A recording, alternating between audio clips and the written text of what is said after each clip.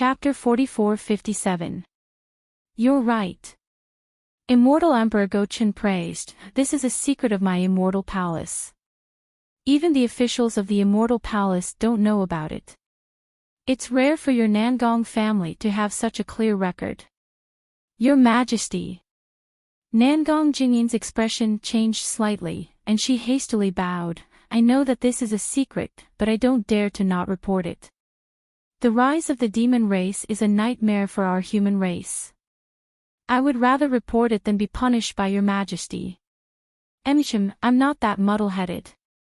Immortal Emperor Go-Chin sneered, "Speak your mind." "Yes, your Majesty." Nangong Jingyin was neither arrogant nor rash as she continued, "However, I still have a huge doubt. I wonder if your Majesty can clear it up for me." "Speak." Immortal Emperor Go-Chin ordered. "I've just said that I'm willing to make any sacrifice for the prosperity of our human race. Thus, I usually pay attention to the movements of the Thousand Demon Sacred Realm and the Extreme World. I have some understanding of the 6 great sages of the Thousand Demon Sacred Realm." Nangong Jingyin said respectfully, "However, I've never heard of this heaven-defying lightning phoenix's name. I also didn't know that the phoenix race, which has long been declining in the Thousand Demon Sacred Realm, actually had such a great sage. Can your Majesty please tell me which demon realm this heaven-defying lightning phoenix came from?" Needless to say, Nangong Jingyin was trying to flatter Immortal Emperor Go-Chin. Unexpectedly, Immortal Emperor Go-Chin faintly replied, "What you know, I also know. What you don't know, I also don't know. I also want to ask the 4 great clans. Who can tell me where this 7-star heaven-defying lightning phoenix that suddenly appeared, came from?" Nangong Jingyin took in a cold breath and hastily bowed, "I know my mistake. Please punish me, your Majesty." "What mistake did you make? If you're guilty, then wouldn't I be even more guilty?" Immortal Emperor Go-Chin was clearly a bit angry as he said coldly. Just like what Virokana Revered said, the appearance of the heaven-defying lightning phoenix was a huge blow to the Confucian cultivators of the hidden immortal continent. I. Nangong Jingyin's forehead were already covered in cold sweat. The feeling of flattering the Emperor Go-Chin was truly uncomfortable. "Young Master Nangong." Taibai Jinxing, who was beside him, said, "When we entered the hall, this old man heard you say that you had come to the Hall of Fragrance to meet the East Sea Empress. It's getting late now. Aren't you going to greet her?" Nangong Jingyin let out a sigh of relief and hurriedly said, "Your Majesty, this lowly subject doesn't know much about the court and was only speaking off the cuff. Please forgive this lowly subject's crime on account that this lowly subject is wholeheartedly thinking for the human race. I came to the Lingyun Palace to report to His Majesty and pay my respects to the Celestial Empress in the Hall of Fragrance." Go. Immortal Emperor Go-Chin didn't say much and ordered. "Thank you, your Majesty." Nangong Jingyin got up and turned to look at Taibai Jinxing. Her eyes were filled with gratitude as she left in a hurry. Before Nangong Jingyin could leave, Fuyue Heavenly King sneered. "A brat dares to show off in front of me. Geezer Taibai, you are making things up.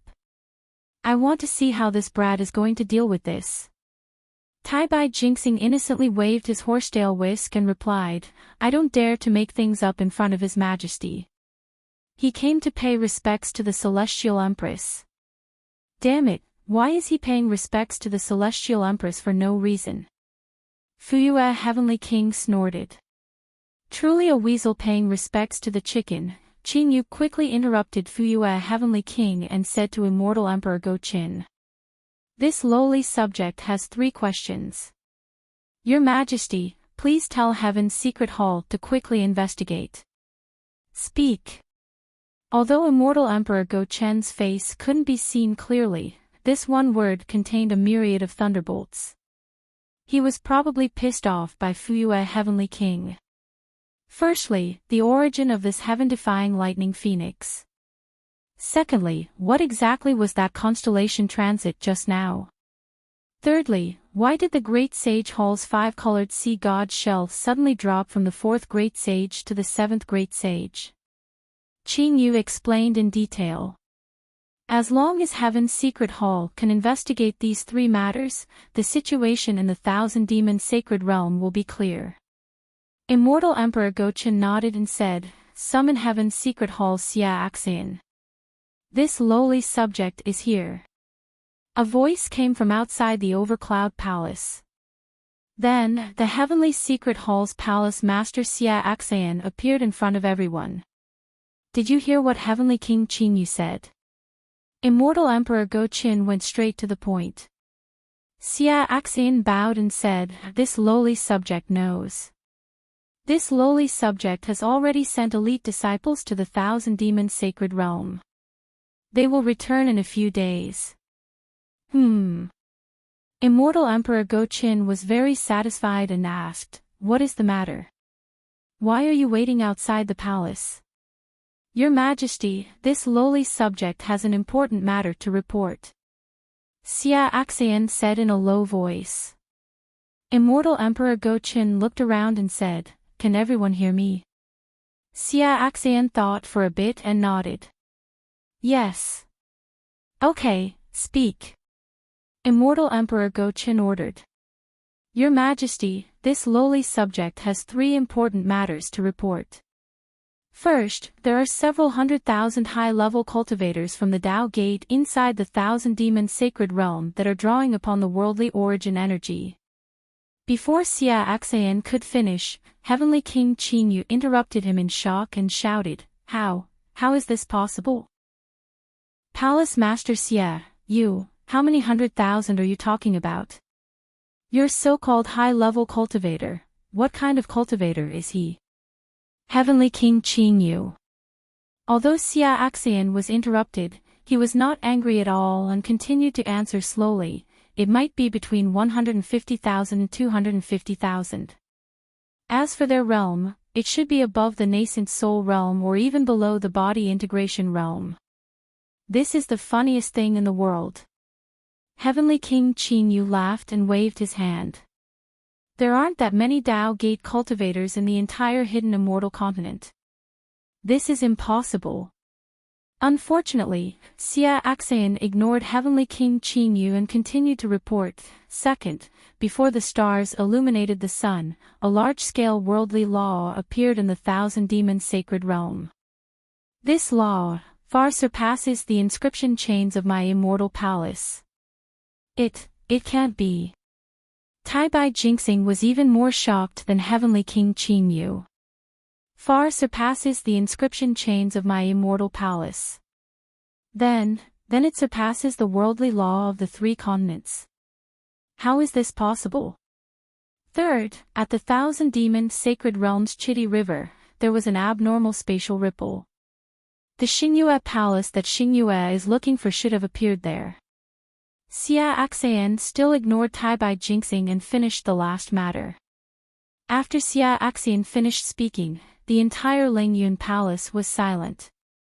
Tai Bai Jinxing and Heavenly King Qin Yu looked at each other. They knew that Xia Axian of the Heaven's Secret Palace was a man of his word. He replaced Immortal Emperor Go Qin to control the 3 continents. He definitely wouldn't exaggerate things like Nangong Jingyin. What he said was definitely the truth.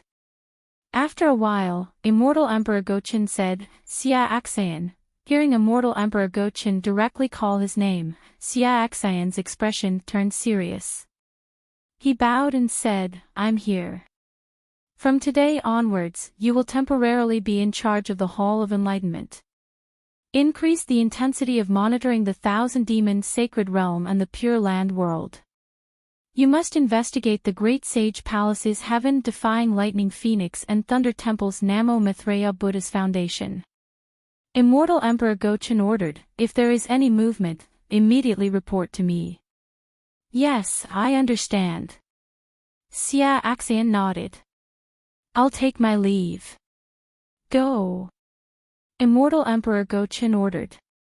Just as Xia Axian turned around, Immortal Emperor Go-Chin seemed to have thought of something and suddenly asked, "Oh right, where is the sutra seeking extreme bliss?" Xia Axian was stunned.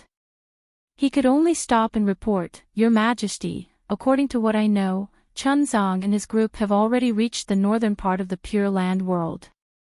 They're about to cross the Eastern Sea." "Oh, that's pretty fast." Immortal Emperor Go-Chin nodded. "Of course it's pretty fast." Xia Axian smiled and said, "Chunzong took in a demon around the 8th level essence force. How many Daoist cultivators in this world are his match? What's the origin of this chastity ring? You still haven't found it?" Immortal Emperor Go-Chin asked unhappily. Xia Axian hesitated for a bit and whispered, "This matter belongs to the Hall of Enlightenment." Xia Axian stopped here and lowered his head. "I understand. I'll send more people to let your Majesty know. Who else wants to interfere with the sutra seeking extreme bliss? Why don't we just look for Jinhan and ask her?" Tai Bai Jinxing frowned and asked in a low voice. "That's right." Immortal Emperor Go-Chin nodded. "Send someone secretly to ask." "Yes." Xia Axian left after saying that. Immortal Emperor Go-Chin looked at Tai Bai Jinxing and said, "Minister, since the sutra seeking extreme bliss is a burial immortal continent, the responsibility is on us Confucian cultivators. If you have time, go take a look and make sure nothing goes wrong." "Yes, I understand." Tai Bai Jinxing nodded without hesitation. "I'll go to the Eastern Sea to deal with the heavenly protector of the Buddhist sect."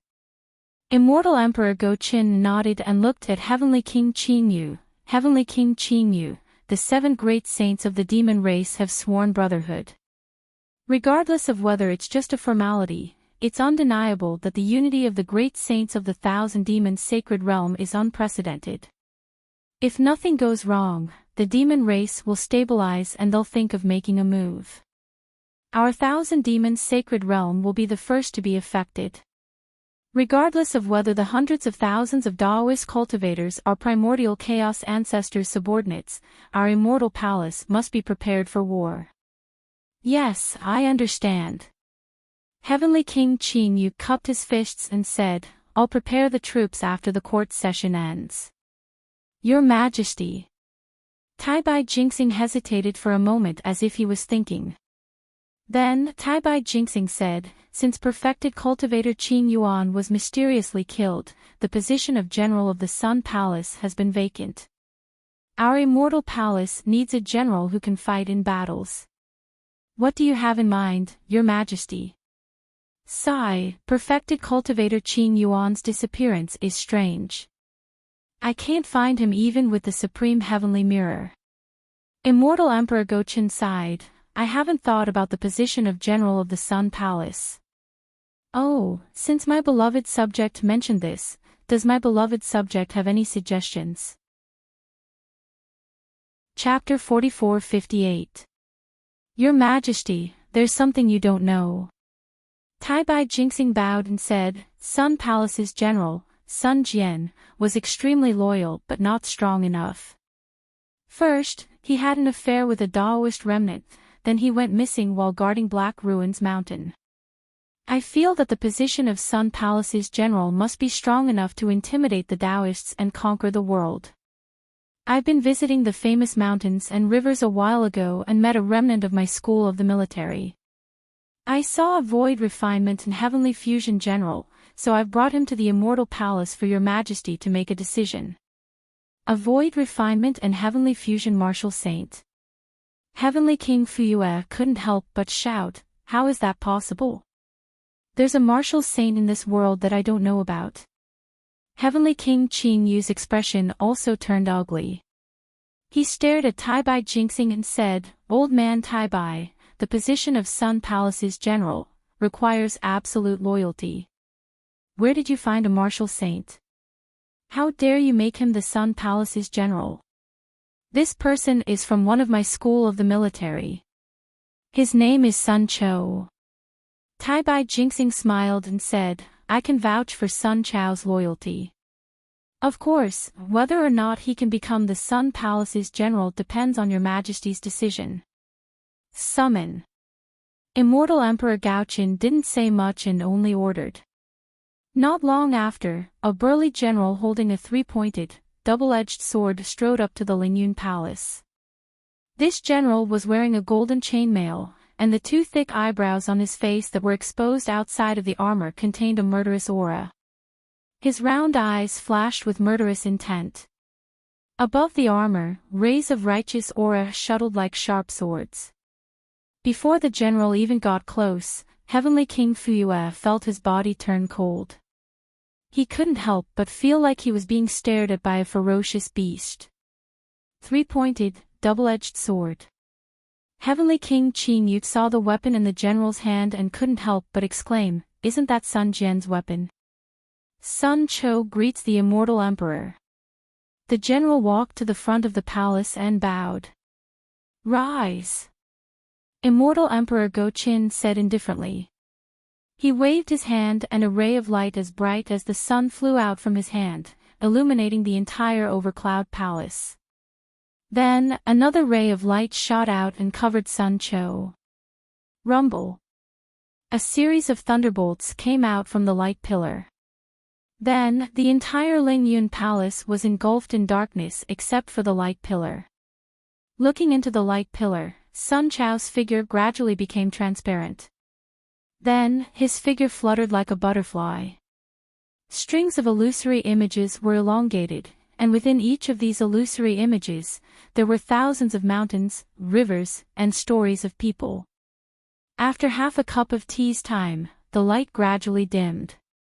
Light also seeped out from the darkness of the Lingyun Hall.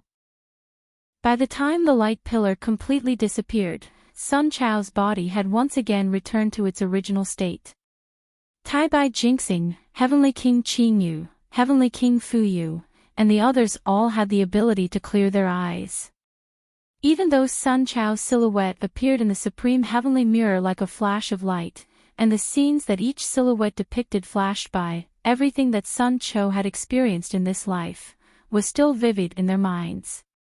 Tai Bai Jinxing smiled and bowed, "Congratulations, Your Majesty. This is Your Majesty's grace to the world, and the people of the world love Your Majesty. The heavens have bestowed such a blessing to Your Majesty. With such a fierce general, our immortal palace will not be at a disadvantage against the Thunder Temple and the Great Sage Hall." Ha! Ha! Immortal Emperor Go-Chin was clearly happy. He actually laughed twice. Then, he looked at Heavenly King Qinyu and Heavenly King Fuyue and asked, "What do you two think?" "Your Majesty." Heavenly King Qinyu bowed and said, "Sun Cho has always been innocent. He is a descendant of the school of the military. Moreover, he was able to cultivate to the martial saint realm in the lower realm. The hardships he had to go through are not something an ordinary person can endure. Such a person with a strong mind is the pillar of the school of the military. I feel that if there is no problem with his loyalty, he is more than qualified to be the great general of the Sun Palace." "Your Majesty." Heavenly King Fuyue frowned and said, "I want to see Sun Cho's three-pointed double-edged saber." Ha! Immortal Emperor Go-Chin laughed and said, "Not just you, even I am very curious. There are many weapons in the world, and Sun Jian is probably the most famous one to use the three-pointed double-edged saber. However, I did not expect that after Sun Jian, Sun Cho would also use the three-pointed double-edged saber as a weapon. Could it be that this three-pointed double-edged saber was left behind by Sun Jian?" "Your Majesty." Sun Cho said respectfully, "This weapon has been used by me since I was young. It is different from the three-pointed double-edged saber in perfected cultivator Qin Yuan's hands." "Sun Cho, show me your weapon." Heavenly King Fuyue raised his hand and said, "Sorry." Unexpectedly, Sun Cho refused. "This is the weapon of this commoner. I can't let others control it as they wish." "Damn it." Heavenly King Fu Yu shouted, I am the Heavenly King of the Immortal Palace. Even if you are the great general of the Sun Palace, you are still my subordinate. My words are military orders. How dare you not listen? So what if I don't listen? Sun Cho sneered and said, a real man stands on his own in the world. There are things that he should do and things that he should not do. If he can't even grasp a few principles, how can he be loyal? Then go to hell. Heavenly King Fu Yu roared angrily, and his voice shook the Lingyun Palace.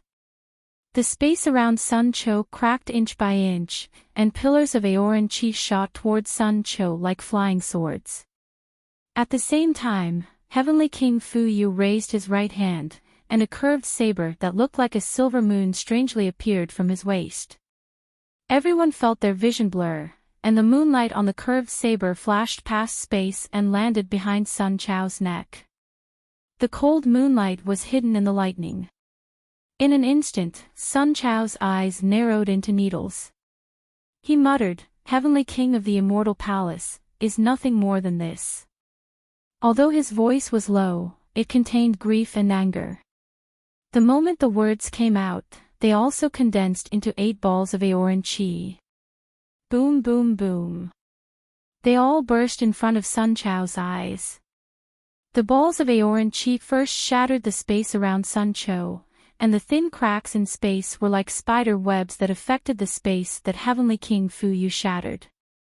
When the two shattered spaces collided, the space around Sun Cho collapsed. However, because Sun Cho had already broken the space close to his body in advance, the space about a foot to the left of him was stable. Even Heavenly King Fu Yu's curved saber that was like the autumn moon trembled slightly in the collapse of space, like ripples in water. Just as the ripples appeared, clang! The 3-pointed, double-edged saber in Sun Cho's hand moved, piercing into the gap between the ripples. As the metal clanged, the autumn moon was like the moon in the water that was shattered. The 3-pointed, double-edged saber was like a flood dragon that came out of the water, piercing into the void and stabbing towards Heavenly King Fu Yu's heart. Seeing the silver light in the void, the breastplate at his heart made ping ping ping sounds, and the hundreds of inscriptions on it were already shattered. How could Heavenly King Fu Yu not know that the wind from the 3-pointed, double-edged saber had already struck? A solemn expression appeared on his face as he quickly retreated. A golden hammer the size of a fist appeared in his left hand. Whoosh! The sound of wind whistling could be heard. Pooh! 2 inexplicable sounds could be heard. In front of Heavenly King Fu Yu, the light of the 3-pointed, double-edged blade flashed and disappeared. Heavenly King Fu Yu's body also stiffened. He lowered his head to look at the pendant on his waist. There were already cracks on it. When Heavenly King Fu Yu raised his head, Sun Cho was already standing there with the 3-pointed, double-edged saber in his hand. His face was neither arrogant nor humble, as calm as a virgin. General Sun. Heavenly King Fu Yu smiled bitterly, I only wanted to see if your 3-pointed, double-edged saber was the same as Sun Jian's. You don't have to put me on the spot like this, do you? My apologies. Sun Cho said indifferently, this is my first time in the Immortal Palace, so I do not know the etiquette. Please forgive me, Heavenly King. Forget it, forget it. Heavenly King Fu Yu waved his hand and said self-deprecatingly, a great person does not hold a grudge against a lowly person. If you say so, what else can I say? My dear subject. Immortal Emperor Gaochen smiled and asked, compared to the previous Sun Jian, who is stronger? Is this 3-pointed, double-edged saber the same as Sun Jian's? Your Majesty. Heavenly King Fu Yu smiled bitterly, do I even need to say this? The previous Sun Jian's strength compared to the current Sun Cho is not even worthy of carrying his shoes. That 3-pointed, double-edged saber compared to this one, is a fire rod. What nonsense are you talking about? Heavenly King Qing Yu scolded, Sun Jian's 3-pointed, double-edged saber was forged by a great artificer of the immortal palace. How can it be a fire rod? I am just making an analogy. Heavenly King Fuyu was not angry and smiled. With this three-pointed, double-edged saber, Sun Cho is like a tiger that has grown wings. His strength has increased by 30%. No wonder this guy is unwilling to show his weapon to others. Heavenly King Qingyut smiled and said, Your Majesty, this Sun Cho is much stronger than the previous true monarch Qingyuan. Moreover, his character is somewhat similar to true monarch Qingyuan. If there is no problem in terms of loyalty, I feel that there is no problem with him becoming the Sun Palace's great general. Yes, I think so too. Immortal Emperor Gaochen nodded and said, However, I am still a bit worried. Sun Cho is strong, but the Sun Palace's great general needs to lead troops. I am afraid that Sun Cho does not have any experience in this area. If that is the case, then there is even less need for your Majesty to worry. Heavenly King Qinyu replied, With the situation in the Thousand Beasts Sacred Realm, who knows when they will start a war with our hidden immortal continent. The Sun Palace's great general will have plenty of opportunities to lead troops. There is no need to wait until then. Heavenly King Fuyu said with a smile, I remember that the Hall of Enlightenment sent a report saying that there are Taoism remnants running rampant in the soaring Dragon Mountain range in the lower realm. The Lunar Temple has already dispatched troops to deal with them. If the Sun Palace's great general is willing, you can go there. What? The Lunar Temple dispatched troops to deal with the soaring Dragon Mountain range. Immortal Emperor Gaochen was stunned. When did this happen? Your Majesty. Tai Bai Jinxing said, It happened the day before yesterday. Why didn't I know? Why didn't they send a report? Immortal Emperor Gaochen asked. Chapter 44-59. Tai Bai Jinxing was taken aback by Immortal Emperor Go Chen's rebuke. He smiled wryly and said, Your Majesty, you have 1,000 things to attend to every day and controlled the foundation of our human race for millions of years. There are too many things that require your Majesty's attention, so there is no need to report such a trivial matter.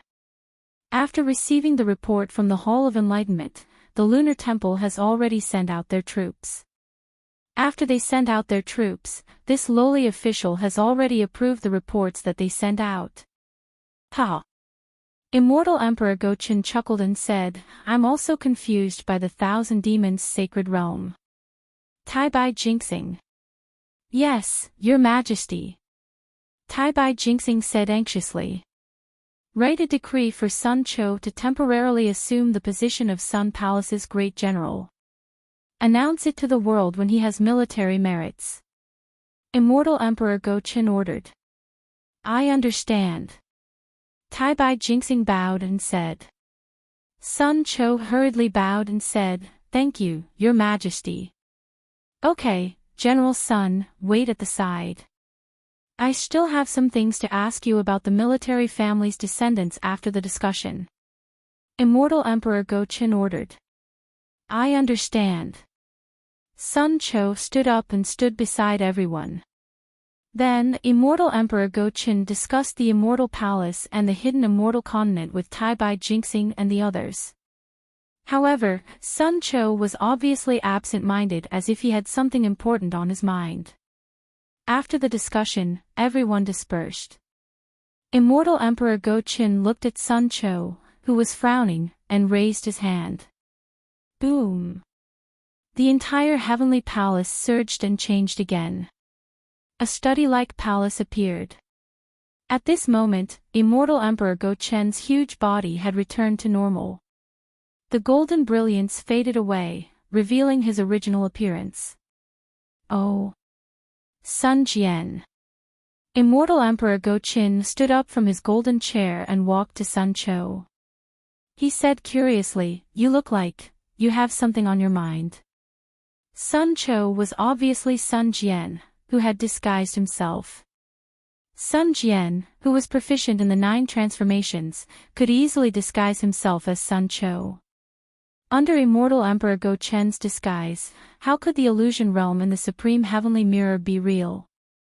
Sigh, Your Majesty.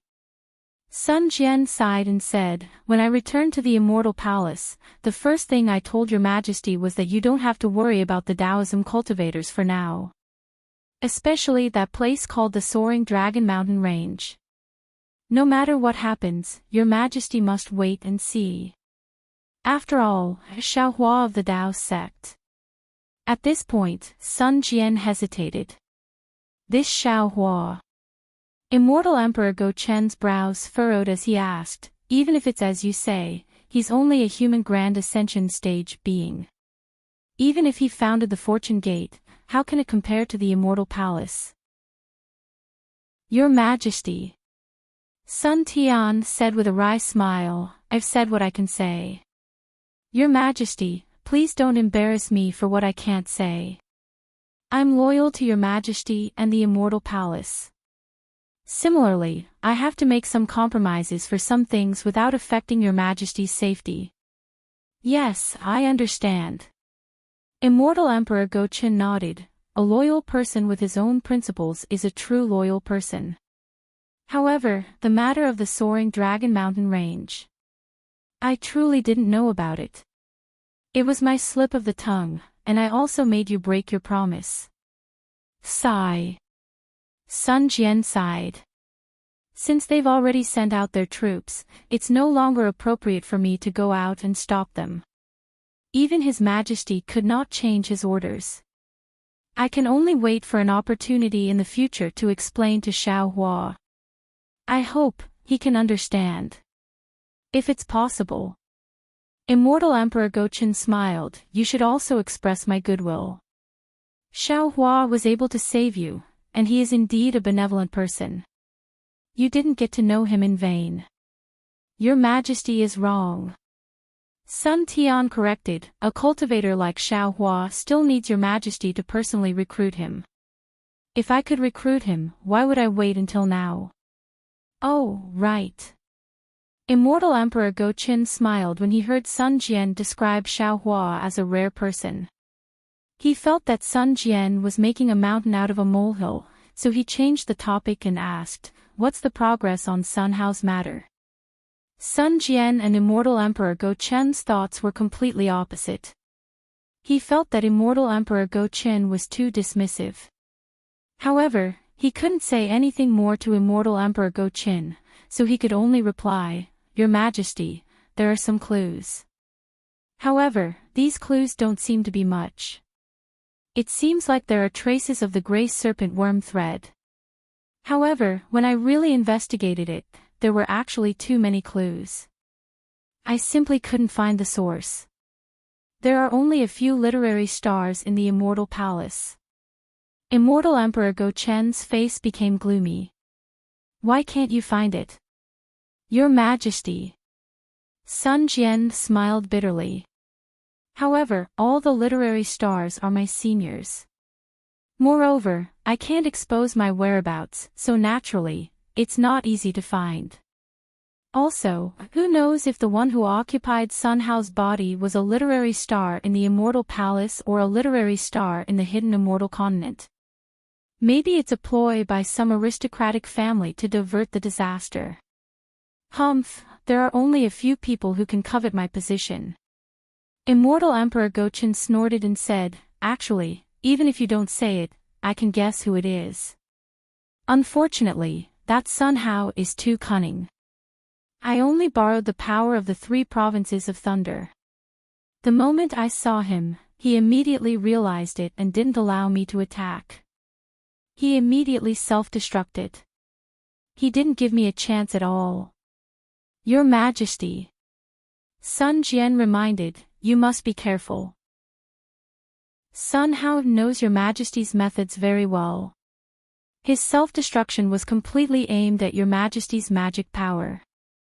Even with the power of the Supreme Heavenly Mirror and Your Majesty's method of controlling the hidden Immortal Continent, you still couldn't find his secret. It shows how well Your Majesty's enemy knows Your Majesty. Alas, you're absolutely right. Immortal Emperor Go-Chin sighed and said, "The people who know themselves the best are not those who love themselves, but those who hate themselves. This principle is unbreakable throughout the ages. It's a pity that I don't have much time left." Sun Jian said regretfully, "Perhaps it won't be long before that person discovers my secret. At that time, I won't be able to investigate it anymore." Immortal Emperor Go-Chin was stunned and asked curiously, "Sun Jian, what do you mean? Didn't I let you temporarily take over the position of the Sun Palace's great general to give you some leeway to create a false impression for that person?" Sun Jian smiled and looked at Immortal Emperor Go-Chin, saying, "Your Majesty, do you think that with the Maitreya Buddha, the Thunder Temple's strength will surpass my immortal palace? With the addition of a 7 stars great saint, the Great Sage Temple's strength will surpass my immortal palace." If it was someone else, Immortal Emperor Go-Chin wouldn't reveal his true feelings. However, facing Sun Jian, he showed a bitter expression and replied, "Yes, if the demon race and the Buddhist sect had one more pure 9th level essence force expert, I wouldn't be so distressed. However, the Maitreya Buddha of the Thunder Temple is one of the 3 great Buddha lords. The heaven-defying Thunder Phoenix of the Great Sage Temple is a 7 stars great saint. Their influence is incomparable to that of an ordinary 9th level essence force." At this point, Immortal Emperor Go-Chin thought of something and smiled. "Of course, I didn't expect that not only would you return safely, but you would also miraculously cultivate to the Wisdom Saint realm. Although you didn't want to reveal the secret to me, I am very happy that I have you, perfected Lord Qing Yuan, who is comparable to the Thunder Temple's Maitreya Buddha of the Thunder Temple. Your Majesty's words are somewhat insincere." Sun Jian's strength had improved by leaps and bounds, so he didn't hesitate to speak frankly in front of Immortal Emperor Go-Chin. Hence, he spoke with a smile. Immortal Emperor Go-Chin smiled and was about to say something else when Sun Jian continued, "However, I still have to congratulate Your Majesty." "Oh? Where did the congratulations come from?" Immortal Emperor Go-Chin was stunned. Suddenly, a golden light rose around him and the golden throne below him let out a loud rumble. The entire Lingyun Palace rapidly collapsed. Immortal Emperor Go-Chin seemed to have understood something. However, Sun Jian didn't continue speaking and only looked at Immortal Emperor Go-Chin with a smile on his face. "Sun Jian. You're saying that?" No, the human Confucian cultivators also have such a person." Immortal Emperor Go-Chin seemed to have an epiphany and cried out involuntarily. "Yes. How could I be confused? If you want to cultivate to the Wisdom Saint realm, you must have someone to guide you. Moreover, your 3-pointed double-edged saber has been refined to such an extent. You must have an expert behind you." At this point, Immortal Emperor Go-Chin asked tentatively, "Who is your master? Can he come to the Immortal Palace?" "Your Majesty." Sun Jian smiled and said, "I don't know if this expert will come or not. However, I know that Your Majesty must invite him. He is more important to the Immortal Palace than the Maitreya Buddha of the world to the Thunder Temple." Yes, of course, I must invite him." Immortal Emperor Go-Chin frowned again because he knew very well what the Maitreya Buddha of the world meant to the Thunder Temple. He didn't know who else could be so important to the Immortal Palace. Sun Jian was waiting for this moment. He smiled and asked, "Your Majesty, you must know the true scholar, right?" "Of course." Immortal Emperor Go-Chin said disapprovingly, "Wasn't he created by Sun Yu and Xian?" At this point, Immortal Emperor Go-Chin stood there in a daze. He was in disbelief and even stuttered. He no longer had the composure of an immortal emperor and asked, You mean, what Jinru wanted to do, that master has already done it?" Sun Jian didn't answer. He raised his hand and slapped the top of his head. Boom! 5-colored true qi gushed out and turned into 5-colored clouds above his head. Each cloud was like a lively flame. A kind of vitality seeped out from the clouds. It was far beyond the five-colored true chi of ordinary Confucian cultivators. Immortal Emperor Go-Chin couldn't sit still anymore. Whoosh! He flew up and landed on top of Sun Jian's head. His eyes flashed with a golden color. Golden eyes. Only the Sun family of the Immortal Palace could cultivate the clear eyes technique. Immortal Emperor Go-Chin looked for a while and calmed down a little. He slowly flew back to his golden seat and stared at Sun Jian. Did Xian's Tian Xian fall into his hands? Princess Xian. Sun Jian was stunned and shook his head. I don't know.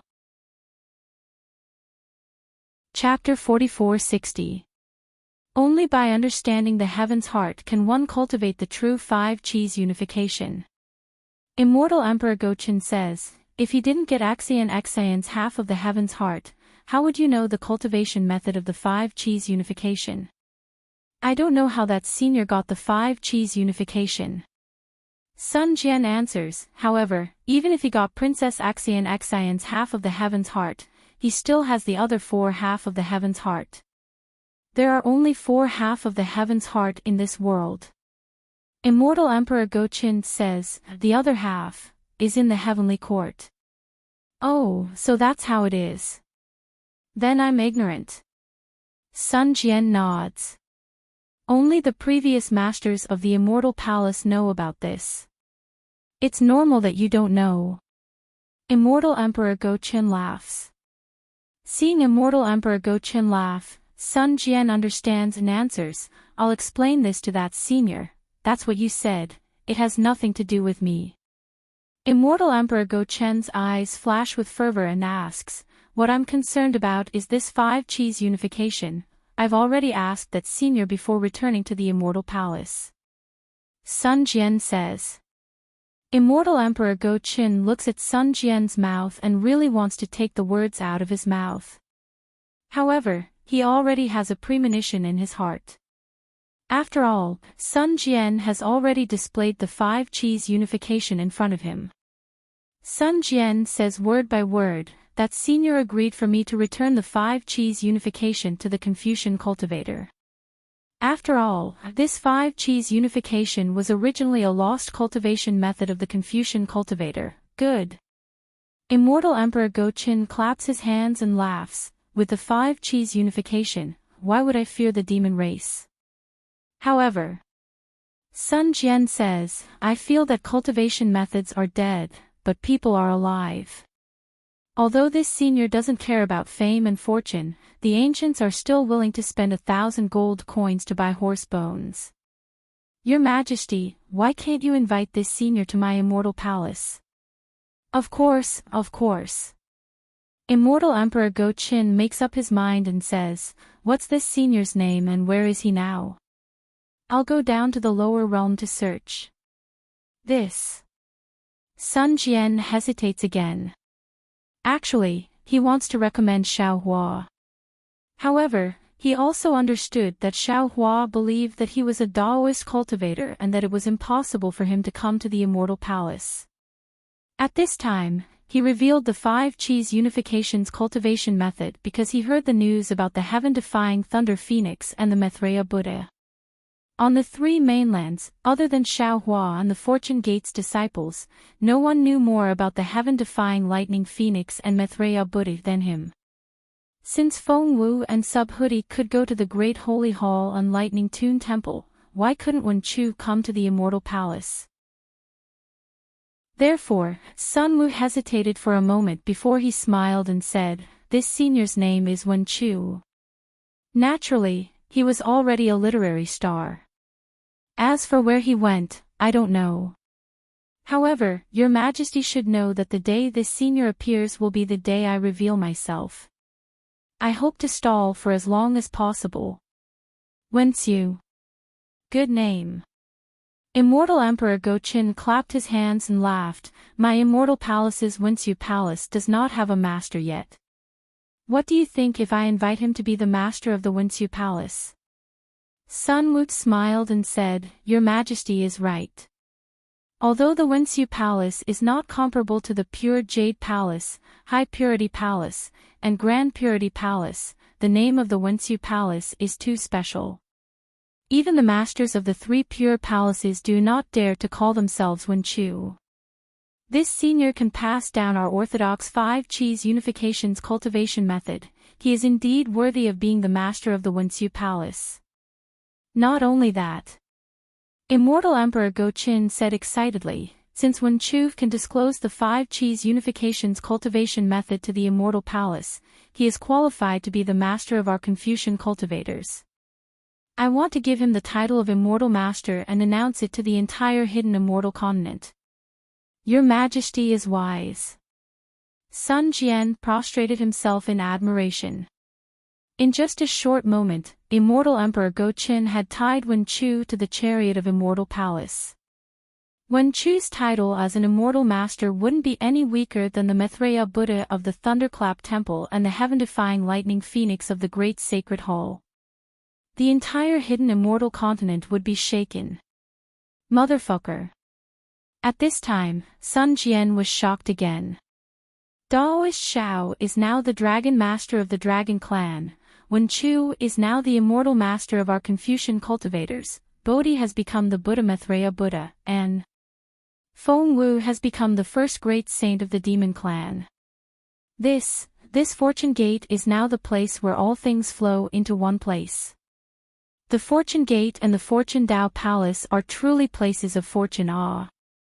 With the title of Immortal Master, the 5 cheese unifications cultivation method, and the help of the Scholar Palace's master, Immortal Emperor Go-Chin raised his head and looked into the distance. He said meaningfully, not to mention the 4 great clans, even the 100 schools of thought, will have to listen to the orders of my school of the military. Sun Jian, you are truly my lucky general. Sweat. Seeing Immortal Emperor Go-Chen's plan, Sun Jian's face was covered in sweat. Although he was a famous commander and was unparalleled in judging the situation on the battlefield, when it came to power struggles, how could he see as far as Immortal Emperor Go-Chin? He only wanted to gain some benefits for Xiaohua, but he didn't expect Immortal Emperor Go-Chin to want even more. As the saying goes, there is no such thing as a free lunch in the sky. Whether it was Immortal Master or the Scholar Palace's master, they were not for nothing awe. At this moment, Sun Jian was almost regretting his decision. He was afraid that Xiaohua and Wenqiu wouldn't agree. However, before he could say anything, Immortal Emperor Go-Chin suddenly stopped and slapped the golden throne. A palm-sized golden leaf flew out. Immortal Emperor Go-Chin looked at it and said angrily, "Your hair is long but your knowledge is short. How can you do this at a time like this?" With that, Immortal Emperor Go-Chin crushed the golden leaf and said, "Sun Jian, I will tell Tai Bai Jinxing to write a decree. Do you want to announce it to the world first? Or do you want to wait until you find that senior? I feel that it is better to inform that senior first." Sun Jian hastily replied. Unfortunately, Sun Jian still underestimated Immortal Emperor Go-Chen's arbitrariness. He simply asked Sun Jian and didn't expect Sun Jian to answer. Even if Sun Jian answered, it would be in vain. Immortal Emperor Go-Chin shook his head and said, "I feel that it is better to announce it to the world first. What do you think?" "Why?" Sun Jian knew it was inappropriate, but he still asked. "First, our Confucian cultivators are at a disadvantage right now. The demon race and the Buddhist sect both have leaders. If we don't have an immortal master, our morale will be low and we will be at a disadvantage. Second, the sutra seeking extreme bliss is a compromise between the Immortal Palace and the Buddhist sect. The 4 great clans are already pressuring me. If the 4 great clans take this opportunity to show off, I will be unable to make ends meet. It is better to use this to attract the attention of the 4 great clans. Third, if you ask and Wenqiu doesn't come, won't I be happy for nothing? But what if your Majesty issues the decree and Wenqiu still doesn't come?" Sun Jian was worried. What is done cannot be undone. Immortal Emperor Go-Chin smiled and said, the 5 energies origin method. Can't you teach it? I only need this gimmick. Whether Wen Chu enters the literary palace or not, it doesn't matter. Immortal Emperor Go-Chen's golden chair shook again and another golden leaf flew out. Immortal Emperor Go-Chin reached out and caught it. He casually looked at it and crushed it. Then, he looked at Sun Jian and said, just now, the divination hall sent a message. In their surveillance, not only did they discover the stars in the Thousand Demons sacred realm, but they also found a huge amount of heaven and earth origin energy flowing in the Thousand Demons sacred realm. The divination hall deduced that there are hundreds of thousands of high-level cultivators channeling their magic power there. Sun Jian, I remember that the Grand Mist Ancestor didn't have that many disciples under him. Immortal Emperor Go-Chen's words seemed casual, and he only mentioned the Grand Mist Ancestor. However, Sun Jian knew that Immortal Emperor Go-Chin had an ulterior motive. He was probing Xiao Hua's strength. Sun Jian was a bit conflicted. He had already told Immortal Emperor Go-Chin about Xiao Hua's goodwill. However, it was obvious that Immortal Emperor Go-Chin didn't care too much about Xiao Hua's goodwill. After all, on the hidden immortal continent, the Tao Gate was weak. Even someone as strong as the Grand Mist Ancestor wasn't in Immortal Emperor Go-Chen's eyes. Although Xiao Hua's rise was like the rising sun, Immortal Emperor Go-Chin didn't take him seriously. Sun Jian was also prepared to slowly reveal Xiao Hua's power and fulfill his promise with Xiao Hua. However, Xiao Hua suddenly caused such a big commotion in the Thousand Demons sacred realm. Although Sun Jian didn't know what Xiao Hua did, how could the appearance of hundreds of thousands of high-level Tao Gate disciples be a small matter? Although the Sky Secret Hall might not know about this matter now, they would know sooner or later. Instead of being passive at that time, it was better to tell Immortal Emperor Go-Chin now. Thus, Sun Jian thought for a while and said, Your Majesty, regarding the appearance of hundreds of thousands of high-level Tao Gate disciples in the Thousand Demons sacred realm, it shouldn't be the Grand Mist Ancestor's doing. If I'm not mistaken, I think it has something to do with Xiao Hua. Ah! Immortal Emperor Go-Chin was obviously stunned. He looked at Sun Jian in disbelief. However, his expression returned to normal in an instant. After pondering for a while, he asked, in other words, while Xiao Hua was cultivating, he was also nurturing many Tao Gate disciples? Sun Jian didn't answer Immortal Emperor Go-Chen's question.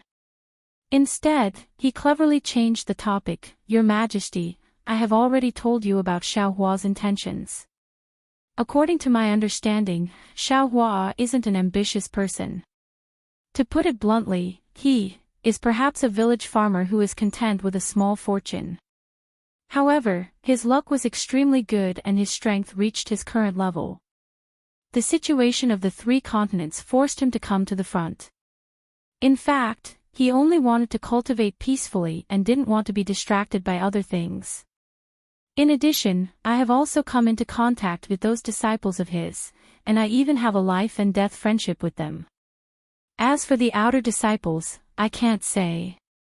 Those disciples that he taught himself don't have any special ambitions. Therefore, I think that Your Majesty should be on good terms with Xiao Hua. Unfortunately, before he finished speaking, Immortal Emperor Go-Chin laughed again. Not only do I want to be on good terms with Xiao Hua, I also want to use Xiao Hua to restrain the Grand Mist Ancestor. Chapter 44-61. After hearing this, Sun Jian's sweat dripped down his back again. He knew Xiao Hua's temper. Xiao Hua was amenable to coaxing but not coercion. He hated being used by others the most. If Xiao Hua knew about Immortal Emperor Gao-Chen's plan, who knew what kind of loopholes he would make? Sun Jian hurriedly said, Your Majesty. While they were talking, the Emperor's golden throne violently shook again. Another piece of gold flew out. The emperor became impatient and picked it up to take a look. A rare trace of awkwardness appeared on his face. He looked at Sun Jian and asked, "Why is your auntie looking for you again? Didn't you go to the Hall of Fragrance earlier?" "Well." Sun Jian was also stunned. He nodded and said, "I just returned to the Immortal Palace and went to see you in the Hall of Fragrance." "Forget it, you should go." The emperor helplessly said, "I have already scolded her twice. If I refute her again, she will be angry." "Yes, I understand." Sun Jian didn't dare to say anything else and bowed, "I will go right away." However, just as he said that, Sun Jian seemed to have thought of something and said, "Oh right, if it's possible, Your Majesty, send a decree to the Hall of Enlightenment not to provoke the hundreds of thousands of Dao sect cultivators, or let me take charge of this matter. Your Majesty only needs to invite Senior Wenxiu into the Wenxiu Palace, and everything will be fine. Your Majesty and I will only need to find the thief who covets Your Majesty's throne." "Okay, I understand. Go to the Hall of Fragrance." The emperor was clearly absent-minded and said, "Be careful, don't let your whereabouts be exposed." Sun Jian wryly smiled, "Your Majesty, I am now the Sun Palace's Grand General. A trip to the Hall of Fragrance won't cause any suspicion, right? All in all, just be careful." Immortal Emperor Go Qin waved his sleeve and signaled for Sun Jian to leave. Not to mention Sun Jian, the Nangong young noble, Nangong Jingyin, asked Immortal Emperor Go Qin for permission to visit the Eastern Sea Emperor at the Lingyun Palace. After coming out of the palace, he went straight to the west of the palace. He flew past many pavilions and clouds before finally arriving at the foot of a mountain. The Immortal Palace had always been dominated by palaces. Even with Nangong Jingyin's experience, she couldn't help but stop in the air. After a while, she broke out from the intoxication of the mountain scenery and smiled. "Since ancient times, I only felt that the 4 seasons were new, but I didn't know that the autumn moon was near. Only when the mortal world is heavy would I feel that the scenery of the mountain ridges is new." The moment she finished reciting, a yellow scarf warrior suddenly came out from the foot of the mountain. This yellow scarf strongman was at least 1,000 feet tall. His body surged with an awe-inspiring aura, emitting a reddish-yellow luster. "Who are you? How dare you trespass into the Hall of Fragrance?" The yellow scarf warrior shouted, "If you have no intention of offending, then turn around and I'll pretend that I didn't see anything." Nangong Jingyi naturally wasn't afraid. She stood firmly in the air and bowed. "This one is the young noble of the Nangong family, Nangong Jingyin. This one has already paid respects to the Immortal Emperor and received his order to come and pay respects to the Eastern Abyss Empress." The yellow scarf warrior was stunned and raised his hand. "Do you have the Immortal Emperor's decree? The Immortal Emperor is discussing important matters in the palace and doesn't have the time to care about this one." Nangong Jingyin calmly replied, "Thus, this one doesn't have the Immortal Emperor's decree, only the Nangong family's token." "Where is the token?" The yellow scarf warrior roared with a respectful tone. "Please examine it." Nangong Jingyin took out her token and handed it to the warrior. The yellow scarf warrior took the token and looked at it before saying, "Please wait a moment." Then, the yellow scarf warrior flew into the mountain and disappeared. Not long later, a woman in palace attire flew out with Nangong Jingyin's token.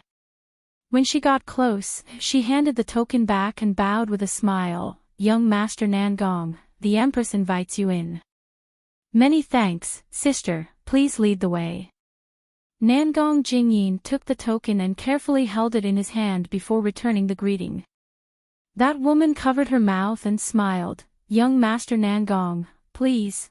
Nangong Jingyin looked at the woman's swaying waist and her graceful figure as she controlled the clouds with a trace of a smile on his face.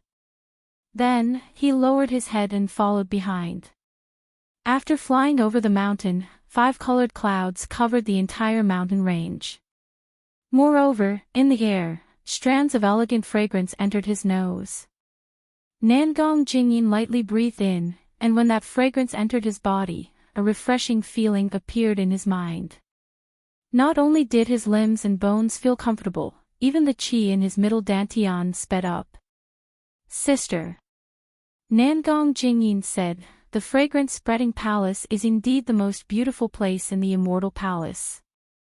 Every time I go there, I feel a little younger. Sister is serving the Empress in the fragrance-spreading palace. Not to mention 1,000 years, even 10,000 years later, you will still be as young as you are now. Hee, no wonder the Empress is biased. Young Master Nangong's mouth is really sweet. Hearing this, the woman was elated. Her face blushed and she smiled. Celestial Empress was about to head to the back of the mountain to pick the wood heart grass. When she heard that young Master Nangong was coming, she ordered people to postpone the matter and hurriedly sent this servant to invite you. If it was someone else, the Empress would definitely not meet them. This is all my fault. Nangong Jingyin smiled and said, the sisters are all prepared, but they were delayed because of me. I have to apologize. As she spoke, Nangong Jingyin took out a jade box and handed it over to that woman. Sister, this is a heart-cleansing pill made by my Nangong family. It isn't anything precious, but it has some unique benefits for skin maintenance. Normally, the women of my Nangong family would use this to maintain their beauty. Sister, please give this to the other sisters and ask them to forgive me. Is that so? This is the Nangong family's heart-cleansing pill.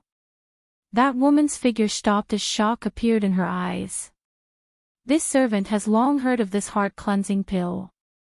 Although the name sounds ordinary, it is extremely useful for women like us. Nangong Jingyin smiled and stuffed the jade box into the woman's hands. She waved her hand and said, rumors are inevitably exaggerated. This heart-cleansing pill is just an ordinary pill made by my Nangong family. Sister, you don't have to mind it. Hee, if that's the case, then this servant will bring the other sisters to thank young master. The woman giggled and carefully put it away. How could she not know how precious this heart-cleansing pill was? By the way, sister, how is the Empress' mood these few days? Nangong Jingyin asked casually. The woman naturally understood this logic. She didn't try to hide it and said with a smile, Celestial Empress has been in a good mood these few days, much better than before. Otherwise, she wouldn't think of going to the back mountain. Many thanks, big sister. Nangong Jingyin understood and didn't ask any more questions, only replying with a smile. Afterward, the woman brought Nangong Jingyin and flew forward again. In just a short moment, they entered the 5-colored clouds. Within the clouds, there was a palace on the foot of the mountain.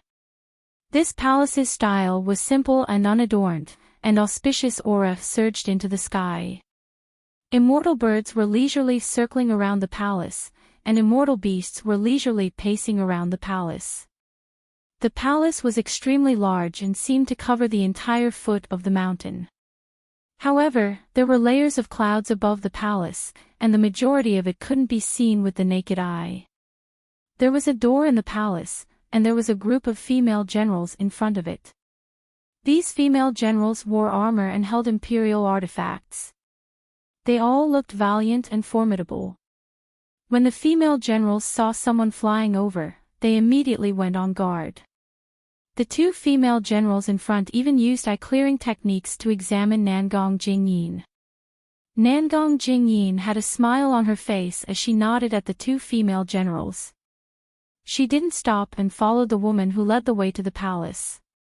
The 2 didn't land, and the group of female generals had already formed a formation and faintly surrounded the 2 of them. When that woman landed, she smiled at the female general in front and said, General Rainbow Phoenix, this is the young master of the Nangong family, Nangong Jingyin. She is here to greet the Empress. And, go in. General Rainbow Phoenix glanced at Nangong Jingyin and nodded. She waved her hand, and the group of female generals behind her moved aside. However, they still remained vigilant not far away. Behind the female general was the palace door. This door was also grand, and there were 3 flamboyant inscriptions on it: Fragrance-Spreading Palace. The doors of the Hall of Fragrance were divided into 9 sections, but they were not completely open. Only the door on the far right was half closed, neither too big nor too small. The woman walked to the door and said respectfully, "Young Master Nangong, please, okay." Nangong Jingyin nodded and walked in. The woman hurriedly turned around and walked towards a side door. Nangong Jingyin stepped into the fragrance-spreading palace and was greeted by thousands of flowers. Some were big, some were small, some were blooming, and some were budding. They filled the entire fragrance-spreading palace. Other than the dense fragrance in her nose, there was only a myriad of colors. There wasn't a single path, nor was there a palace. Nangong Jingyin looked around and couldn't help but feel dizzy. The moment Nangong Jingyin closed her eyes, that woman flew out from a flower beside her and said respectfully, "Young Master Nangong, please follow this servant, sister, please." Nangong Jingyin opened her eyes. Her eyes were clear now. The woman didn't move. Instead, she stepped into a faint yellow flower bud. The instant she stepped in, the flower bud suddenly expanded to more than 30 meters in size. Nangong Jingyin didn't dare to delay and quickly followed. Swoosh! A faint yellow light mixed with clouds covered the entire flower bud. Nangong Jingyin felt the entire world shake. His body seemed to have moved a little, but it didn't seem to have moved at all. The flower bud returned to its original state. Chapter 4462. Shortly after, the woman brought Nangong Jingyin to 8 similar colored flower buds. After the last flower bud turned, the entire flower bud flew out from the flowers and brought Nangong Jingyin and the woman into the flower bushes. The bushes were torn apart like clouds, and Nangong Jingyin's eyes lit up. She was already on the stairs of a palace. Empress. The woman landed on the stairs and immediately bowed. Nangong family's young master Nangong Jingyin requests an audience, announce. A clear voice sounded from within the palace, and a grassy lawn appeared from the clouds and extended to Nangong Jingyin's feet. Servant Nangong Jingyin greets Empress. Nangong Jingyin stepped onto the lawn and bowed. As she spoke, the lawn returned to the palace, and the clouds dissipated. Nangong Jingyin's eyes blurred, and she was standing in a palace filled with flowers. There was also a golden chair at the top of this palace, and a woman who was 3,000 meters tall sat on it. She had a dignified appearance and had a kind smile on her face. There were countless auspicious signs on her palace dress. On the left side of the golden throne, countless inscriptions formed the shape of a phoenix. They danced proudly, and wisps of luck that were as thin as strands of cloud surged out of the void as the phoenix flapped its wings. They either entered the woman's palace dress or the golden throne, and faint rumbling sounds could be heard. This woman was none other than the East Sea Empress, the mother of the world. Seeing Nangong Jingyin bow, the East Ocean Empress raised her hand. Servant Nangong, you may rise. Thank you, Empress. Nangong Jingyin still didn't dare to raise her head. She only looked at the auspicious clouds below her. The East Ocean Empress was very satisfied with Nangong Jingyin's respectful attitude and asked, I heard that the calamities on the hidden immortal continent are endless. Not only are the commoners homeless, but many scholarly families are also declining. I wonder how the situation is now. Nangong Jingyin replied, Empress, you care for the world, and I truly admire you. 10 days ago, this humble subject received a message from the clan and mentioned the recent disaster. Please be at ease, Celestial Empress. This humble subject does not know about other places, but within the capabilities of my Nangong aristocratic family, not a single person of the secular world has left their home, much less become homeless. Not only did my Nangong family use all of our resources to help the people who were affected by the disaster, we even traveled thousands of miles to purchase good seeds that could resist the disaster. We distributed them to the people of the world for free so that they could fill their stomachs and cultivate them. If all the clans were like the Nangong clan, then why would the immortal emperor have to work so hard every day? The East Sea Empress sighed. It's really been hard on the Nangong clan. I don't dare, this is what I should do as a subject. Nangong Jingyin replied neither haughtily nor humbly. Crown Prince, what brings you to my Hall of Fragrance today? The East Sea Empress smiled and said, Your Nangong family has done a lot for the hidden immortal continent. If I can participate in politics, I will definitely ask the immortal emperor to reward your Nangong family. Nangong Jingyin smiled and said, This humble subject has not come to the Hall of Fragrance for a long time, and I miss Celestial Empress very much. Furthermore, this humble subject's mother has also sent a message, and she specially instructed this humble subject to come over. She said that she has something to tell Celestial Empress. Oh. What matter does Xing have to be so mysterious? The East Sea Empress smiled and said, This humble subject has known your mother since young. After this humble subject married into the Sun family, she married into the Nangong family. However, every year during this humble subject's birthday banquet, she would send her regards over. How long has it been? If there is something, why didn't she say it that day? This. Nangong Jingyin said embarrassedly, Mother said clearly in the message that this humble subject is not allowed to take a look, so this humble subject does not know. Take it out. The East Sea Empress smiled and said. Yes. Nangong Jingyin nodded and carefully took out a palm-sized pink jade pendant and respectfully presented it.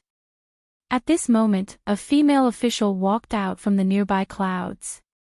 This female official took the jade pendant and looked at it. She then opened her mouth and spat out a mouthful of qi, which entered the jade pendant. Rumble. With a soft sound, four-colored qi surged out from the jade pendant and transformed into a several qi-long subbody. This subbody was an absolute beauty, and she was also wearing palace attire. She looked around and bowed towards the East Sea Empress. This subject, Sun Yaoxing, greets Celestial Empress. This subject has come to greet Celestial Empress as a Yuan spirit child. This subject seeks Celestial Empress understanding. It's fine. The East Sea Empress waved her hand and smiled. This is the fragrance-spreading palace. Other than your family's boy, there are no other subjects here. There is no need to be so courteous. Furthermore, this humble subject also knows that if you were to make a trip to the Immortal Palace, you would have to submit a letter of approval first. Your Nangong family also has to go through many formalities, and this humble subject is truly inconvenient. For you to come and see this humble subject as a Yuan spirit child, this humble subject is already very happy. Thank you, Celestial Empress. Nangong Jingyin's mother did not lose her respect because of the Celestial Empress's words. She still carefully replied, How is Celestial Empress recently? Sigh, not really. The East Sea Empress sighed, I believe you also know that this matter, this humble subject does not feel good in my heart. That's right. Nangong Jingyin's mother smiled and said, which mother would be unhappy if this matter happened to her? If Yin was imprisoned in the Heaven Punishment Prison Crystal, this subject will also think of a way to save him. You will think of a way. But this humble subject cannot. The East Sea Empress shook her head and said, This humble subject is the mother of the world and must be a role model. This matter cannot make things difficult for the immortal emperor. Speaking of this, the East Sea Empress was a little bewildered. She looked at the slightly dimmed sub-body of Nangong Jingyin's mother and asked, "Xing her, do you have any important matters? If this humble subject is able to do it, this humble subject will definitely help." "Big sister." Nangong Jingyin's mother revealed a mysterious expression again. She even changed the way she addressed the East Sea Empress. She said softly, "This little sister didn't leave much Yuan spirit in the jade pendant. I'm afraid I won't be able to hold on for long." "Then, this little sister will make a long story short." "And, go ahead." The East Sea Empress nodded. "Actually, this little sister didn't come today for my own matters." Nangong Jingyin's mother said, "This little sister heard about the 9th princess matter and knows that you are feeling terrible, so this little sister wants to help you." "Oh. What does little sister mean?" The East Sea Empress was dazed and was even more confused. "Big sister, what do you think of her?" Nangong Jingyin's mother changed the topic and asked. The East Sea Empress glanced at the respectful Nangong Jingyin and replied, "Her is a good child. Didn't the immortal emperor give him his courtesy name when he was 20 years old? Furthermore, during these years in the immortal palace, he has followed the rules and is the most outstanding among the princes of the 4 great families. Little sister, you are really lucky. Big sister, if our Nangong family and the Sun family are connected by marriage." Nangong Jingyin's mother smiled and said, "Do you think the immortal emperor will spare the 9th princess? Will he let her out to marry her?" "Oh." The East Sea Empress was shocked. Her eyes flashed with a complicated expression as her gaze landed on Nangong Jingyin. At this moment, Nangong Jingyin was also shocked and had a trace of shyness on her face. She didn't know where to put her hands and feet. After a while, the East Sea Empress asked, "Little sister, is this your idea or Nangong's? Big sister is thinking too much." Nangong Jingyin's mother smiled and said, "Nangong doesn't know about this at all. I didn't even tell her. I just want to hear your opinion. If you think it's suitable, I will discuss it with Nangong." Her doesn't have anything to be picky about. The East Sea Empress said softly, "The Nangong family is also one of the 4 great families. If Nangong comes to propose marriage, the immortal emperor will definitely give face." "Of course." At this point, the East Sea Empress didn't say anything else. In fact, she also understood that the 4 great families wanted to make the immortal emperor a mere figurehead. The immortal emperor had always wanted to find a breakthrough point between the 4 great families and the immortal palace. However, the 4 great families were like one, and the immortal emperor had no chance at all. At this moment, Nangong Jingyin's mother proposed marriage. It sounded like her own idea, but the East Sea Empress didn't believe that Nangong Jingyin's mother didn't discuss it with the Nangong family's family head, Nangong Tianzhao. As for the Nangong family's intention, the East Sea Empress could faintly guess. From the family head's name, Nangong Tianzhao, one could see that Nangong Tianzhao was a prideful person. At this moment, the Nangong family was not only suppressed by the Dongfang and Shimen families, but even the Dark North family, which had always been ranked last, had the strength to compete with the Nangong family. Therefore, if the Nangong family wanted to become the head of the 4 great families, Nangong Tianzhao had to find an external power.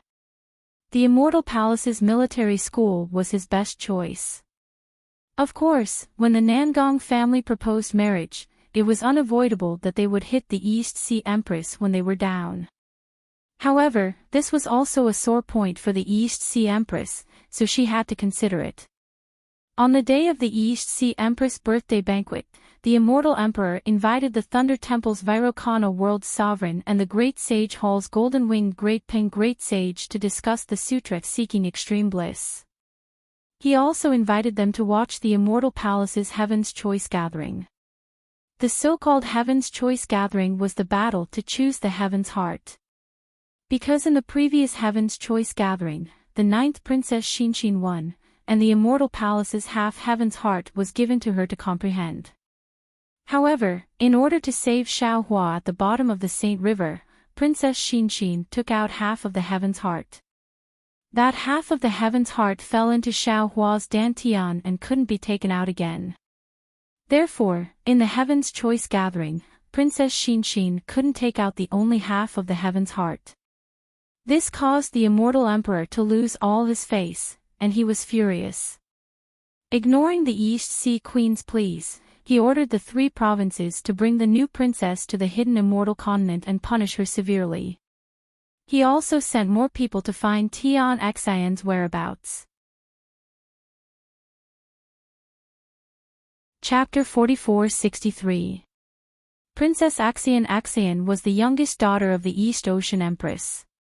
She had been suppressed in the hidden immortal continent for more than 200 years. How could she not be worried? Seeing that the Nangong family suggestion had the possibility of saving Princess Xian, she was naturally tempted. She believed that the immortal emperor would make some concessions in order to rope in the Nangong family. 200 years was a severe punishment for Princess Xian. Thus, the East Ocean Empress nodded. Sister, I feel that this matter can be done, but I don't know if is willing. Empress. Nangong Jingyin was a little embarrassed. This subject doesn't have any objections. Not to mention, I'm willing to sacrifice myself for the 9th princess. Just the 9th princess's peerless beauty is the ideal partner for me. I'm just afraid I'm not worthy of the 9th princess. As long as you're willing. The East Ocean Empress nodded. We don't know where Xian is being suppressed. How can we discuss with her if we want to save her? Besides, some things can only be done in this way because of parents' orders and matchmakers' words. Since big sister agrees, then I'll. Nangong Jingyin's mother's body suddenly dimmed, and her voice couldn't be heard anymore. She disappeared before she finished speaking. That jade pendant naturally fell into the hands of the female official. However, the female official's face was as pale as paper. She looked at the jade pendant in a daze before carefully handing it back to Nangong Jingyin. The East Ocean Empress changed the way she addressed Nangong Jingyin. Send a message according to what your mother said. Yes, this subject understands. Nangong Jingyin hurriedly bowed. This subject will send a message to the clan. I believe that it won't be long before the Empress will be able to see the 9th princess. Very good. The East Ocean Empress smiled. Your mother is so considerate. I'll remember it. I'll take my leave now. I will send a message to you. Nangong Jingyin bowed, and when she turned around, she couldn't help but smile. When Nangong Jingyin walked out of the fragrance-spreading palace, a woman from before came forward to send him out. The moment he disappeared, the female official couldn't help but kneel on the ground and cry out, Empress, Empress, please don't betroth the 9th princess to the Nangong family. Otherwise, even if the 9th princess was rescued, she wouldn't be happy. Perhaps, she would rather be suppressed in the lower realms. Oh. Ha ha ha. The East Ocean Empress was stunned. Then, as if she had thought of something, she said angrily, Damned servant, are you hiding something from me? This female official was naturally the female official of the new princess palace, ha ha ha. The new princess was suppressed in the lower realms by the 3 provinces of Leitang, so the Emperor's Star Palace was temporarily sealed. Ha ha ha, and the other female officials were either guarding the Emperor's Star Palace or sent to other palaces. Ha ha ha happened to be sent to the fragrance-spreading palace. Today, when she saw that the East Ocean Empress had the intention of betrothing the new princess to Nangong Jingyin, she immediately thought of Xiaohua. She naturally knew that the new princess was in love with Xiaohua. Hearing the East Ocean Empress's scolding, Ha Ha Ha's mind spun rapidly. But at this moment, she didn't dare to hide it anymore. She was afraid that the new princess would be depressed for the rest of her life. Thus, carefully probed, "Empress, do you still remember how the princess begged you to give her half a day before she was suppressed?" "I remember."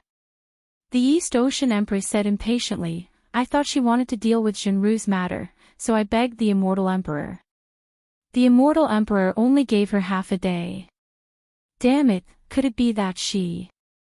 Yes, the princess went to the lower realm to bid farewell to that person. Didn't dare to say Xiao Hua's name and said submissively.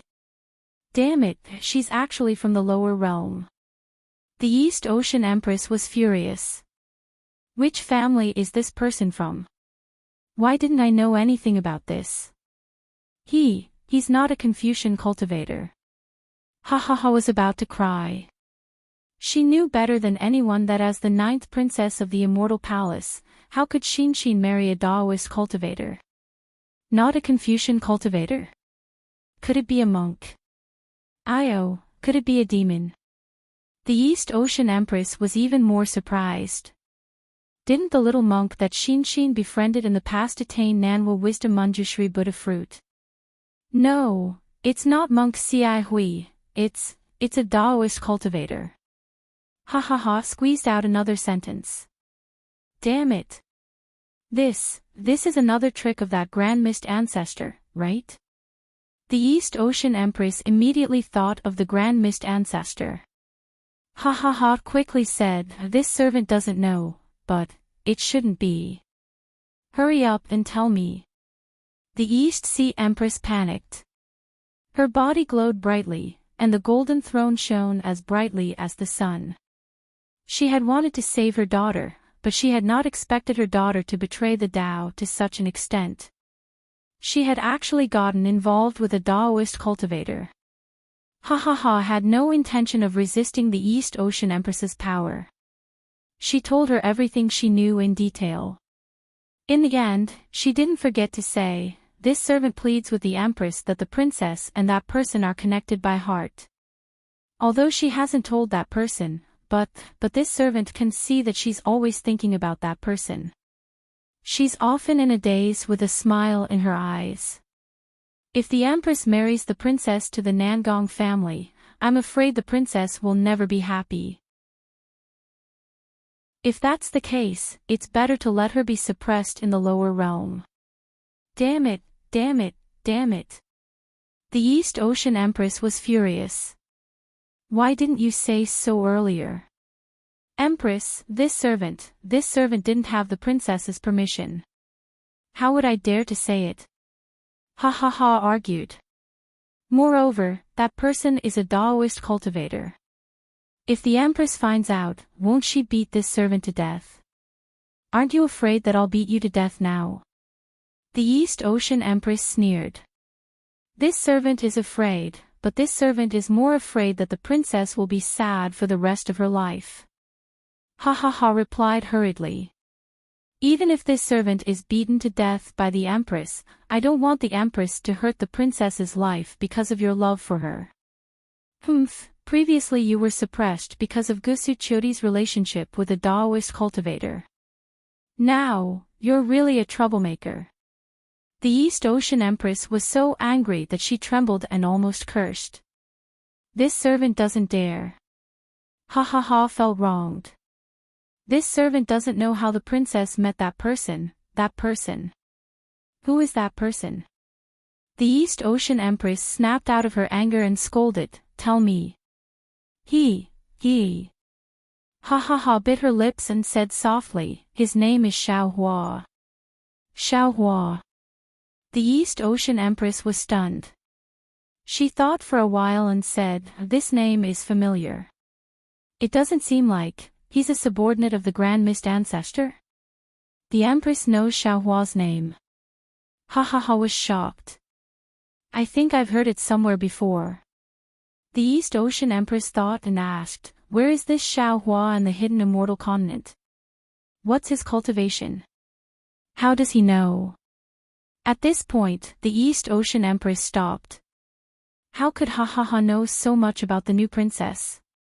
This servant doesn't know where Xiao Hua is in the hidden immortal continent. This servant only knows that he should be at the 5th grade Essence Force 200 years ago. Now, he should be at the 6th grade Essence Force. Ha Ha Ha naturally had to flatter Xiao Hua. She did her best to increase Xiao Hua's cultivation.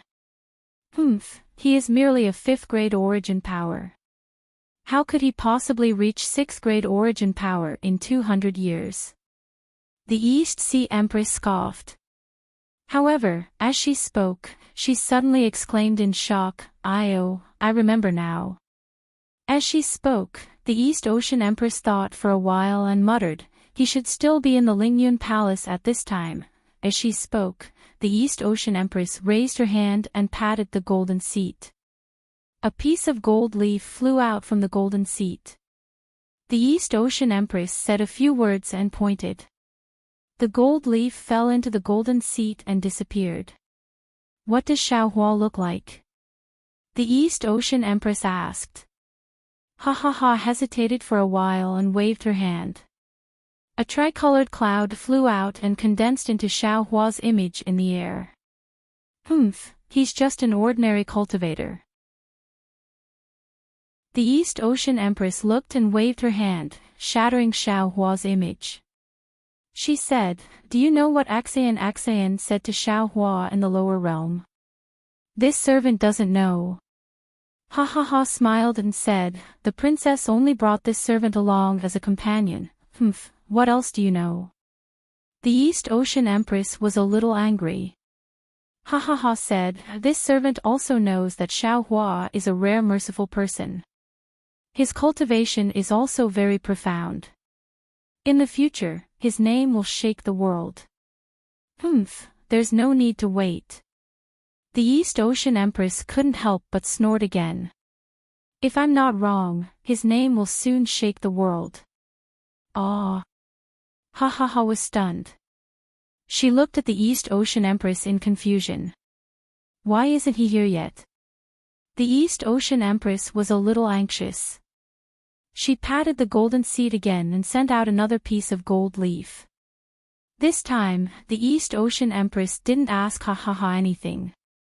She sat on the golden seat and thought quietly. It seemed like she was planning something. After waiting for the time it took to brew a cup of tea, there was still no movement. The East Ocean Empress sent out another piece of gold leaf. Fortunately, another piece of gold leaf flew over.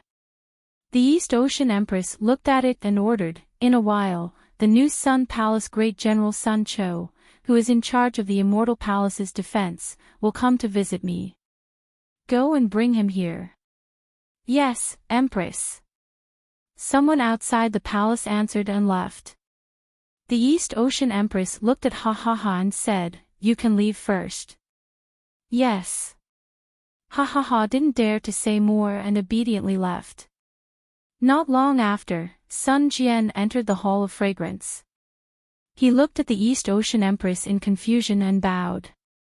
The new Sun Palace Great General Sun Cho greets the East Ocean Empress.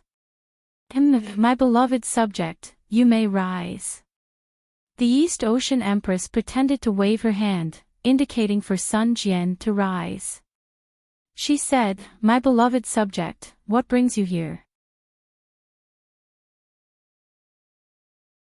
Chapter 44-64. Sun Jian said respectfully, "I am the newly appointed Great General of the Sun Palace, responsible for the safety of the Immortal Palace.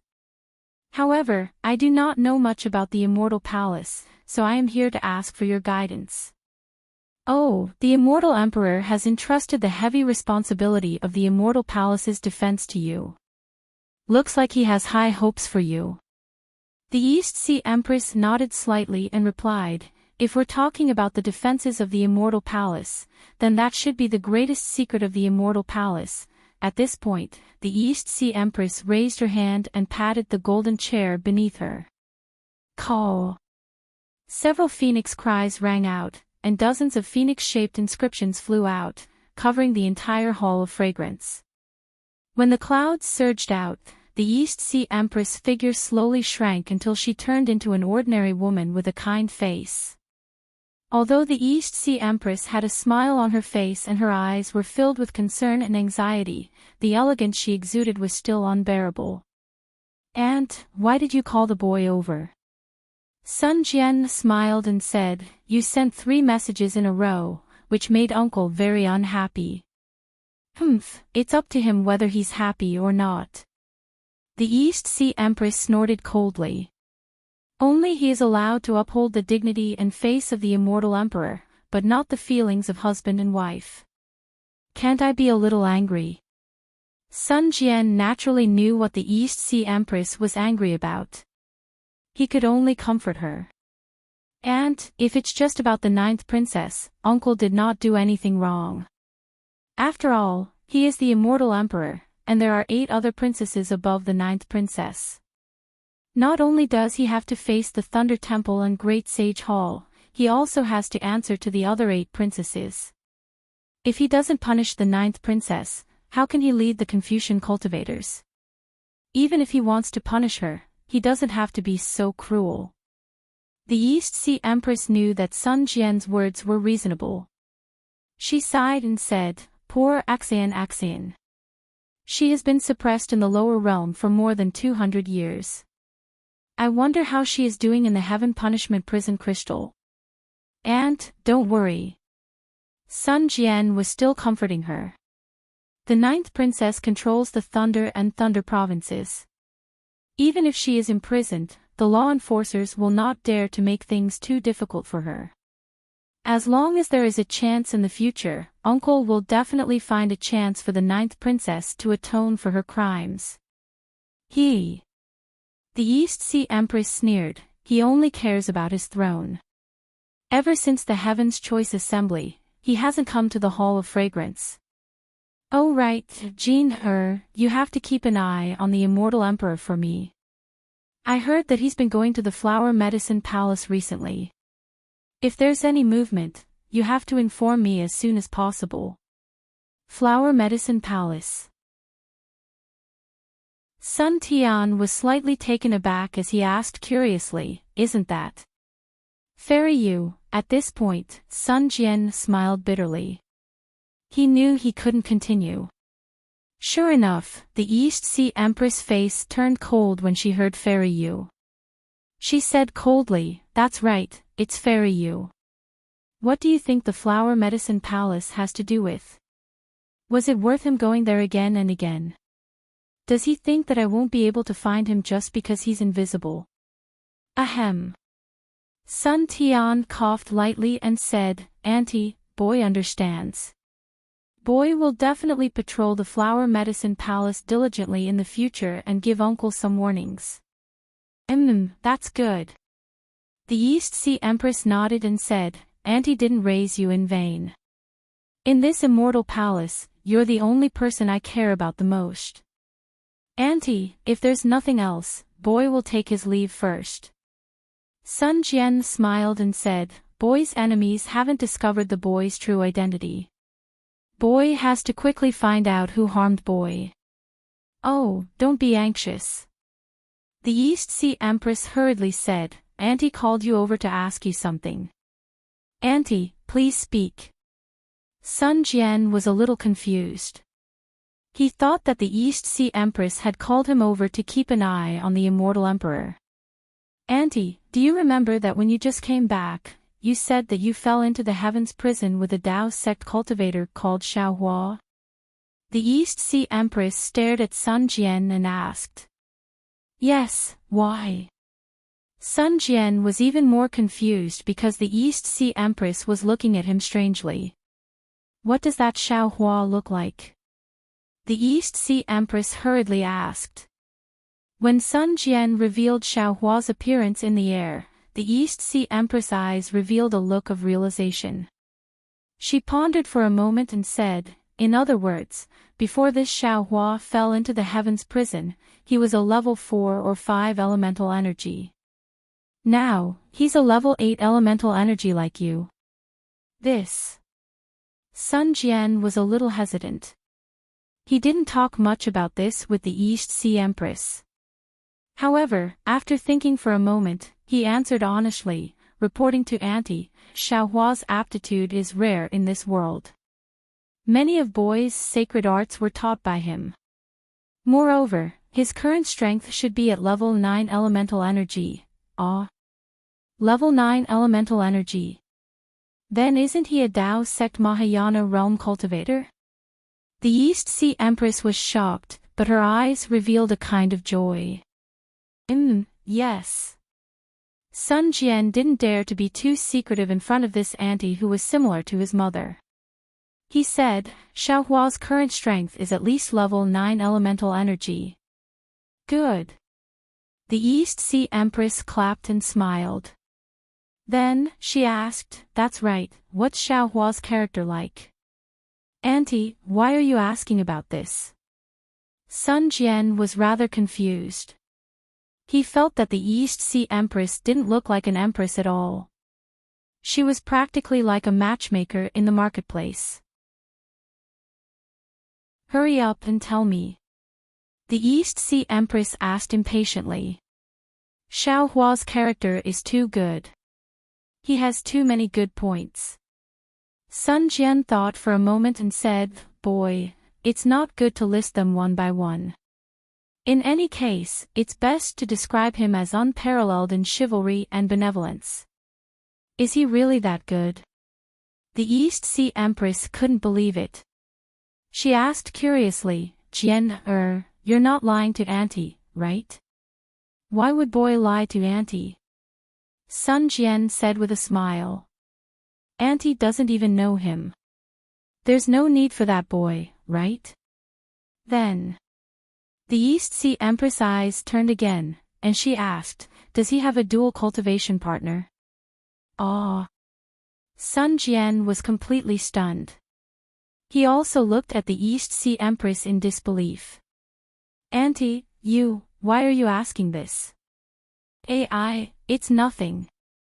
The East Sea Empress said with a smile. Auntie just feels that he saved you, and you're Auntie's boy. Auntie is thinking of how to repay him. Our immortal palace has the most female officials. If I introduce one to him, not only can I repay his kindness, I can also recruit a capable person for your uncle. That's why I called you over to ask. Forget it. Sun Jian said with a wave of his hand. Boy hasn't seen Xiaohua have a dual cultivation partner. However, from what he said, he seems to have someone he likes. However, due to some reasons that he isn't willing to say, they can't be together for the time being. The East Sea Empress' face revealed a benevolent expression. She said with a smile, looks like this Xiaohua is a good child. Sun Jian said with a smile, spiritual master Xiao has always been good to his own family. Even if it's a stranger, he's still benevolent. However, he's someone who can be persuaded by reason but not cowed by force. Whenever someone takes him seriously, his temper flares up. Not to mention the ordinary demonic beasts, even the devil race would be eaten alive by him. That's for the best, that's for the best. The East Sea Empress was more and more delighted as she listened. She nodded and said, tell Auntie more about Xiaohua. Even if Sun Jian was an 8th grade origin energy literature saint, he was still a human. As long as he was a human, he couldn't hide any secrets. Sun Jian was somewhat wary of immortal emperors, afraid that they would provoke Xiaohua. However, in front of his own aunt, he didn't hide anything. He told her how he met Xiaohua, how he fell into the heavens prison, and how he cultivated. Of course, Sun Jian didn't go into detail about what happened in the ruins. He only said that it was an experience in the illusion. Illusions tested one's humanity the most. Of course, the East Sea Empress didn't suspect him. Sun Jian also told the East Sea Empress about what happened in the soaring Dragon Mountain range. He was afraid that the Immortal Palace really had something going on with the Fortune Gate. He wanted to rely on the East Sea Empress to deal with the Immortal Emperor.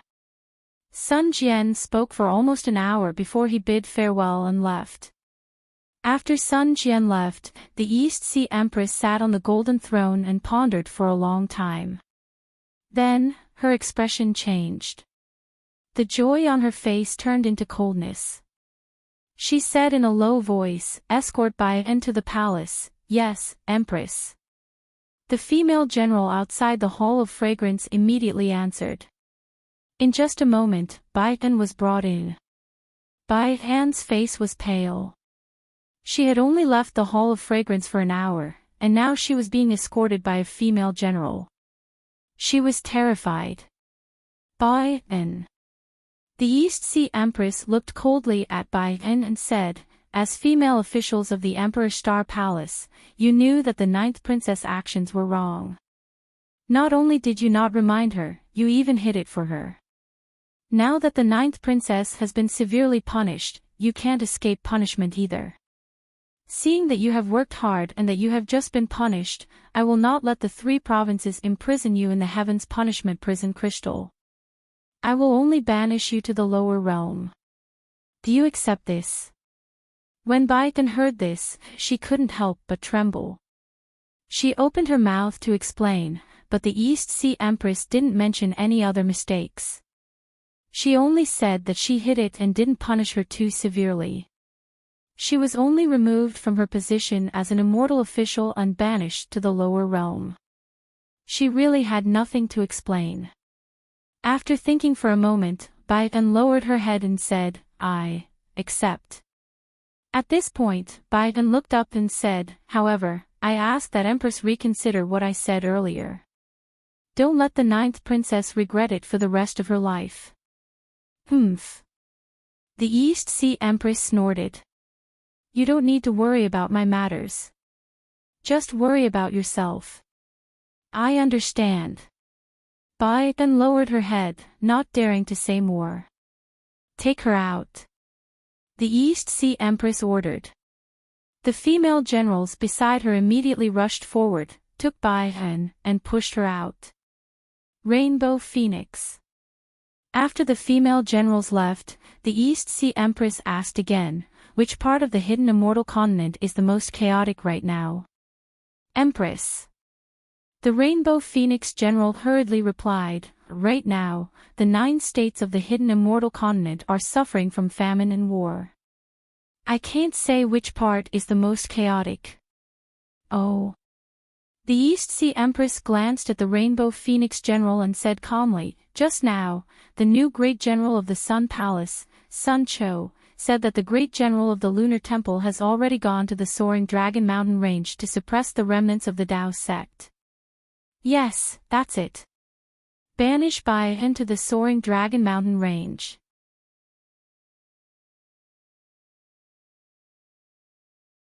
Chapter 4465. Empress.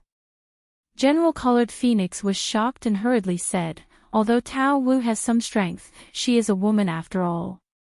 If she is banished to the Soaring Dragon Mountain Range, I'm afraid she will be in danger. Empress, please show mercy and spare Tao Wu." "Damn it." The East Sea Empress was furious. "I've already made a decision and you dare to disobey. Do you want to be banished to the lower realm too?" "I don't dare." General Colored Phoenix did not dare to say more. She lowered her head and followed the order. She directed the female general of Fragrance Hall to escort Tao Wu and urged the clouds to fly out of the magnificent mountain range. Xiaohua, Xiaohua. The East Sea Empress sat on the golden chair with a mysterious smile on her face. She thought to herself, "I'd like to see what kind of surprise you can bring me." Xiaohua naturally did not know that Princess Axian was suppressed in the Heaven Punishment Prison Crystal of the hidden immortal continent. He also did not know that the East Sea Empress was trying her best to scheme against him in order to save her daughter. At this moment, he was flying to the Chitty River with Su Ji and Fairy Xingyu. These 3 Dao sect cultivators could now be regarded as the supreme cultivators of the Dao sect in the 3 continents. However, they did not use any special magic. They just moved their bodies and flew high in the sky of the Thousand Demons' sacred realm. The speed of the three was not fast but not too slow either. Seeing the constantly changing scenery and the changes in the sky, Xiaohua naturally would not give up the opportunity to ask the two immortals for advice. Whether it was the questions he had during cultivation or his own guesses, he told them all. Xiaohua had a good impression of Xiaohua. He did not have much time to give him pointers during their previous meetings. Now that he had free time and wanted to borrow Xiaohua's power, Suji answered all of Xiaohua's questions. Looking at Fairy Xingyu, at first, she just pursed her lips and smiled. From time to time, she would mock Suji, saying that he wanted to take in a disciple before leaving the three continents. However, a few days later, as Xiaohua's questions became more and more profound, Fairy Xingyu could not help but speak. Fairy Xingyu's cultivation was not as high as Suji's, but she was the law envoy of the Palace of Justice. She knew many secrets of the immortal world and had seen many immortal cultivation techniques. Sometimes, Fairy Xingyu could answer Suji's questions very well. Of course, occasionally, there would be questions that the two immortals couldn't answer, causing them to argue. As they argued, the two immortals looked at each other. After all, Suji and Fairy Xingyu were immortals from the immortal world, while Xiaohua was only a Mahayana cultivator from the three continents. If Suji and Fairy Xingyu's cultivation was a lake, then Xiaohua was just a small puddle.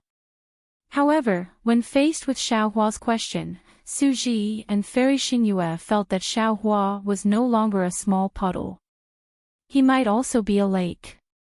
However, the lake might be smaller than them, but there were many waterways in the lake, and the waterways led to the boundless sea. Xiaohua was currently cruising around the edge of the lake, bitterly looking for the waterway that led to the sea. As long as Xiaohua found the direction that led to the boundless sea, regardless of the size of the waterway, it would not be able to stop his cultivation from growing like a hot knife through butter. At this point, Suji and Fairy Xingyu no longer doubted that Xiaohua could ascend. The only thing they wanted to know was what level Xiaohua would be when he ascended to the immortal world. However, they also guarded the secret of the immortal world and did not dare to reveal it. The only thing they could do was explain the profound meaning of cultivation to Xiaohua without reservation. After Xiaohua ascended to the immortal world, they could draw him into their sphere of influence. Of course, there was still a difference between Suji and Fairy Xingyu. Suji did not reveal his own selfish motives. He only tried his best to tell Xiaohua about the gains and losses of his cultivation.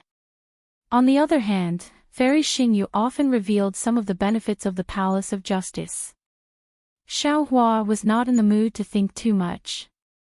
He only knew that he was now taking an immortal as his teacher. Every word from the two immortals was like a bright star in the sky, illuminating his cultivation path. He had long been immersed in an intoxicated state that was even more intense than ascension. Alas! Until one day, Fairy Xingyu sighed. Xiaohua, your cultivation path is no longer difficult.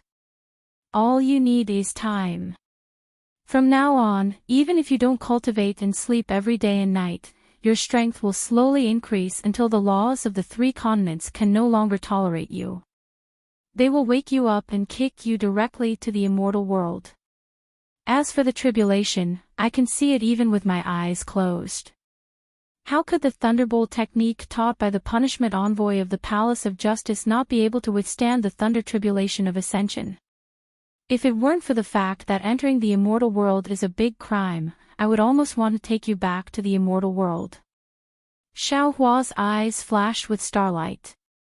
Wisps of mystery swam in the starlight like chains. He raised his head in a daze. His thoughts had not awakened from the experience that should not exist in the three continents. He did not hear Fairy Xingyu's words at all. Don't listen to her nonsense, Suji said with a smile. No one knows what the result will be until the last step. Although I am the punishment envoy of the punishment palace and sometimes control the thunder tribulation is the will of heaven and earth. Even an immortal cannot know the profound meaning of the thunder tribulation. Although you have cultivated the thunderbolt technique, there is still a long way to go before you can resist the thunder tribulation. Well, if you still have time, you can experience the fury of thunder in Mo Yun Tong. The fury of thunder is the thunder cultivation technique practiced by the punishment envoys of the immortal world. It is said that it was created a long time ago when the punishment celestial lord comprehended the thunder tribulation and refined the immortal slaying stage. Of course, the fury of thunder is still different from the thunder tribulation. It can only help you understand the thunder tribulation a little more. Ha! Fairy Xingyu covered her mouth and laughed. Suji, didn't you say that you can't reveal the secrets of the immortal world? Why, did you tell Xiaohua what cultivation technique the punishment envoys practice? It doesn't matter. Suji glanced at Fairy Xingyu with a rare trace of warmth in his eyes. He replied, immortals are also humans. How can they not have feelings? For a cultivator like Xiaohua, even if I have to risk being punished, I want him to enter the immortal world as soon as possible. If Xiaohua enters the immortal world, you can't snatch him from me. Fairy Xingyu pouted. Although he has already cultivated the thunderbolt technique.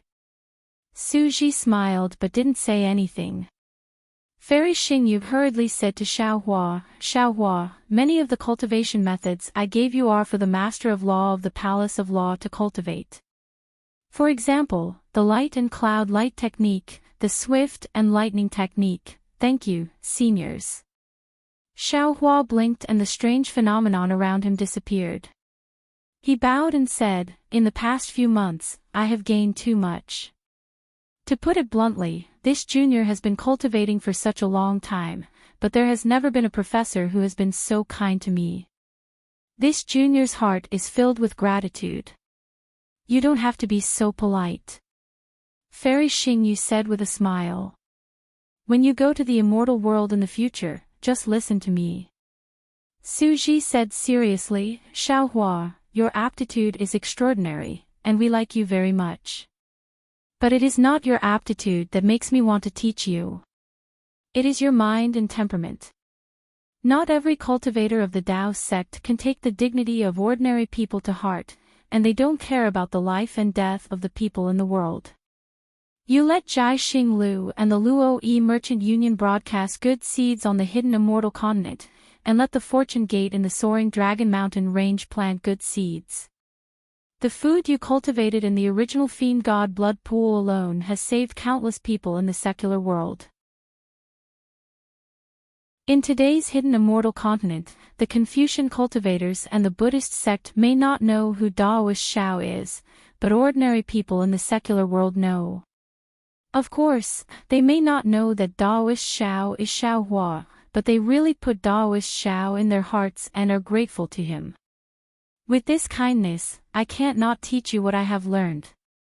Speaking of this, Suji raised his eyebrows and looked into the distance, intentionally or unintentionally, and said, of course, I am just an ordinary law enforcer of the punishment palace. My cultivation may be higher than yours now, but in the future, I absolutely believe that you will be stronger than me. I only hope that no matter when and where you are in the future, you will not forget how good Fairy Xingyu and I are to you today.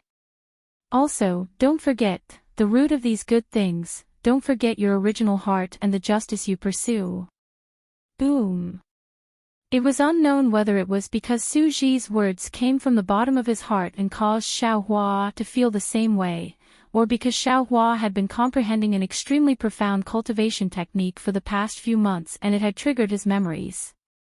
As Suji's voice fell, Xiaohua's mind rumbled, and then many scenes gushed out from who knows where, a grave mound, a skinny child, a strict father, and a few deafening words of reprimand. Xiaohua, be grateful. Remember, you must be grateful.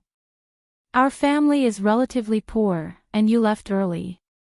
In the past 5 years, I know that your life has been more difficult and dangerous.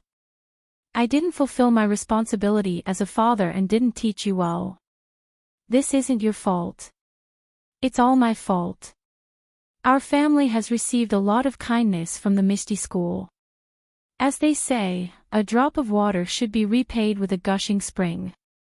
You must remember that we must repay the kindness of the Misty School.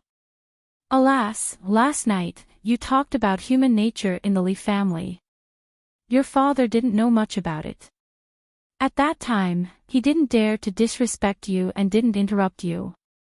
What you said may make sense, but I feel that although we can't be on guard against others, we shouldn't think too badly of others.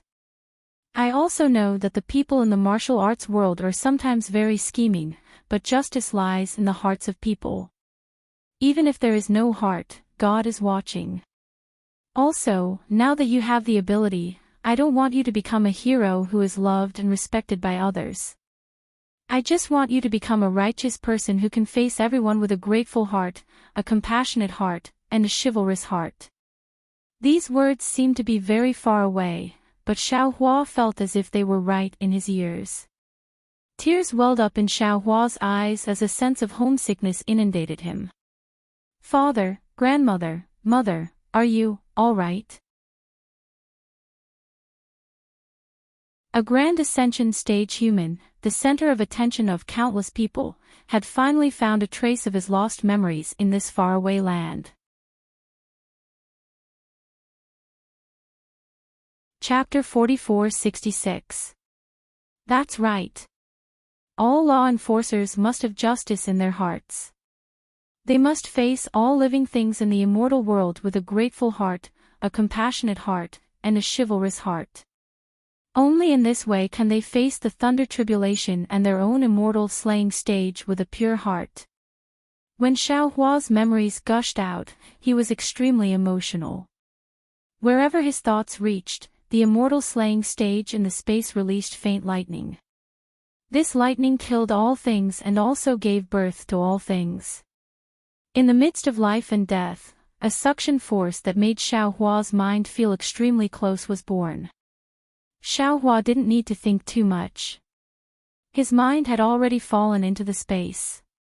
In the space, the immortal slaying stage that had been flashing with lightning along with Xiaohua's comprehension of the thunder art, at this moment, seeing Jade Archive Xiaohua appear, it released a dazzling brilliance, like a thunder flower in full bloom.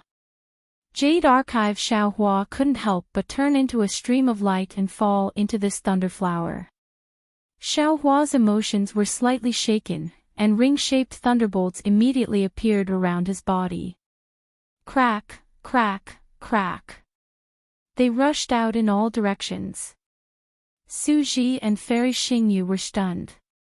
Just as they were about to activate their Dharma power to resist, they saw the weakness in Xiaohua's eyes.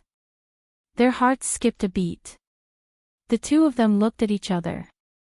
With a flash of their bodies, they went far away, leaving the thunderbolts swimming around Xiaohua and flashing wantonly. Su Ji. Fairy Xingyue saw Xiaohua's figure looming in the thunderbolt, as if his whole person had turned into a thunderbolt. Her heart was filled with surprise as she whispered, I can't understand Xiaohua anymore. That's right. Su Ji also whispered, especially now. Back then, I saw Celestial Venerable Master of Laws personally make a move. Fairy Xingyu nodded and said, in my memory, that palm was like the entire heavenly Tao appearing in front of my eyes.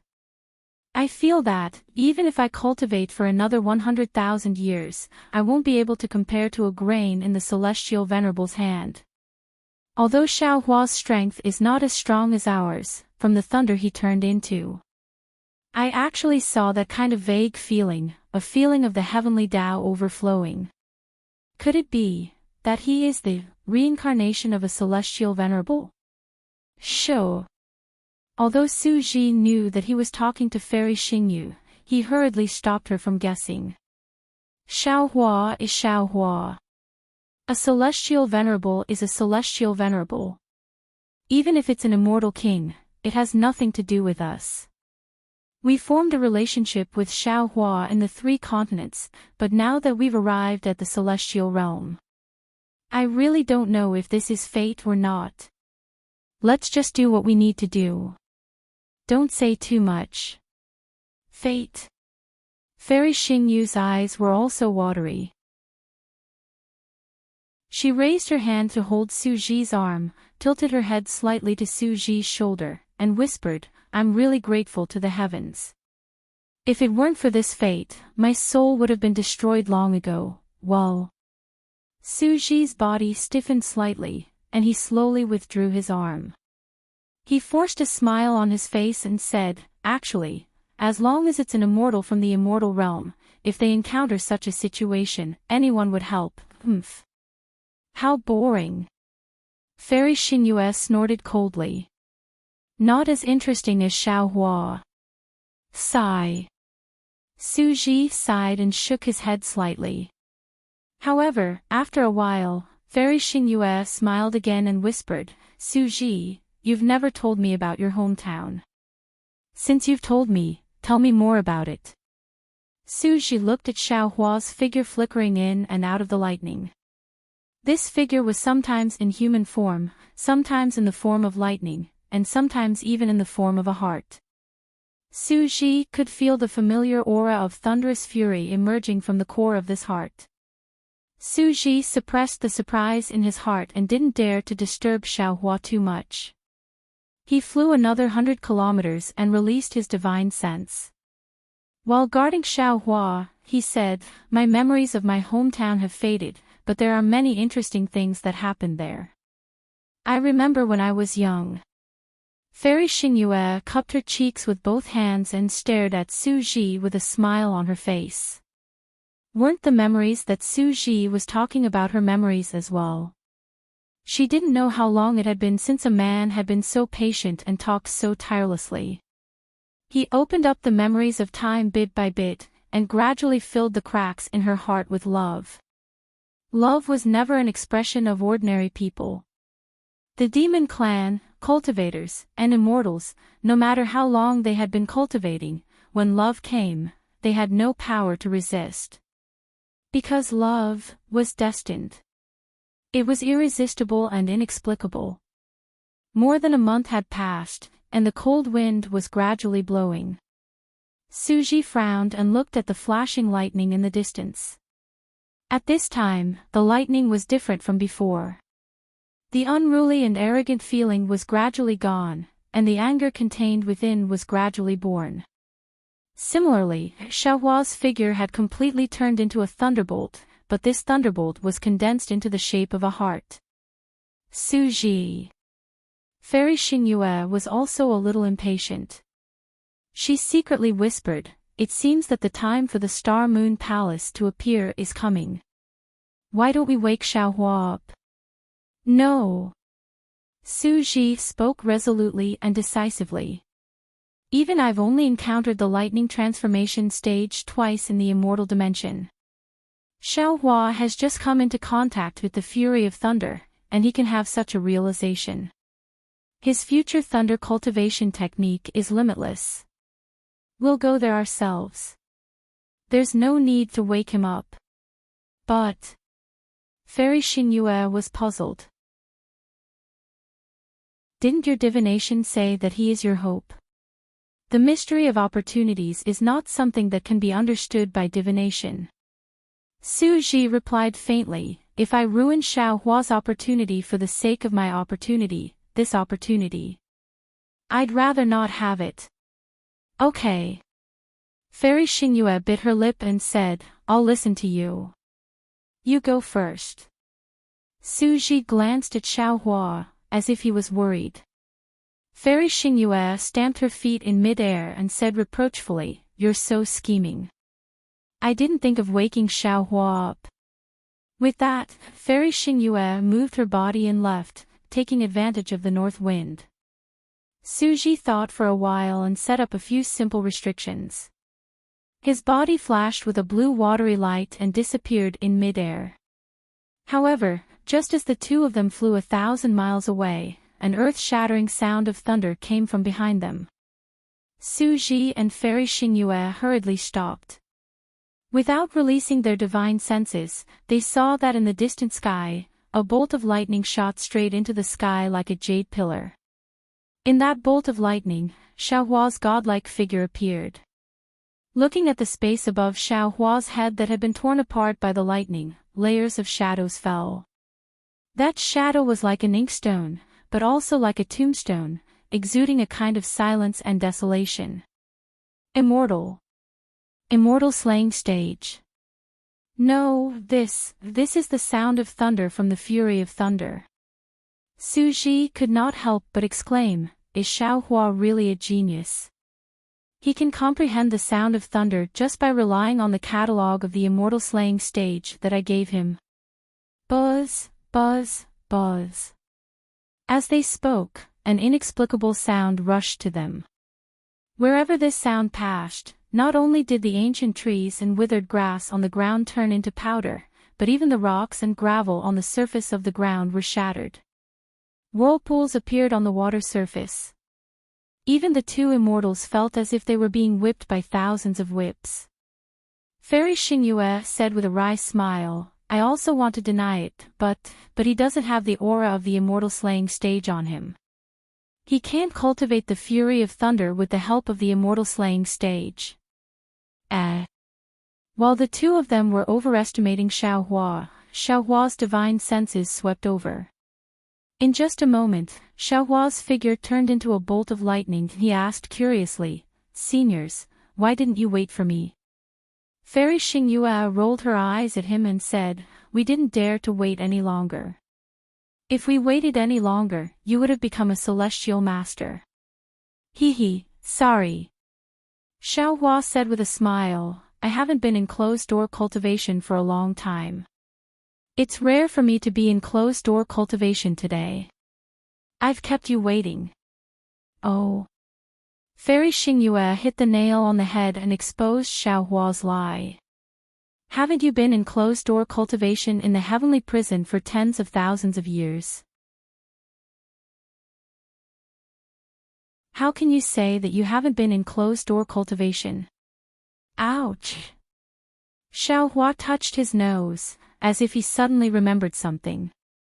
He said anxiously, by the way, I remember something. What is it? Su Ji asked. Seniors, do you know where the water origin is in the 3 continents? Xiaohua didn't intend to know the answer. He just wanted to change the topic. It was not beyond his expectations. Not only Su Ji, but Fairy Xingyue also showed a wry smile and said, do you think the water origin is innate heavy water? I've cultivated for so long, but I've never seen the water origin. If you know where it is, please let me know in advance. I also want to watch the fun and broaden my horizons. Su Ji nodded and said, Xingyue is right. The origin is too rare. When a realm is born, the origin of the 5 elements will exist. However, as time passes, the origin will either dissipate in the realm or be obtained by others. I don't know how long the 3 continents have existed. They must have been obtained long ago, right? Moreover, not to mention with your cultivation, even with our strength, it would be useless to obtain this origin source item. Unless a heavenly venerable or immortal king. At this point, Su Ji stopped talking. He looked into the distance and said, let's hurry. It's getting late.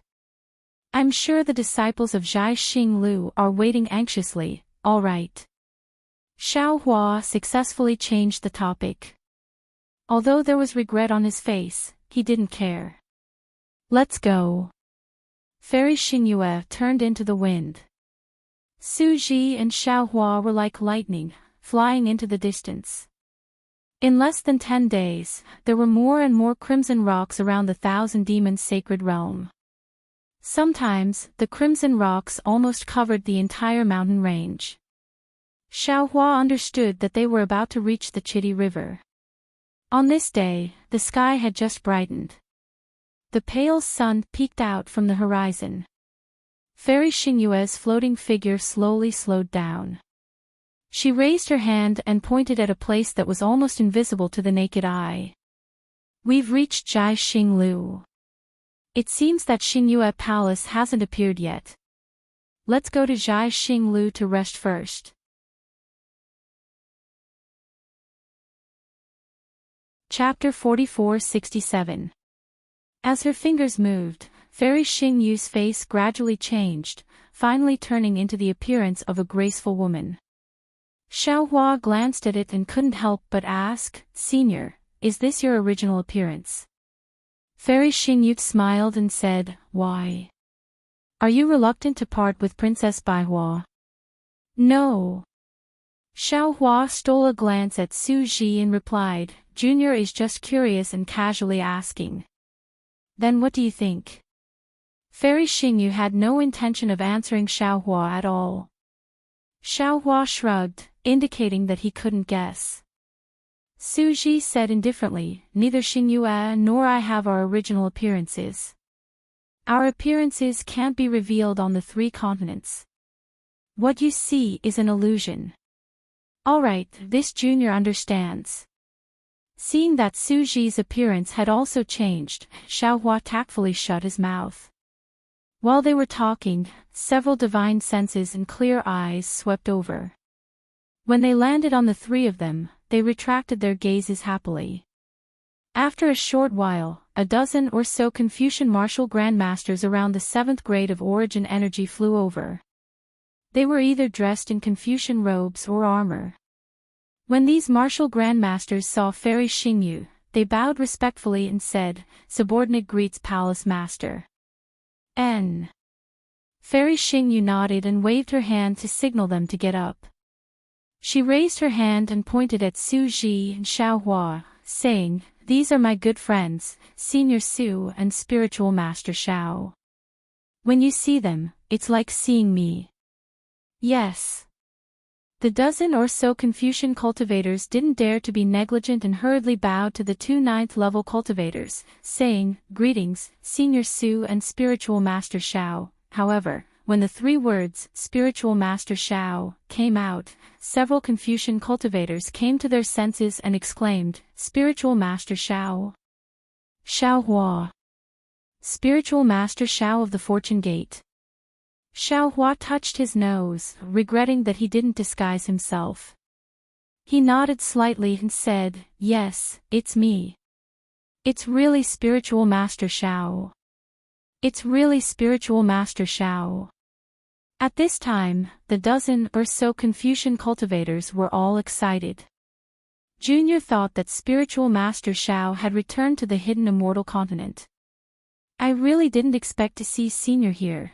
Fairy Xingyu looked at Su Ji, who was somewhat neglected, and asked, "What's wrong? Is Spiritual Master Xiao very famous now?" "That's right, Palace Master. Don't you know?" A Confucian cultivator nodded vigorously. "Right now, 1 demon and 1 human are in the limelight in the 1,000 Demons Sacred Realm. One of them is the heaven-defying Thunder Phoenix, who has just become a 7-star Great Saint. This Great Saint of the demonic race is the first Great Saint of the Great Holy Temple, and he was the one who facilitated the 7 saints to become sworn brothers. Although this Great Saint doesn't have any power of his own within the 1,000 demonic sacred realm, when he entered the Great Holy Temple, he attracted the congratulations of tens of thousands of stars. Who knows how many demonic races have benefited from this?" Another Confucian cultivator continued, "And this person is naturally the Fortune Gate's Daoist Xiao. It is said that Daoist Xiao fought the 3 great saints of the demonic race, the golden-winged Great Roc, the 5-colored sea god Shell, and the flying feather void beast alone in Bai Qingyu. He even commanded hundreds of thousands of Fortune Gate's disciples to massacre Bai Qingyu, flattening the heaven-concealing ridge and ancient Bell Mountain. If it weren't for the heaven-defying Thunder Phoenix, Daoist Xiao and the 3 great saints of the demonic race would have turned hostility into friendship, and I'm afraid that another great saint of the demonic race would have fallen. It seems, it's not that complicated." Xiaohua rubbed his nose and wanted to explain, but before he could say anything, another Confucian cultivator shouted, Not only that, Daoist Xiao was very angry because his good friend was suppressed in Bai Qingyu. When he ordered the Fortune Gate's disciples to return to the hidden immortal continent, they were to kill the demonic race along the way. They must walk a bloody path. And the Fortune Gate's disciples did exactly that, steadily advancing from Bai Qingyu to the North Sea and East Sea. Wherever they passed, rivers of blood flowed, and many demonic races were killed. This is purely a rumor. Another Confucian cultivator hurriedly refuted, the information I received is not like this. The Fortune Gate's disciples did not kill too many demonic races, they only killed the demonic races that blocked their path. As long as there was no resistance, they never made a move. There are some problems with the information you received. Another Confucian cultivator with a slightly shorter stature shouted, his scarlet red face showing a layer of agitation. Wherever the Fortune Gate's disciples went, all the demonic races in the 1,000 demonic sacred territory trembled in fear. None of them dared to show their prowess. Of course, according to this old man's knowledge, there are close to 400 to 500 demonic races and 37 demonic kings in the 37 demonic territories near the North Sea, and they are urgently discussing how to stop the Fortune Gate's disciples. However, because Daoist Xiao had issued an order when the Fortune Gate's disciples set out, they were to kill anyone who stood in their way. Therefore, these demonic kings did not dare to act blindly without thinking, and they are currently seeking help from the Great Sage Hall. Damn it, this is so satisfying. At this point, the Confucian cultivator bowed deeply to Xiao Hua and said, Daoist Xiao, Junior Zhu Hong is in charge of the star-picking tower in the 1,000 demonic sacred territory. Although Junior has not been humiliated in the 1,000 demonic sacred territory, in this demonic territory where humans are inferior to dogs, I have seen all the humiliation the demonic races have done to our human race. Junior has never been so happy as today. Daoist Xiao is the pride of our human race, the leader of our human race. Daoist Xiao, although your reputation is like the sun in the midday sky in the 1,000 demonic sacred territory, and this news has not been approved by the palace master, we dare not leak it. Even in the star-picking tower, not many people know about it. But rest assured, your reputation is like rolling thunder. Before long, before the Fortune Gate's disciples set foot on the hidden immortal continent, your name will be known throughout the world. Seeing that the Confucian cultivators were so excited that they ignored her and were about to crowd around Xiao Hua, Fairy Xin Yu's face turned sullen, and she said angrily, Xiao Hua, you. I treated you as a relative in vain. You caused such a big commotion in the 1,000 demonic sacred territory, and you didn't even tell me.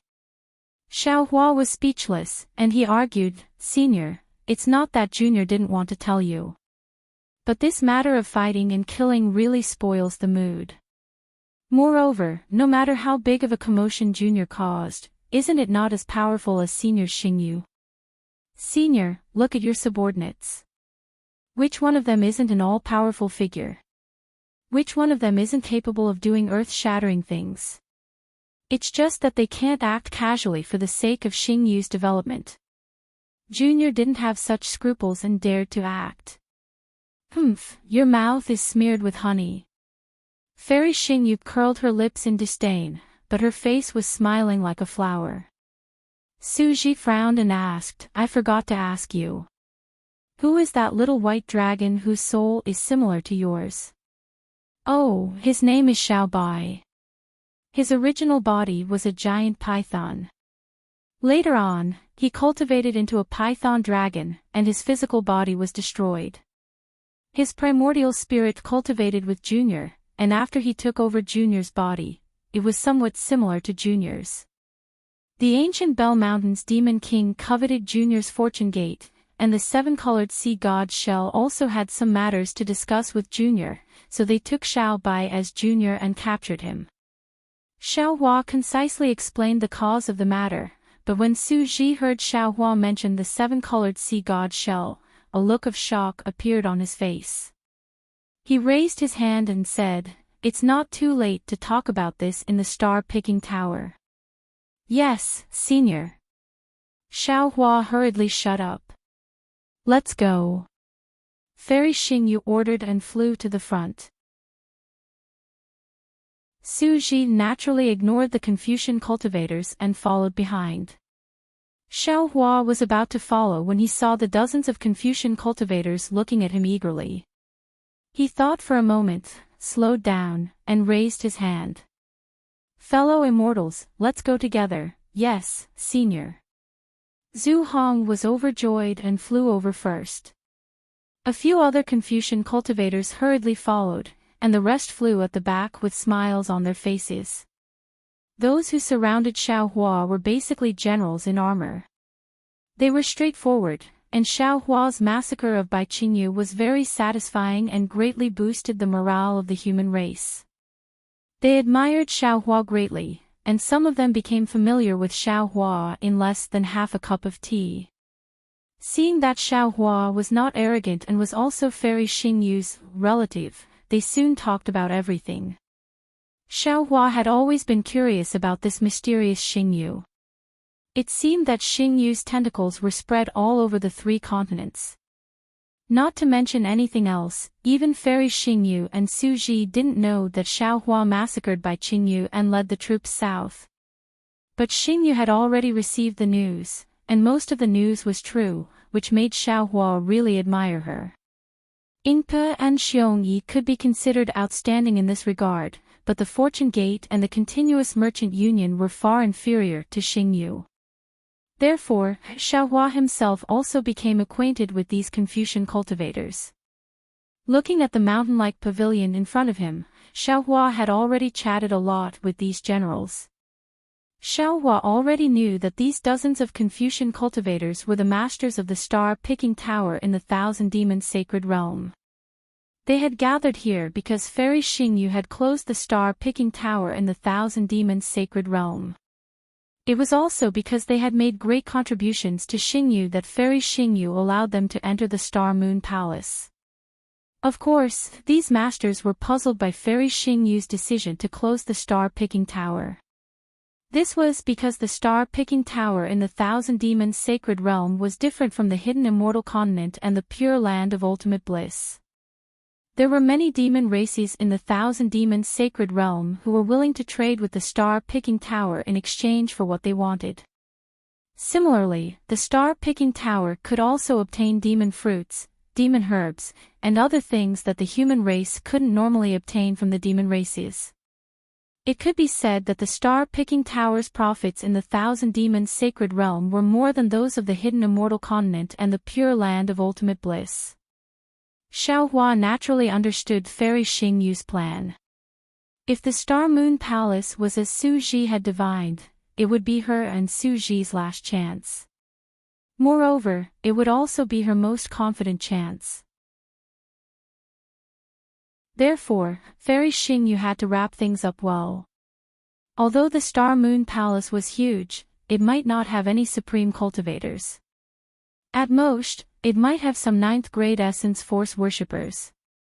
If there were no supreme cultivators protecting it in the Thousand Demons Sacred Realm, the star-picking tower would definitely be targeted by the demon race.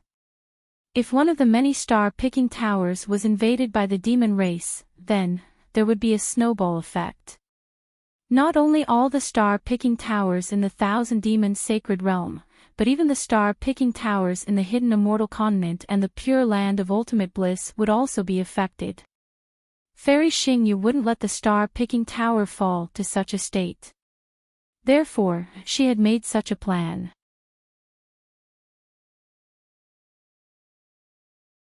Chapter 4468. Xiaohua didn't think too much about it before, but when he saw how dejected these tower masters were, it was obvious that they didn't want to give up on their previous efforts. Of course, he couldn't tell these tower masters about Fairy Xingyu's plans, so he asked about the secrets of the 3 continents and the situation of the Dao sections. Xiaohua's questions didn't involve Fairy Xingyu, so these tower masters didn't have any scruples and answered with a smile. In the end, Xiaohua's heart skipped a beat, and he suddenly asked, "By the way, I met a fellow immortal called Zhu Qing in the Bronze Pillar Nation star-picking tower. Do you know where he is now? Ayoyo, I got it. A slightly powdery Confucian cultivator next to Zhu Hong slapped his forehead and shouted, I'm Zhu Qing's good friend. Zhu Qing once said that he met an extremely interesting Dao cultivator in the Bronze Pillar Nation, and he admired this cultivator a lot. He said that this cultivator was only at the 3rd or 4th stage of Essence Qi, but he needed a rare benevolent heart and filled the book of heroes of our star-picking tower. I really didn't expect that this Dao cultivator was Daoist Master Xiao. Xiao Hua looked at the Confucian cultivator's coquettish appearance and his slightly pinched fingers, and goosebumps rose all over his body. He hurriedly shrunk his neck and asked, where is fellow immortal Zhu Qing now? I also want to ask him if his book of heroes is filled. I'll let you know, Daoist Master Xiao. The Confucian cultivator smiled and replied, although Zhu Qing isn't a tower master and his strength is average, he has made a lot of contributions to our star-picking tower. Now, he has received the palace lord's favor and has been escorted to the star-picking tower. Haha, very good. Xiao Hua nodded slightly.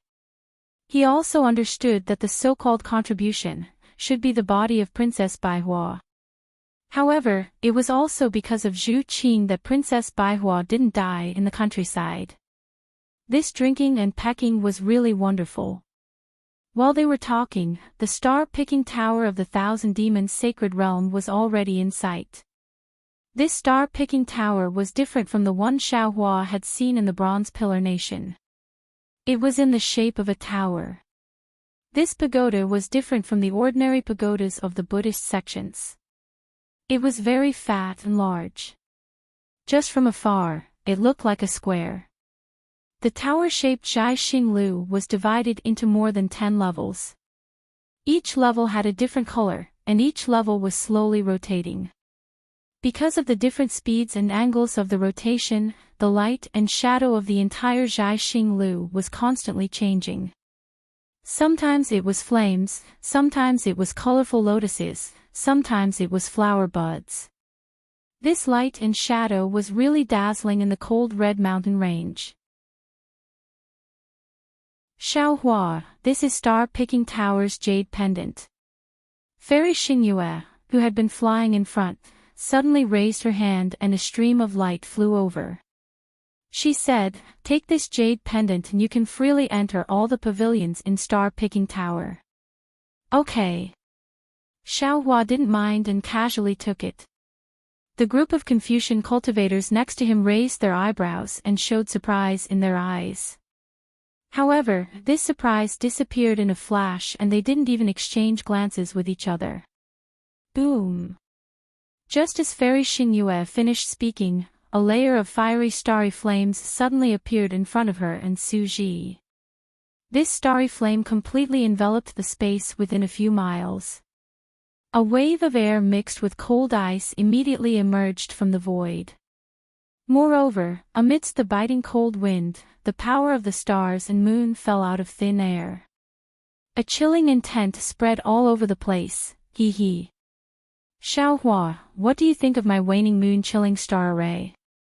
Fairy Xingyue asked with a smile, ignoring the starry flames that had descended.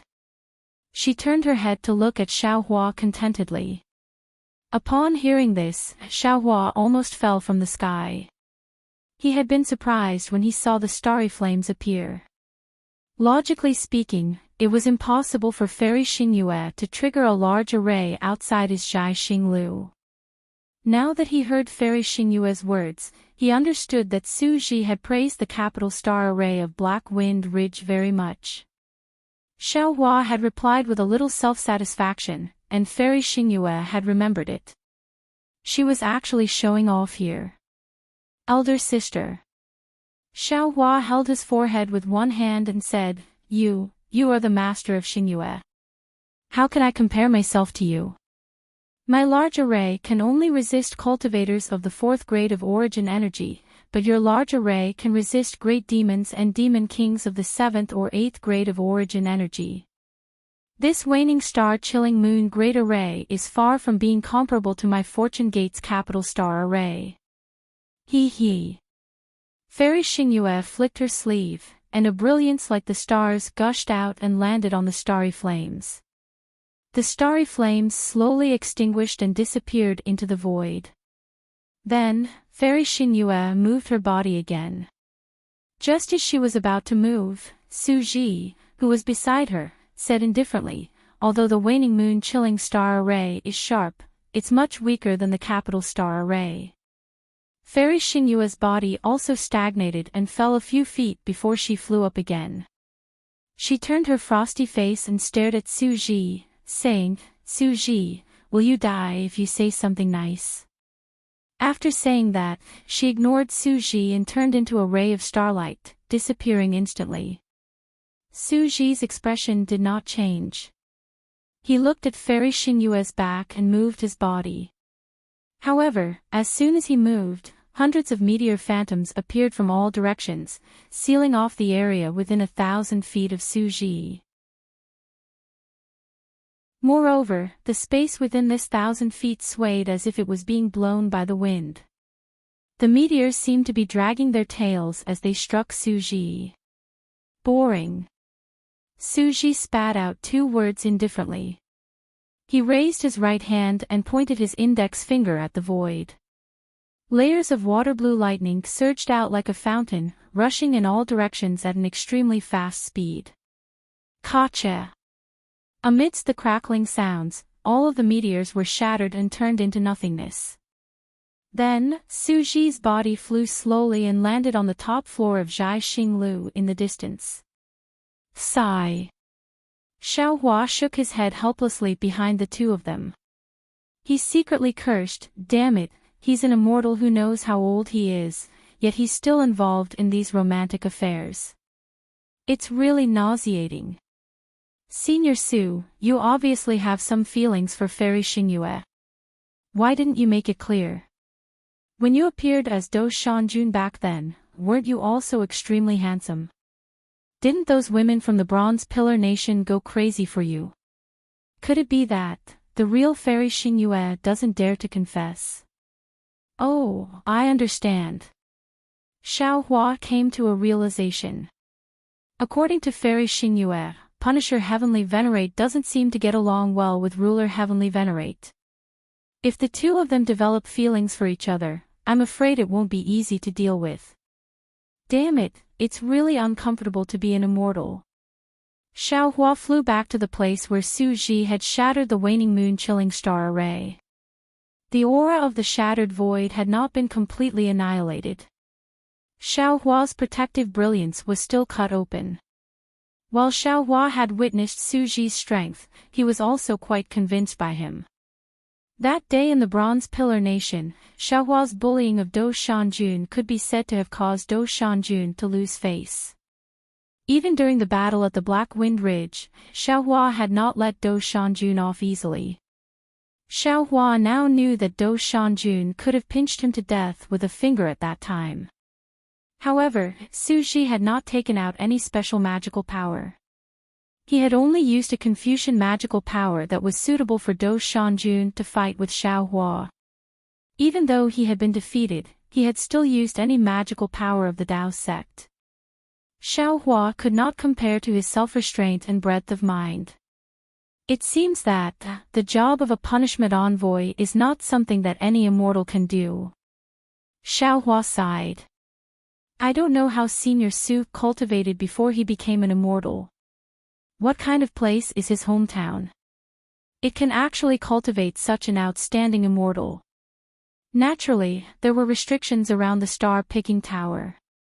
However, since Xiao Hua had the jade pendant given to him by Fairy Xingyue, he naturally would not be stopped. He also landed at the top of the star-picking tower. At the top of the star-picking tower was a palace that did not look big but had an enormous space inside. When Xiao Hua entered, Su Ji was already sitting on a futon. He was holding a jade eye in his hand and looking at it with a frown. Fairy Xingyue was lying on a strange net woven from soft vines. She was suspended in the air and her snow-white jade feet were swaying like crystals. Xiaohua's gaze moved away from the toenails that were painted with starlight. With a wave of his hand, he picked up a spirit fruit that seemed to be 5 stars from a jade table and took a light bite. A bowl of fiery juice rushed into his mouth. Xingyue. Su Ji put down the jade eye and looked at Fairy Xingyue. What happened to the 3 demon realms, Qijing, Yuanfeng, and Bingqin? Why didn't any of the demon realms survive? How would I know? Fairy Xingyue replied unhappily. The Great Sage Hall forced me to close the star-picking tower. How would I know? Besides, it's just 3 demon realms. If they die, they die. Maybe it's the work of those heavenly kings in the Elysium world. The problem is that 5 temples in the Western Paradise were also destroyed. Su Ji asked. And these 5 temples covered a radius of nearly 1,000,000 miles. Whether it was the heavenly kings guarding the temple or the Buddhas in the temple, even the good men and women around the temple, they all disappeared. Don't you think there's something fishy about this? Of course I know. Fairy Xingyue replied unhappily. But these are the 3 continents, not the star field of the immortal realm. They are not under my control. Besides, even if I wanted to, I don't have the time. The Star Moon Palace is about to appear. Returning to the immortal realm is our biggest problem. That's true. Su Ji nodded. We don't have time. At this point, Su Ji intentionally or unintentionally looked at Xiaohua and said, but, other people have the time. Fairy Xingyue raised her eyebrows and said coldly, Su Ji, what do you mean? I worked hard to create Xingyue. I don't want to give it to a little money grubber. Xiaohua, even if it's you, don't even think about taking Xingyue. When Su Ji heard this, he didn't know whether to laugh or cry. Previously, when she saw that Xiaohua had some potential, Fairy Xingyue fought to give Xiaohua some benefits. However, when it came to giving Xiaohua something that belonged to Fairy Xingyue was stingy. He really didn't understand what Fairy Xingyue was thinking.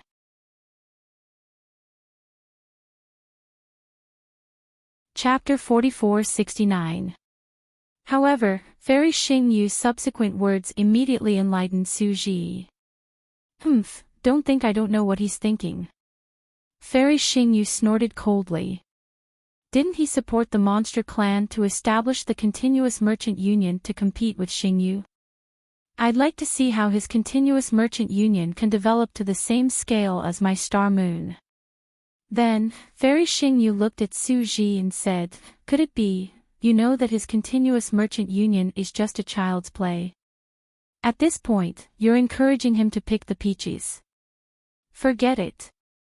Su Ji waved his hand and said, just pretend I didn't say anything. Then, Su Ji looked at Xiaohua and asked, by the way, why did that rainbow seashell make things difficult for you? She doesn't seem to be a monster clan member of the 1,000 Monsters Sacred Realm, right? She's very powerful. Even I don't want to provoke her.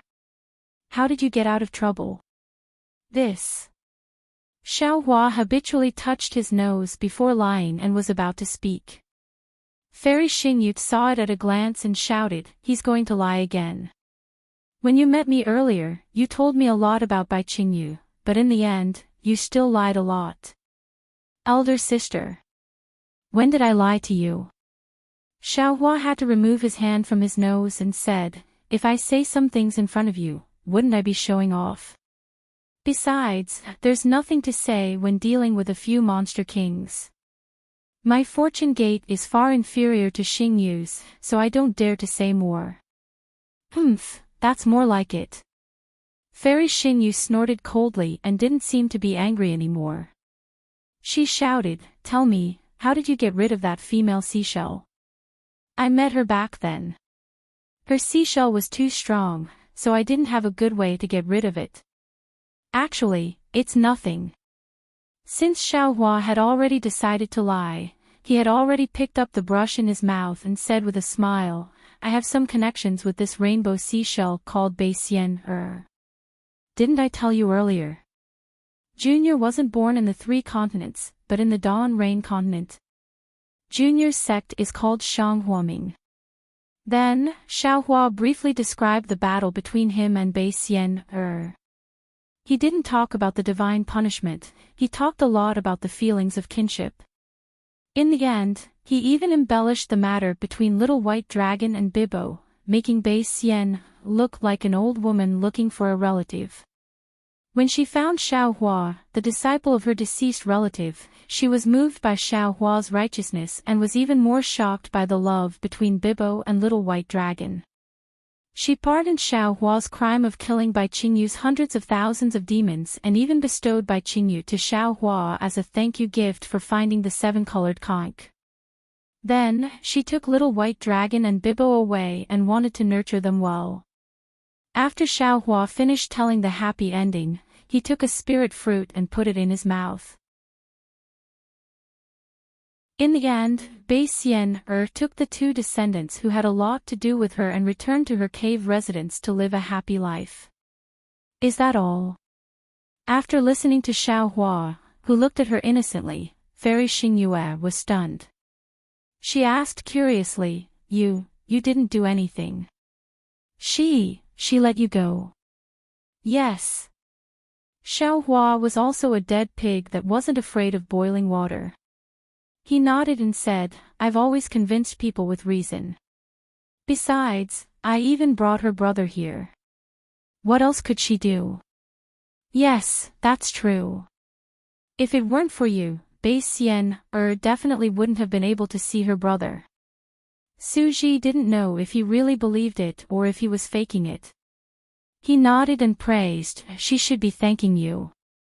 She was the one who caused all of this, so it's a happy ending for all of us to be happy. Xiaohua smiled. He didn't believe that Basien big 7-colored halo shell world would be known by others. He also didn't believe that Basien would tell others what happened inside. Moreover, Suji and Fairy Xingyue obviously wouldn't have the chance to see Basien again. He wasn't worried about being exposed at all. I don't believe that things will end so simply. Fairy Xingyue shook her head and said, That 7-colored seashell isn't an easy person to get along with. You killed so many demons. How could she let you go so easily? That's impossible. Upon hearing Fairy Xingyu's words, Xiaohua understood. Although Fairy Xingyu was meticulous, she was not from the royal family and did not know the dangers of the royal family. Therefore, it was impossible for her to consider things from Basien point of view and think of the reason why Basien had taken action. Therefore, Xiaohua smiled and said, If they continue to fight, both sides will suffer.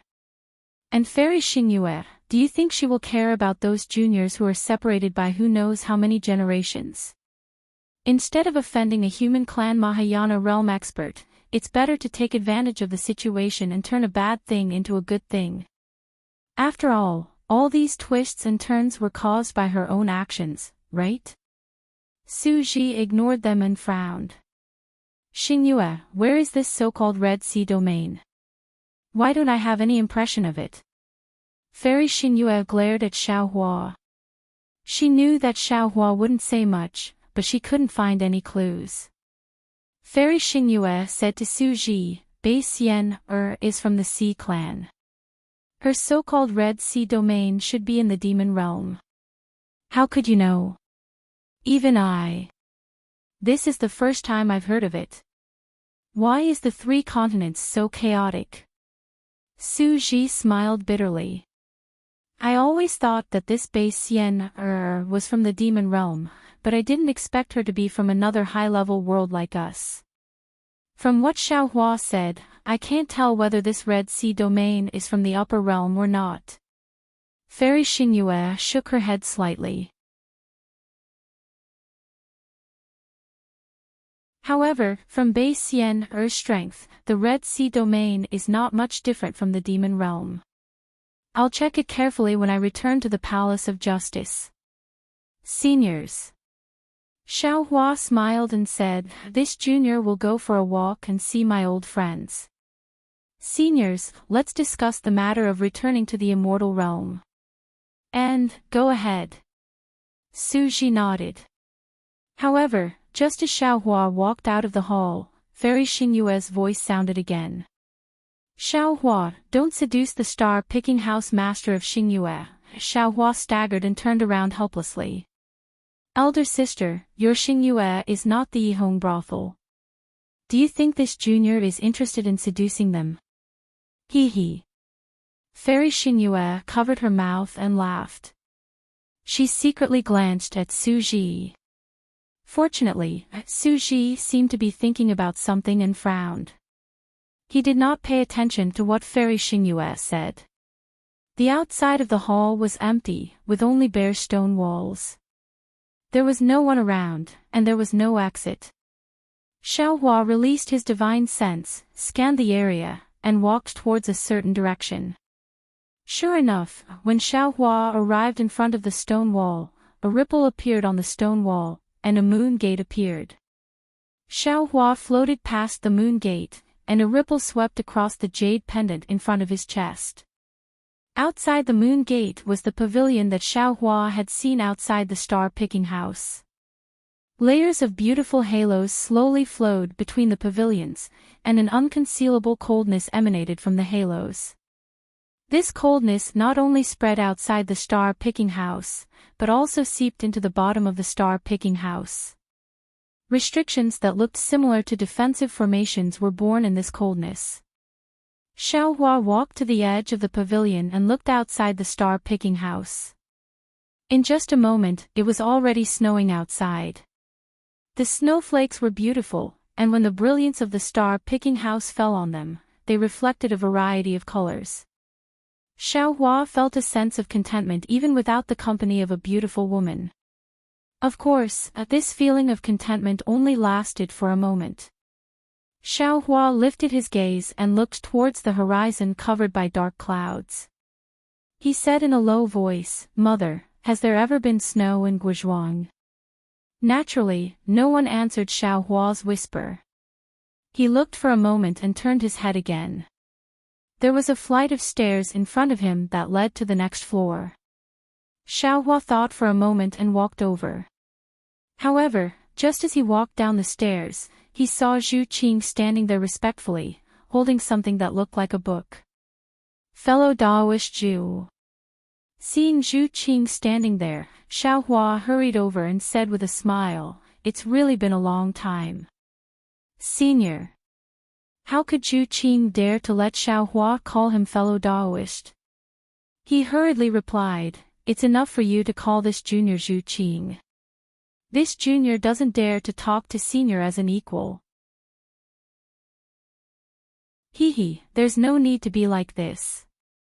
Xiao Hua said with a smile, "We are old friends, and we had a good chat in the Bronze Pillar country. You don't care about this. Senior is wrong. Etiquette is the foundation of why our human race is stronger than the demon race. If this junior doesn't respect etiquette, law, and etiquette, how is this different from the demon race? I remember that this junior also said at the star-picking house in the Bronze Pillar country that Taoism pursues the heavenly Tao and wants to roam the firmament with their own bodies. Confucian cultivators also pursue the heavenly Tao. However, Confucian cultivators believe that the heavenly Tao is the human path. Experiencing the world of mortals will naturally temper the heavenly Tao in their hearts. The heavenly Tao is either Tao, or law, or reason. If this junior can't even abide by this etiquette, how can this junior comprehend the will of the heavens and the hearts of the people? Xiao Hua was a bit embarrassed. He nodded and said, "That's right, that's right. You said this on the ferry under the Rainbow Bridge that day." This Xiao still remembers it.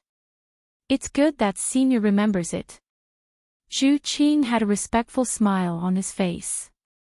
He handed over the book in his hand and said, "This junior remembers that senior once said that you wanted to finish writing the Book of Heroes in the star-picking house." This junior held senior's words in high esteem that day. This junior also believed that senior could realize that dream. However, what this junior didn't expect was that in just 200 years, senior had already risen from biographies to this era. Although senior's deeds aren't enough to finish writing the entire this era, this junior knows that it won't be long before senior will have his own Book of Heroes. In the face of Zhu Qing's respect, Xiaohua's interest was somewhat dampened.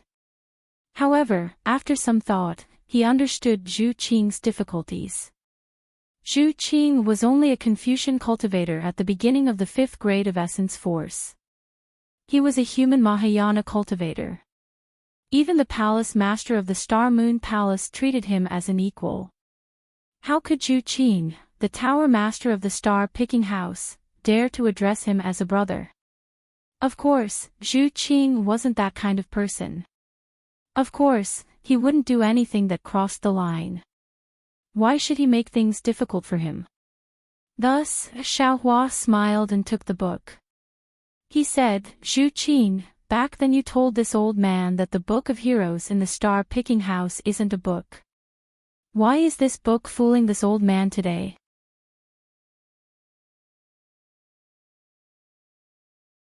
Chapter 4470. Hearing Xiaohua refer to himself as an old man, Zhu Qing immediately relaxed. He smiled and said, "Senior will know when you take a look." "Yes." As Xiaohua spoke, his gaze landed on the book.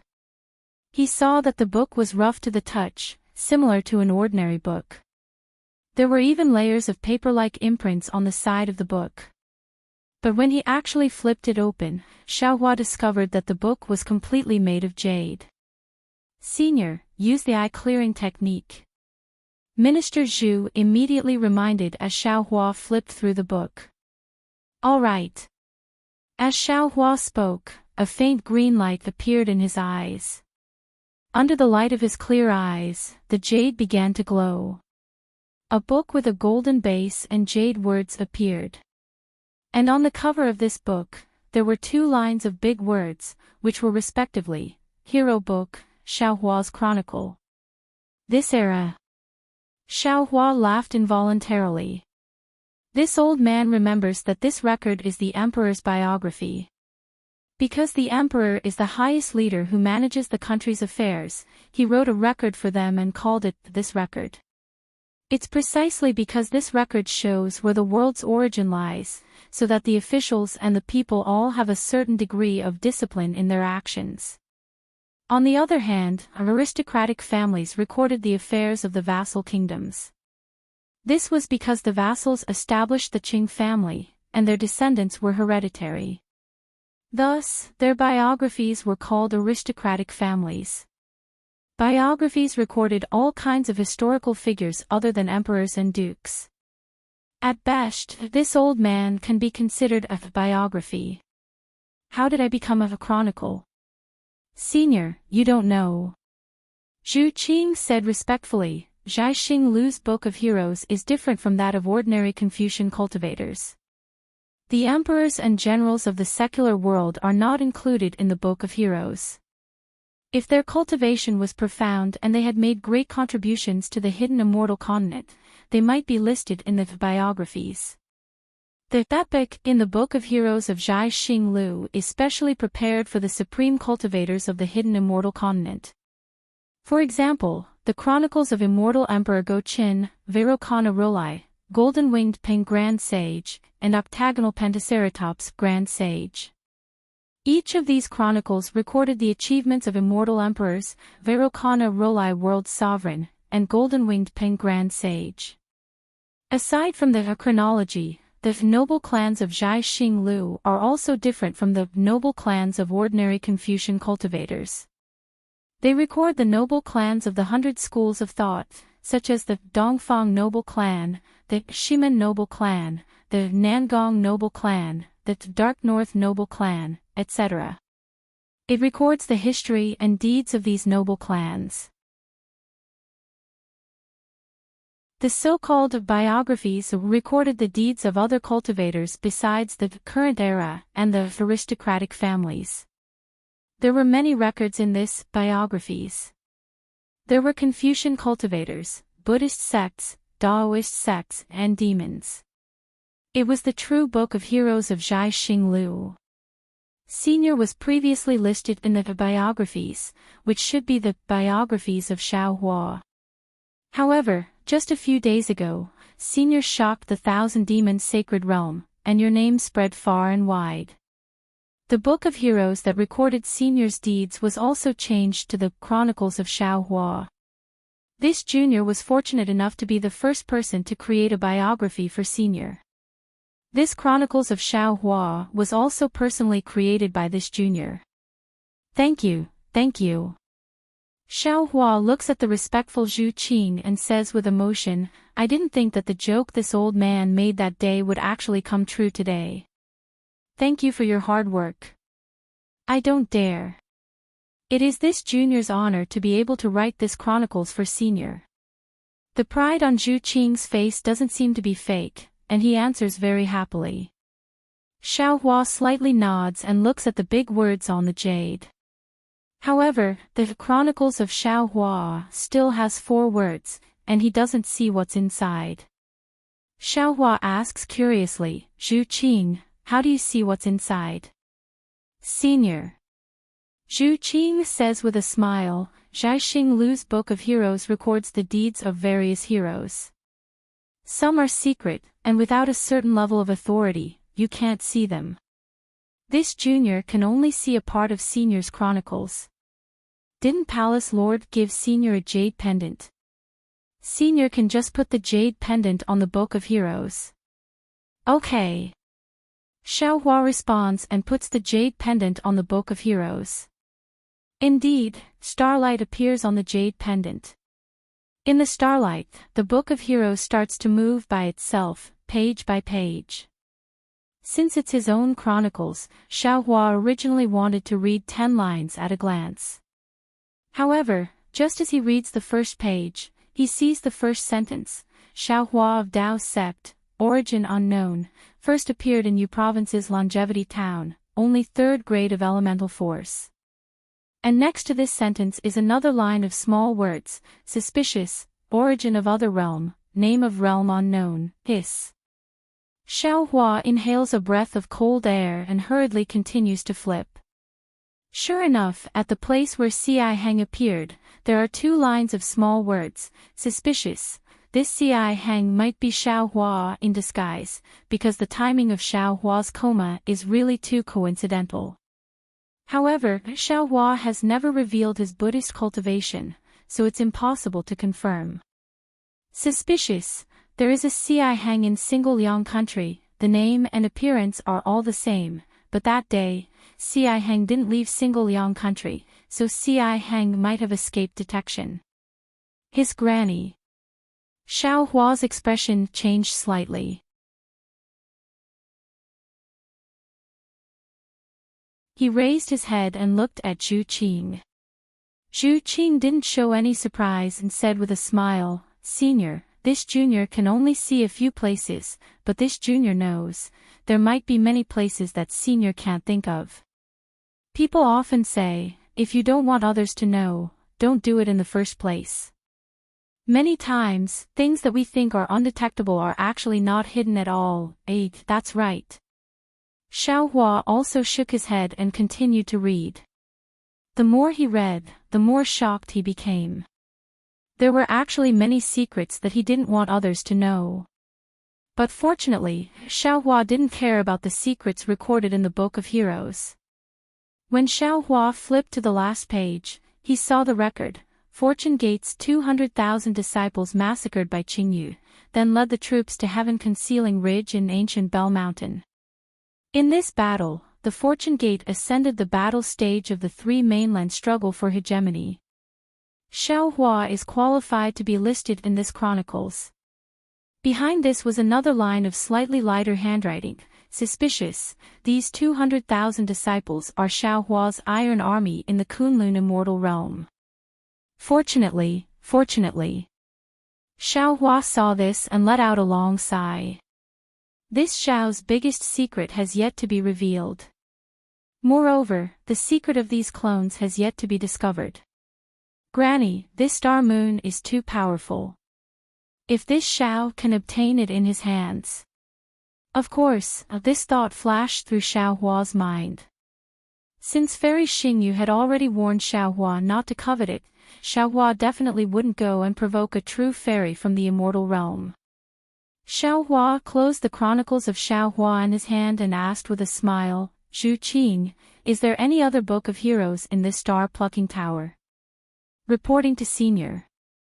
Zhu Qing carefully received the Book of Heroes and respectfully said, all of Star Moon's books of heroes are placed in the moon-embracing palace. Normally, only a few copies are placed in various star-plucking towers. Because Senior recently appeared in the Thousand Demons Sacred Realm, Senior's Book of Heroes was sent to the star-plucking tower here. Of course, the star-plucking tower in the Thousand Demons Sacred Realm has been closed recently, and the other star-plucking tower's books of heroes were also sent here.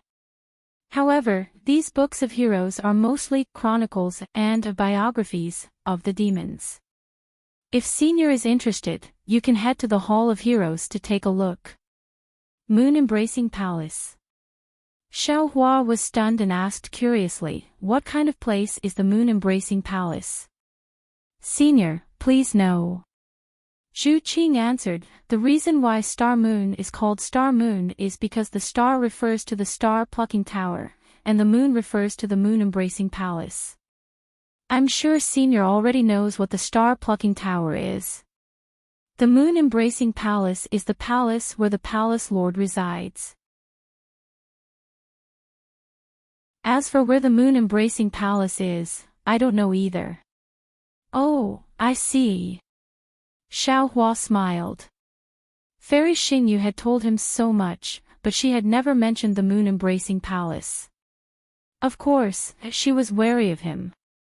He asked again, the Hall of Heroes is in the star-plucking tower, right? Yes. Zhu Qing nodded. Good.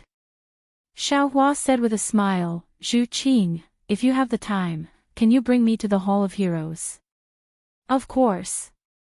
Zhu Qing was very happy, I'm just about to return the Book of Heroes to the Hall of Heroes. Senior, please. The Hall of Heroes was on the floor where Zhu Qing was respectfully standing. In just a moment, Zhu Qing brought Xiaohua to the Hall of Heroes. This was an extremely majestic-looking pavilion. Before they even reached the front, a murderous aura mixed with an overwhelming will hit them in the face. A kind of loneliness and desolation of being suddenly on the battlefield involuntarily arose. In the eyes, a bloody light rushed out from the pavilion. Bursts of war drums and the neighing of thousands of horses also surged in the surroundings like a hidden fragrance. Xiaohua had been on the battlefield, so he was no stranger to this murderous aura that came out of nowhere. Zhu Qing shrunk his neck, as if it was somewhat unbearable. Zhu Qing. Xiaohua keenly felt the change in Zhu Qing's true qi and said with a smile, this place doesn't seem to be suitable for you. Give the Book of Heroes to me. I'll help you bring it in. No need. Zhu Qing shook his head and said, returning the Book of Heroes is my duty. I can't let Senior do it for me. As he spoke, true qi surged around Zhu Qing's body.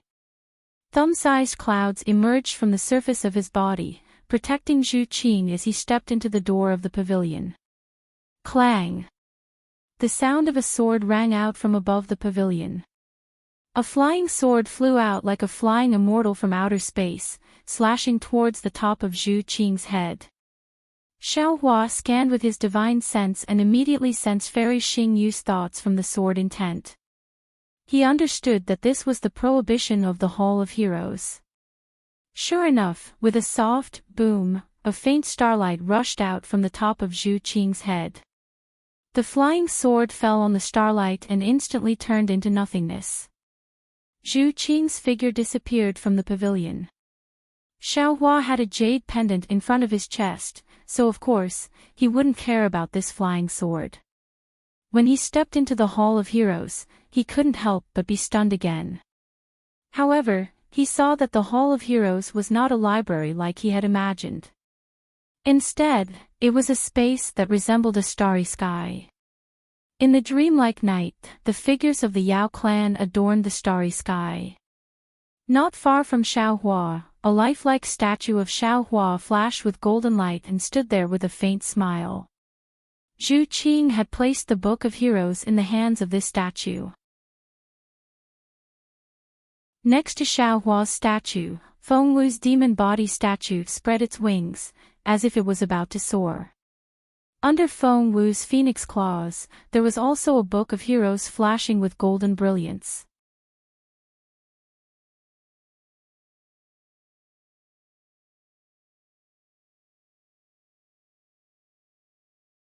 Chapter 4471. Senior. Just as Xiaohua was sizing it up, Zhu Qing put down the Book of Heroes, turned around, and said respectfully, "Junior can't stay in the Hall of Heroes for long. Senior can look around as you please. Junior will wait outside the Hall of Heroes." "Zhu Qing, you don't have to wait." Xiaohua waved his hand and smiled. "I don't know when I'll go out, so you should rest early." "I don't dare," Zhu Qing said respectfully. "Senior doesn't know anyone else in the stargazing tower. Junior can't not wait on you." "All right then." Xiaohua understood that even if he didn't agree, Zhu Qing would still wait outside. He nodded and flew to the phoenix parasol statue. Zhu Qing didn't dare to say anything and floated out of the Hall of Heroes. Xiaohua was the only one left in the entire starry sky. Xiaohua picked up the Book of Heroes on the phoenix parasol statue's claws. When he saw the cover, it was titled Heaven-Defying Thunder Phoenix Great Sage. He took a deep breath and opened it. When he saw what was written on it, he couldn't help but laugh. There was only one line written on it: Heaven-Defying Thunder Phoenix Great Sage. Origin unknown. 7 stars Great Sage. When he entered the Great Sage Hall, 10,000 stars greeted him. He guided 10,000 stars into the sun and bestowed the 1,000 demons with the power of 10,000 stars. He was supported by 10,000 demons. And the line next to it wrote, Suspected, Phoenix Clan Descendant. Born in the 10,000 demon realm. Not bad, not bad. This is the true heaven-defying Thunder Phoenix. Xiaohua smiled and put the Book of Heroes back on the phoenix parasol statue's claws. He looked around again. Beside the phoenix parasol statue, there were naturally statues of the other 6 saints of the Great Sage Hall. However, these statues didn't have the Book of Heroes. Damn it, so Fairy Xingyu is also afraid of the Great Sage Hall coming to cause trouble. She doesn't dare to put the Great Sage Hall's Book of Heroes here. Xiaohua curled his lips and cursed silently. Since she doesn't dare to put it here, why put these statues here? Xiaohua was naturally most concerned about the secrets of the Great Sage Hall's Great Sage Hall. Without these secrets, Xiaohua had lost interest in the hall. However, he still looked around and casually found some books of heroes to check. There were quite a few heroes' albums in the Hall of Heroes. Even though Xiaohua was aimless, he still looked at them for an hour. Seeing that there were more and more trivial matters in the heroes' albums, Xiaohua clapped his hands and prepared to leave. At this moment, he saw a statue of a demonic beast that was even larger than the golden-winged roc. He flew over and raised his hand to take out a palm-sized Book of Heroes from the mouth of the monster statue. Written on the book were the biographies of Qi Jing, Yuan Feng, Bing Qin, and Qi Hua. Xiaohua understood that this was a compilation of the biographies of several demonic beast experts. When he opened the biographies and skimmed through them, he couldn't help but frown when he reached the end. At the end, it said, Qi Jing, Yuan Feng, and Bing Qin, the 3 demonic realms, all the demonic beasts were killed overnight. Qijing became an abyss, Yuan Feng became a wasteland, and Bing Qin became a barren ridge. There were no bloodstains, no corpses, and no traces. Everything turned into nothingness. The biographies of Qijing, Yuan Feng, and Bing Qin came to an end. Of course, there was a small line of words next to the end. Hiss. Xiao Hua took a deep breath and thought of what Fairy Xingyu and Su Ji had said when he left the top floor of Zhai Xinglu. He hurriedly looked in another direction, where the hero's album of the Buddhist sect was recorded. However, the Buddhist sect was different from the 1,000 demonic sacred realm. They were temples of different styles. Xiao Hua couldn't find the 5 temples that Fairy Xingyu didn't mention. However, when Xiao Hua looked at the shining Qijing statue, he had some understanding in his heart. His divine sense swept through the temple, and he also found 5 temples with dark colors. Xiao Hua flew to one of the temples and saw a hero's album in front of the mountain gate of the temple. On it was written, Aristocratic Family of Qingzhou Temple. Qingzhou Temple is Qingzhou Temple. It's really weird to make it an aristocratic family. Xiao Hua didn't know whether to laugh or cry. If the Mahavirakhana revered Buddha knew about this, wouldn't he be mad? Oh, there's no need to look at this aristocratic family of Qingzhou Temple. Just looking at Mahavirakhana revered Buddha will make him go crazy. Immediately Xiao Hua opened this book of aristocratic families to take a look. He saw that on the first page of the Book of Heroes, it was recorded, Qingzhou Temple was built in. It was built in the 73rd year of the calendar by begging alms from the school of law Qingzhou Luohan. The following pages of the Book of Heroes recorded the many good deeds and evil deeds of Qingzhou Temple in full detail. Next to every paragraph there was also a comment of doubt. And at the end, just like what Xiao Hua saw earlier, it said, Qingzhou Temple had 1 protector heavenly king, 3 venerable masters, 4,213 Buddhist sons, and more than 7,610,000 ordinary people within 100,360 li radius. In one night they all disappeared without a sound of warning, without a single scream, without a single drop of blood left behind, and without a single piece of bone left behind. The Buddhist formations, Buddhist weapons, pagodas, and other things in Qingzhou Temple also disappeared without a trace. The remark on the other side was also suspicious. How strange.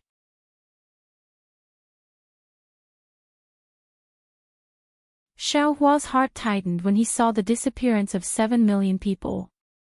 He took a closer look and still couldn't find any clues. He couldn't help but sigh inwardly. Then, Xiao Hua looked at the records of the other 4 temples. They were more or less the same as Qingzhou Temple. He couldn't find any clues at all. Xiao Hua placed the hero's album he had read in front of the mountain gate. He had a slight understanding in his heart.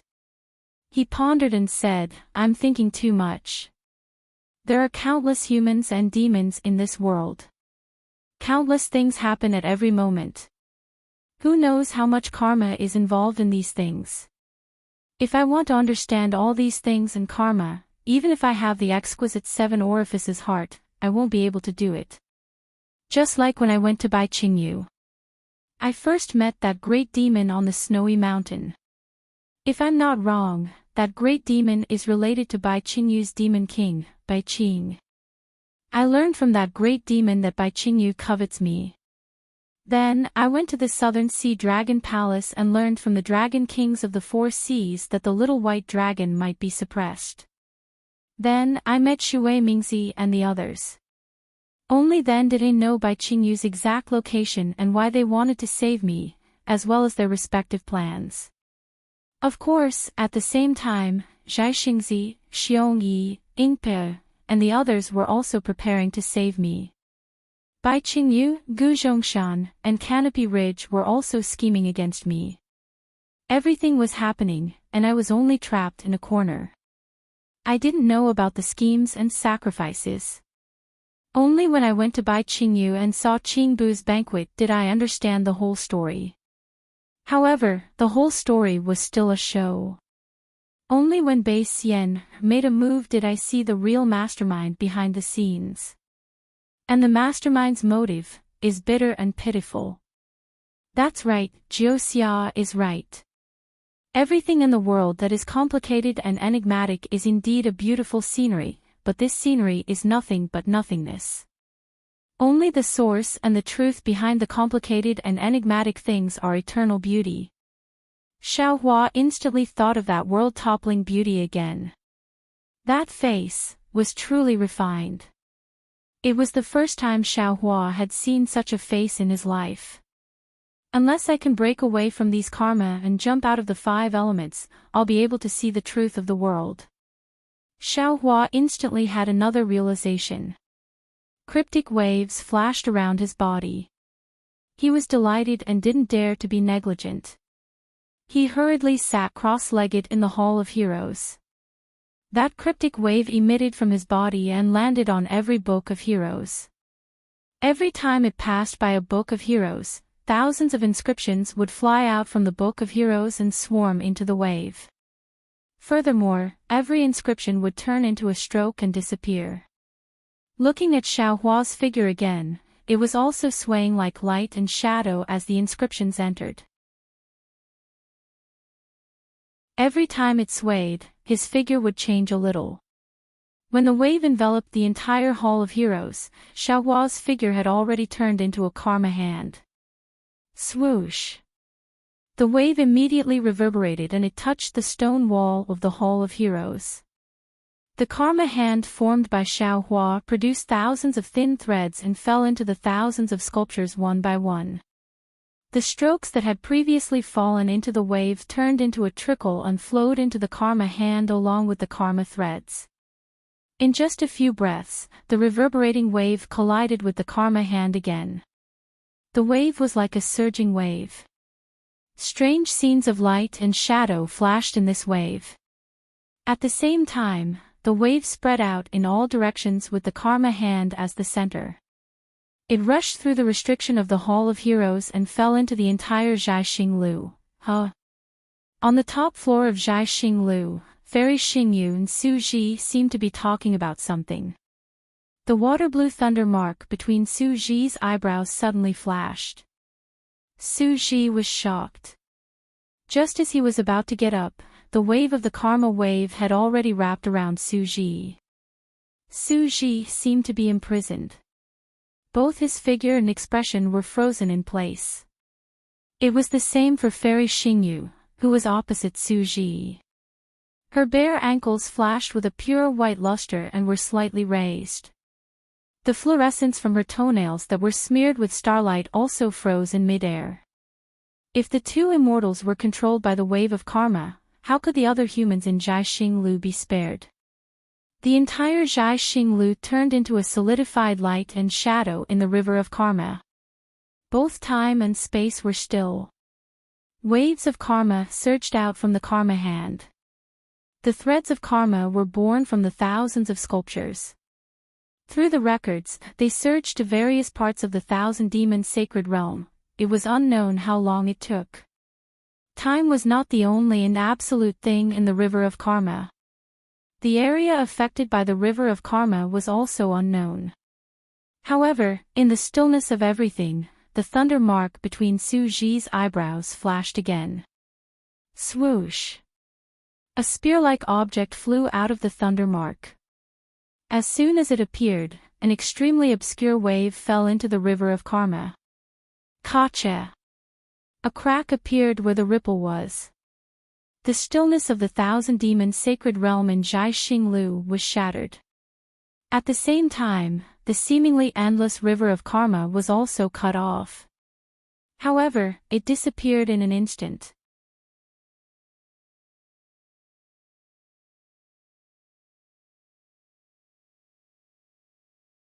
Chapter 4472.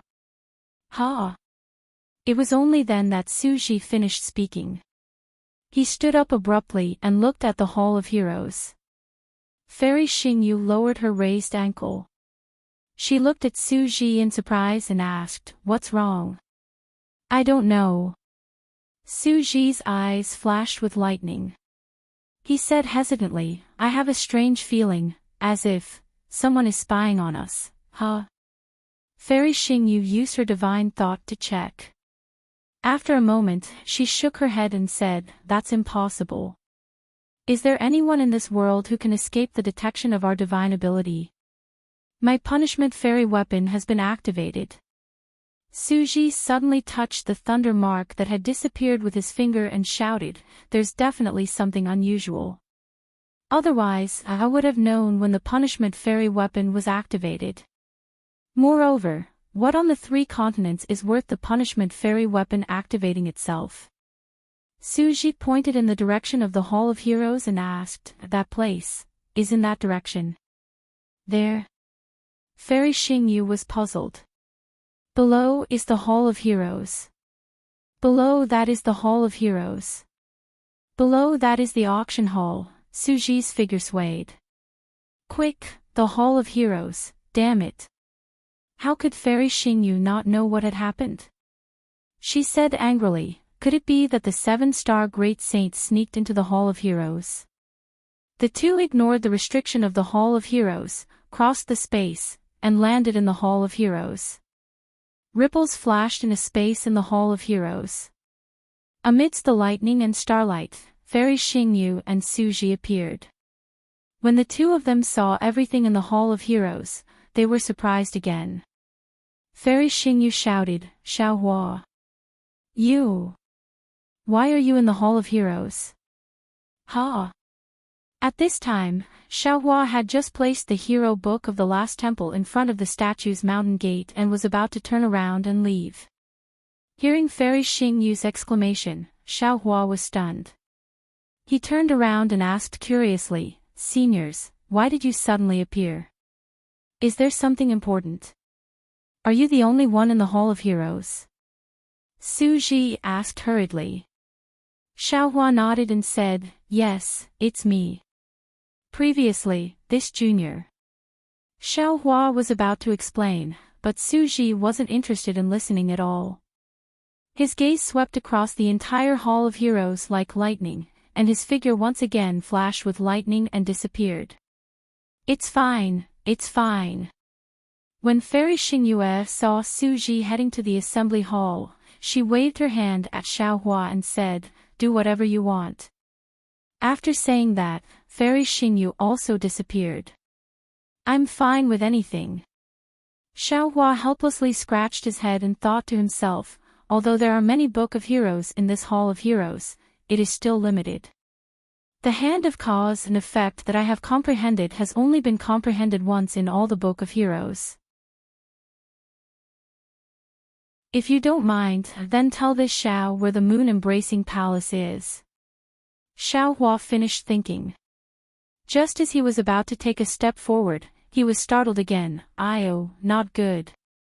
I just realized, did I disturb the 2 immortals?" It seemed like a long time had passed. If not 100 years, then at least 1,000 years, right? Xiaohua hurriedly came out from the Hall of Heroes. Sure enough, Minister Zhu was still standing respectfully in the distance. Xiaohua hurriedly asked, "Minister Zhu, how long have I been inside the Hall of Heroes?" "How long?" Minister Zhu didn't quite understand, but he still answered honestly, "Senior, you have been in the Hall of Heroes for the time it takes to burn an incense stick." "Oh, that's good." Xiaohua felt relieved. Just as he was about to speak, Minister Zhu said again, "Senior, if you have the time, can you..." Without waiting for Minister Zhu to finish speaking, his figure paused. It was obvious that he was listening attentively. After a few breaths, Minister Zhu respectfully saluted somewhere and said, "This subordinate understands." Then, Minister Zhu saluted Xiaohua again and said, "Senior, there are some urgent matters at Jiaxing Lu. This junior can't accompany you.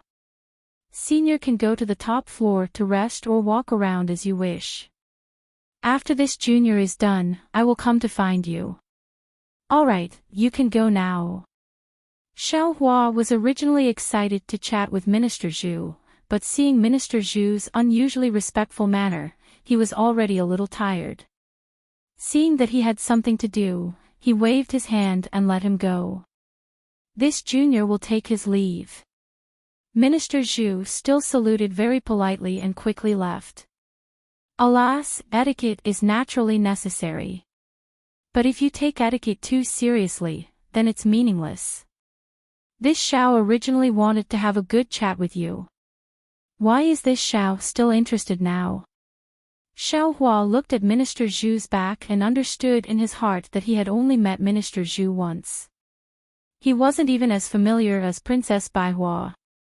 It was normal for him to be respectful to him. What happened at Jai Xinglu? Xiao Hua, the main culprit, didn't have the slightest awareness. He smacked his lips and said, with two immortals here, who dares to be rash? This Xiao had better walk around casually. Perhaps I can find some cheap things. After walking a few steps, Xiao Hua stopped again and laughed even more involuntarily. Damn it, with this Xiao's realm, where can I go to pick up cheap things? Even if there are cheap things, this Xiao would be embarrassed to reach out with my cultivation. As he spoke, Xiao Hua's body fluctuated, and his Mahayana cultivation realm slowly fell. It only stabilized when it fell to the upper fourth level of origin power. Xiao Hua sized it up and nodded, saying, this realm is suitable for this Xiao after 200 years. Anyway, even Fairy Xingyu and Su Ji didn't know what happened to Bai Qingyu.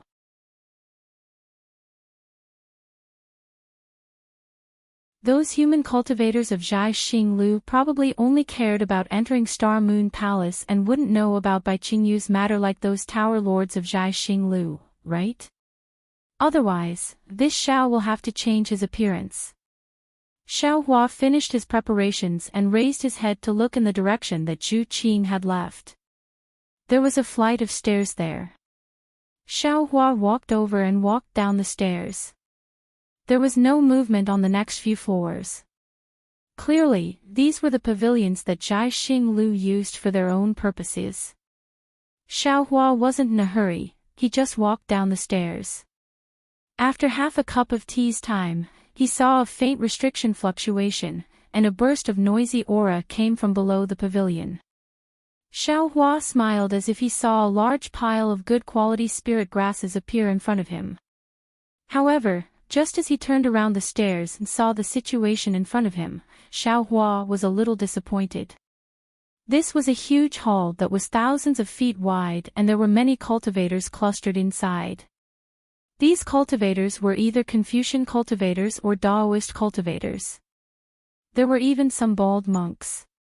In a large corner of the hall, there were actually more than 10 demons sitting together. However, there were no spiritual herbs and the like that Xiao Hua was hoping to see. Oh. Looks like these cultivators and the Yao clan should be the candidates to head to the Star Moon Palace. Xiao Hua looked at the cultivators with varying levels of strength and understood. Then, he didn't plan to stop and continued walking down. However, at this moment, a slightly excited voice called out, Xiao. Senior Xiao. Xiao Hua was taken aback. He raised his head and looked over, only to see that not far away from him, there were a dozen or so scholars in scholarly attire. These scholars were either holding folding fans in their hands or holding wine cups in their hands. They were talking loudly and giving pointers. A Confucian cultivator with a slightly aged face was looking at him. That Confucian cultivator's pair of thick and long eyebrows were very eye-catching. Mr. Mo Jianli. Xiao Hua looked at this unfamiliar face and immediately remembered. Wasn't this the Confucian cultivator Mo Jianli that he met in Longevity Town in country Shi? That day, he and Mo Jianli had fought against the water monsters of Liao River and had a fierce battle with Jiang Xing of Dong Tian River. He didn't expect to meet him in Thousand Demons' sacred territory star-picking tower hundreds of years later. Yes, it's me. Seeing that Xiao Hua recognized him, Mo Jianli hurriedly got up and walked quickly to Xiao Hua. He bowed and said, "It's been many years since we parted in Longevity Town. I really didn't expect to meet you in Thousand Demons' sacred territory star-picking tower." Mo Jianli was one of the first Confucian cultivators that Xiao Hua met after coming to Hidden Immortal Mainland. This Mo Jianli cultivated the noble spirit river and used the righteous qi of heaven and earth to temper his heart. His character and temper were very much to Xiao Hua's liking. It was a pity that after Xiao Hua left Longevity Town, he didn't have the time to go to country Shi.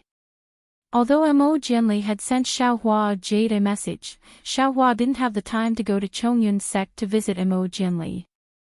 Xiao Hua's surprise was the same as Mo Jianli's. He hurriedly helped Mo Jianli up and asked curiously, "Mr. Mo, why are you at Star Picking Tower?" "Oh, I understand.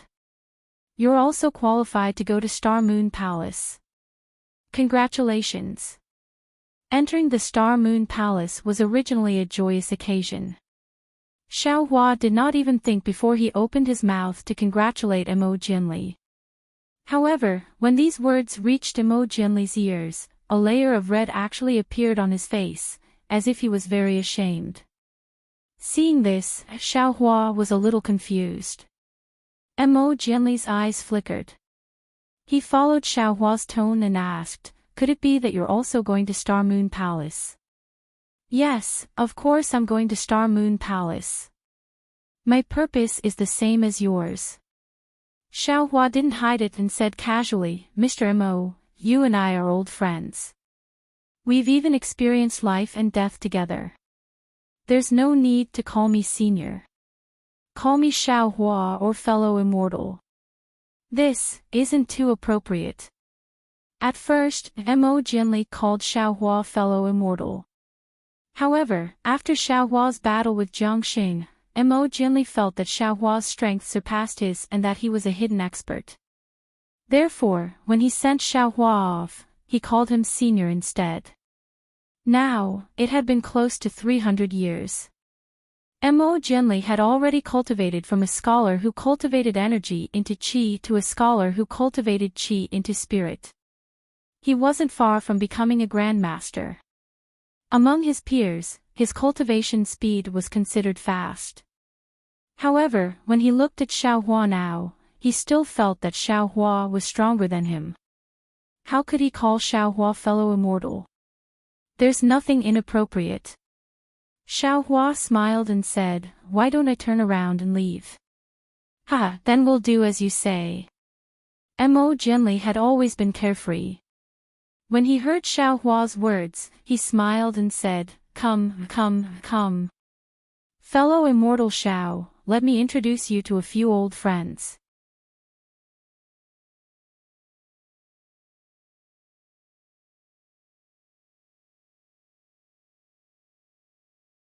Chapter 4473. As he spoke, Mo Jianli's face was filled with excitement. He pulled Xiao Hua's sleeve and walked to the group of Confucian scholars where he was before. He shouted in a slightly loud voice, "Fellow immortals, let me introduce you. These are the Taoist friends I made in the immortal town 300 years ago. His name is Xiao Hua. He is a cultivator who cares about the people. We fought against the water tribe of Liao River together.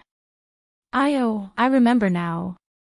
Brother Mo, this is the Taoist cultivator with boundless strength that you were talking about." A martial cultivator with a slightly burly figure suddenly came to a realization. He hurriedly cupped his hands and bowed, "I'm Pu Qing. Greetings, fellow immortal Xiao."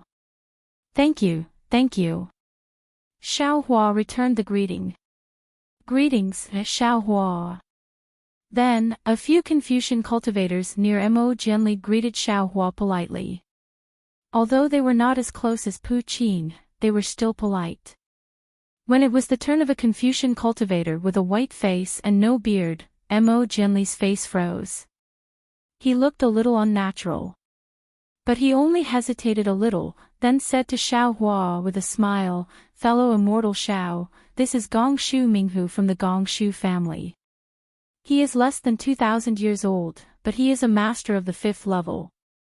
He is a rare master among us.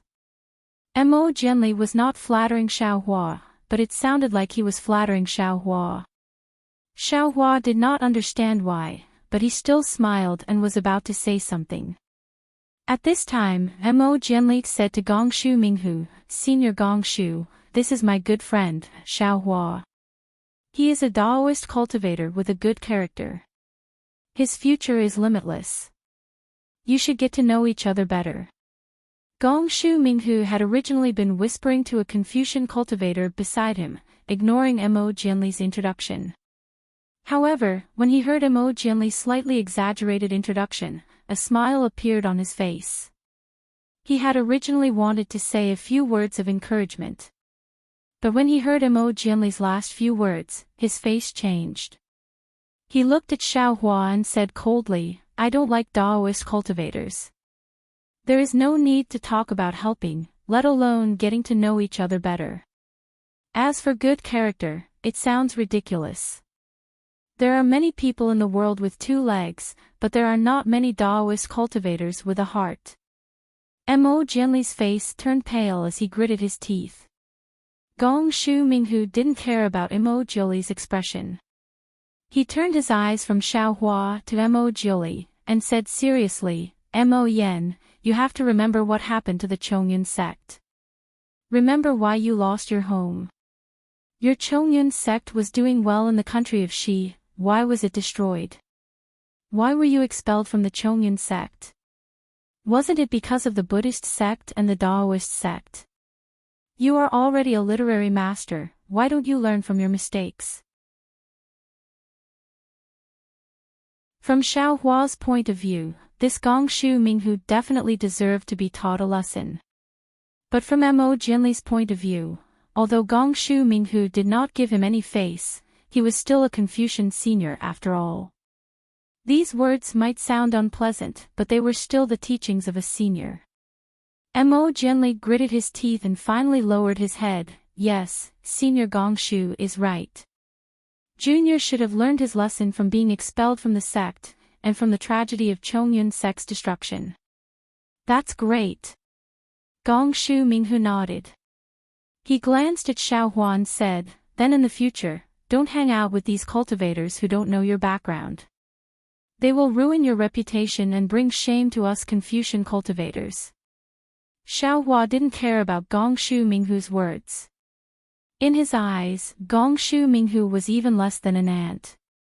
He just frowned and looked at Mo Jianli, thinking about what Gongshu Minghu just said. Then Mo Jianli slightly raised his head, looked at Gongshu Minghu and said word by word, Senior cares about Junior, Junior naturally has to thank Senior. However, Junior has the right to make friends with whoever he wants. Even if Junior's reputation is ruined, it is Junior's own business. Nobody can interfere. Besides, Junior doesn't think it is shameful to make friends with a Taoist cultivator who put his own life on the line and fought with the Water Tribe just to save the ordinary people of the Longevity Town. Junior also doesn't think Junior's actions will bring shame to Confucian cultivators. Junior is just a poor cultivator. I am far from Senior's arrogant identity and prominent position. Junior's actions can't be so good. Humph, the child can't be taught. Gongshu Minghu saw Mo Jianli ridiculing him. He sneered, flicked his sleeve and scolded, rotten wood can't be carved. With Gongshu Minghu's assertion, the few Confucian cultivators who were close to Mo Jianli before couldn't help but move away. Although Gongshu Minghu didn't leave, the dozen or so Confucian cultivators had already excluded Mo Jianli. Mo Jianli looked at the dozen or so Confucian cultivators who he hadn't introduced yet and sighed in his heart. Fellow immortal Mo. Xiaohua's voice was light again, why were you expelled from the sect? How did Chongyun sect get destroyed? What's the state of Shi now? Alas. Mo Jianli sighed. Looking at the invisible barrier between him and the other Confucian cultivators, he smiled bitterly and said, Fellow immortal Xiao, it's a long story. Don't worry. Xiaohua smiled and said, take your time, Gongshu Minghu. Just as Mo Jianli was about to speak, a clear voice came from the stairs. Xiaohua was stunned and turned his head in disbelief. He saw two beautiful women with bright eyes and white teeth standing there with arrogance on their faces. Wasn't one of them Gongshu Yisin? Gongshu Minghu pulled away from Mo Jianli and was talking to the other Confucian cultivators with a trace of arrogance on his face. When he heard someone call his name, he turned his head impatiently. When he saw Gongshu Yisin and the other woman, his face immediately lit up. He almost ran to them and bowed, Minghu greets your Aunt Yi Axan and Aunt Yi Ming. May I know why you called me Minghu? Gongshu Yisin's face showed obvious disgust and disdain. She said coldly, Gongshu Minghu, although your surname is Gongshu, you're from a side branch of the Gongshu family. You're not listed in the genealogy. You call me Aunt. Where did that come from? If you called me Aunt in private, then so be it. I won't argue with you. But you called me Aunt in public. Are you disregarding the genealogy of the Gongshu family? You don't care about your face, but I do. Don't ruin the reputation of the Gongshu family and embarrass the Gongshu family. Gongshu Minghu knew that Gongshu Yisin had always been arrogant and didn't put ordinary people in her eyes. But he didn't expect his words to cause so much trouble. However, Gongshu Minghu knew that although Gongshu Yisin's words were unpleasant, every word was correct. Even if he wanted to refute, he couldn't. Just like when he scolded Mo Jianli from the perspective of a senior Confucian cultivator, he stole a glance around. There were already Confucian cultivators snickering. His face was hot and red. Sister Yi Axin. The woman named Gongshu Yiming smiled and pulled Gongshu Yisin's sleeve. Although Minghu can't be listed in the genealogy, in terms of seniority, he is more than 1,000 years old. He should call you Aunt, a senior who is hundreds of years old. There was nothing wrong with what he said. Why do you have to be angry with that junior? Humph. Gongshu Yisin rolled her eyes at Gongshu Yiming and said to Gongshu Minghu, I won't argue with you this time. Uncle Jingyi called you down for something. Hearing this, Gongshu Minghu felt relieved and hurriedly said with a smile, I know. Thank you, Aunt. Senior, however, just as he was about to take a step, Gongshu Yisin suddenly screamed. She looked behind her and cried out in surprise, Oh! You! Gongshu Minghu was shocked. He looked at Gongshu Yisin who suddenly lost her composure and didn't know what happened. Looking at Gongshu Yixian's eyes again, she stared at Gongshu Minghu's back. After a few breaths, her face flushed red. She seemed to be suppressing her inner excitement. She hurriedly said, Jinren Xiao, why are you here? Why didn't I see you enter Star Picking Tower? Xiao. Jinren Xiao. Xiao. Senior. Although Gongshu Minghu didn't turn around and didn't know if Xiaohua was the senior Gongshu Yisin was talking about. But he was stunned because he knew that behind him were Mo Jianli and the others. Among the dozen or so Confucian cultivators, there was no one with the surname Xiao.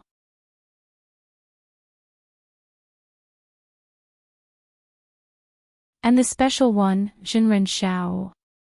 Wasn't that the title of a Taoist cultivator? Sure enough, Xiaohua's voice sounded faintly, so it's Miss Yisin. I haven't seen you for hundreds of years. How have you been?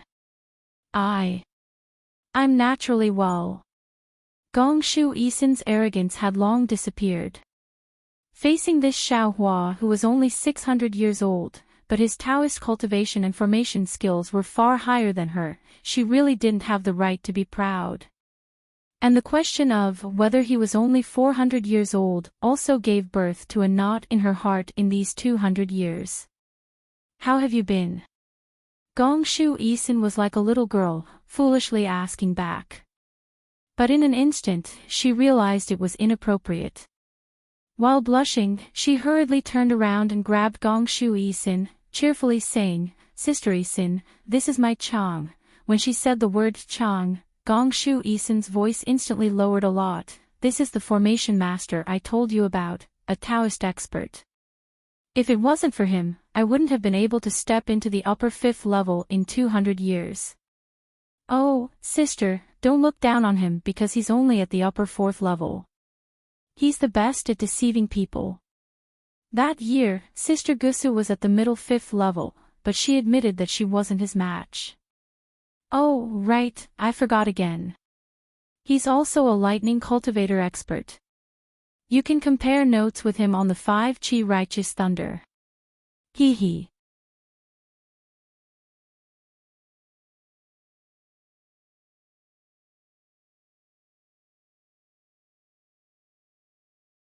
Chapter 44-74. Gong Shu Yi Axian, who was a little shy at first, was in high spirits at the end. She couldn't help but laugh, as if the toy she had hidden for a long time was finally seen by others. Boom! Gong Shu Minghu's head seemed to be hit by a hammer. His face was pale, and he didn't know what to say or do. Junior Gong Shu Yi Ming greets Daoist Xiao.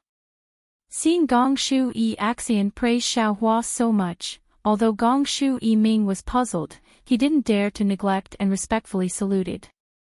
"Get up." Xiao Hua lightly waved his hand and said, "Xiao Hua and Yi Axian are old friends, you don't need to be polite." "Many thanks Daoist Xiao." Gong Shu Yi Ming saw Xiao Hua's bearing, and his suspicions were mostly gone. The atmosphere in the hall was a little strange.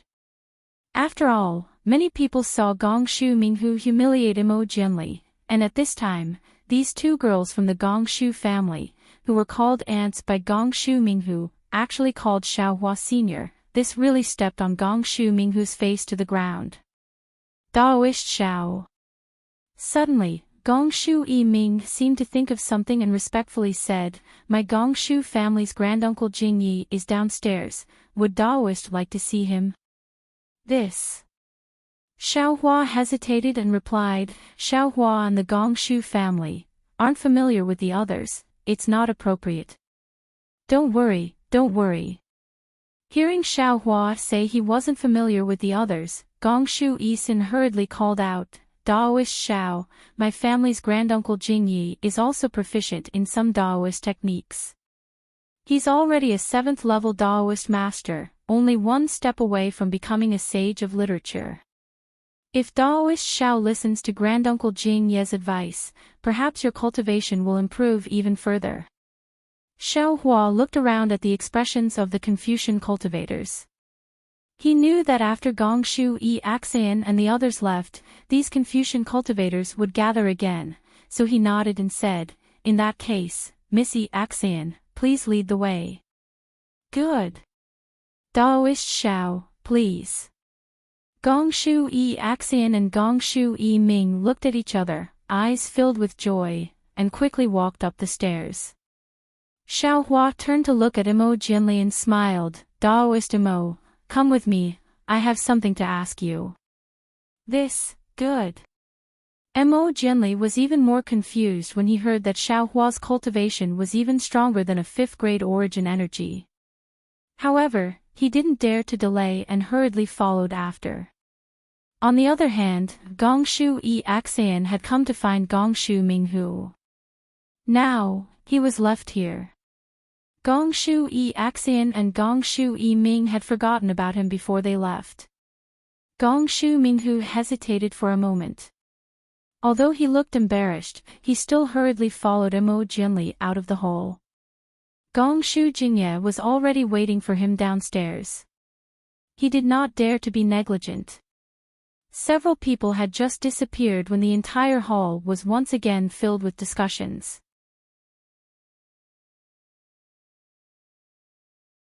Although he didn't know what they were talking about before, their only topic now was probably Xiao Hua, Daoist Xiao.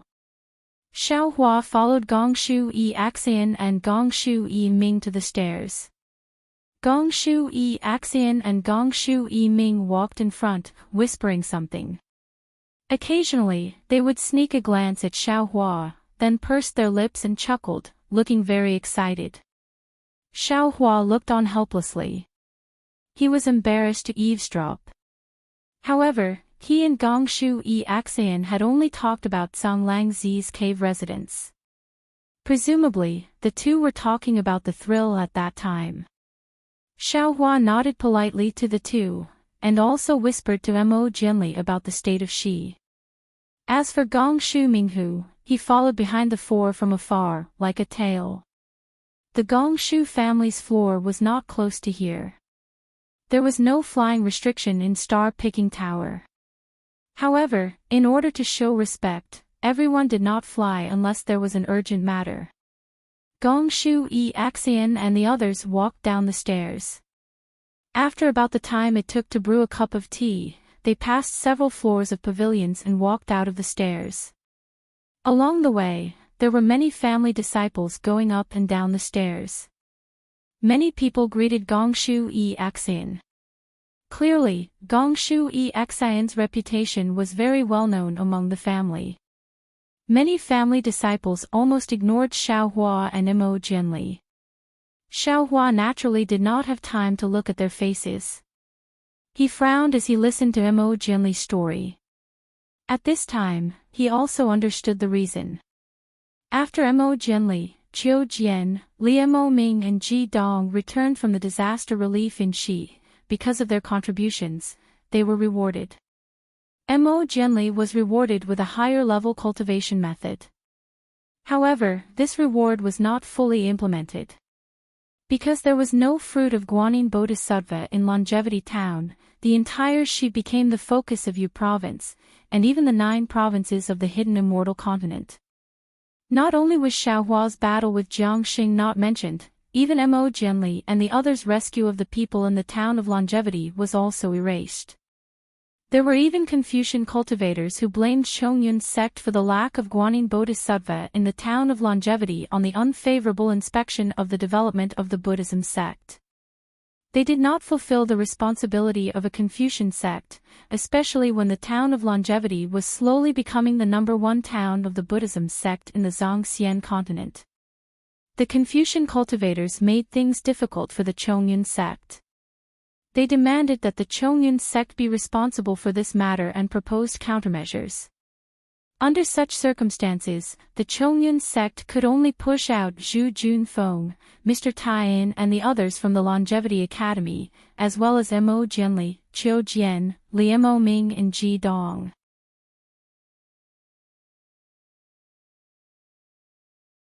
After all, Zhu Junfeng was in charge of the Longevity Academy, and Mo Jianli and the others had been to the Longevity Town, and had personally experienced that milestone. Punishment was necessary, and so was punishment. Everything had to be explained to the Confucian cultivators of Yu Province. Zhu Junfeng and Mr. Taiyan's punishment did not need to be discussed in detail. As the leader of Qiu Jian and the others, Mo Jianli did not want the other 3 to bear the blame, so he took all the blame. Fortunately, although Sheng Wanfeiyu, as the head of Chongyun sect, could not resist the pressure of Yu Province's Confucian cultivators, he was lenient in dealing with Mo Jianli. He did not make things too difficult for Mo Jianli, and only expelled him from Chongyun sect. After Mo Jianli left Chongyun sect, he did not change his name and join other sections. He only became a professor in some unknown colleges. It could be considered a blessing in disguise. Mo Jianli, who had thrown away glory in trifles, returned to tranquility. He, who was engrossed in reading, found the opportunity to break through the noble spirit river. His cultivation also flowed like the river, and he reached the level of a scholar. However, after reaching the level of a scholar, Mo Jianli needed a more profound Confucian cultivation technique. Although the noble spirit river was the most widespread technique left in the hidden immortal land, after reaching the level of a scholar, it belonged to the secrets of various sections. It was very difficult for cultivators without a sect to obtain it.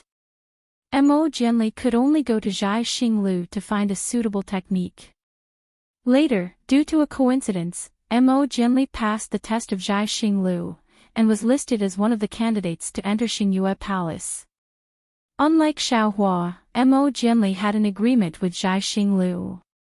He would listen to Zhai Xinglu's arrangements and participate in the grand meeting of Xingyue Palace, and Zhai Xinglu would provide Mo Jianli with the conditions to cultivate. With this opportunity, Mo Jianli's cultivation became much smoother. In the past 200 years, his progress was also gratifying. When Xingyue Palace discovered that Xingyue Palace might appear in the sacred realm of Thousand Demons, Mo Jianli and the rest of the cultivators were sent to the sacred realm of Thousand Demons by Zhai Xinglu. Therefore, not only did Mo Jianli not know about Bai Qingyu, but he also did not know about the divine demon blood pool. As for Chongyun sect, when the Longevity Town became the #1 town of the Buddhist sect, it was already in the eyes of the Bodhisattvas. It was destined to be the center of tragedy. Chongyun sect did a lot of effort to expel Mo Jianli and punish Xu Junfeng. They also made a lot of compromises. The entire Chongyun sect was like duckweed in the wind and rain, struggling bitterly.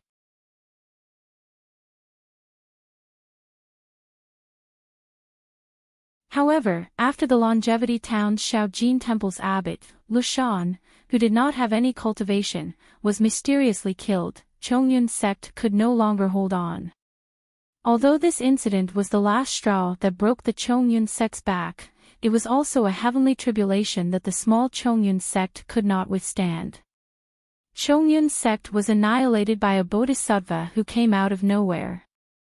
Whether the bodhisattva who annihilated the sect was a Buddhist or a Confucian cultivator, whether he was venting his anger or trying to frame them, no one knew the truth, just like Lushan's death.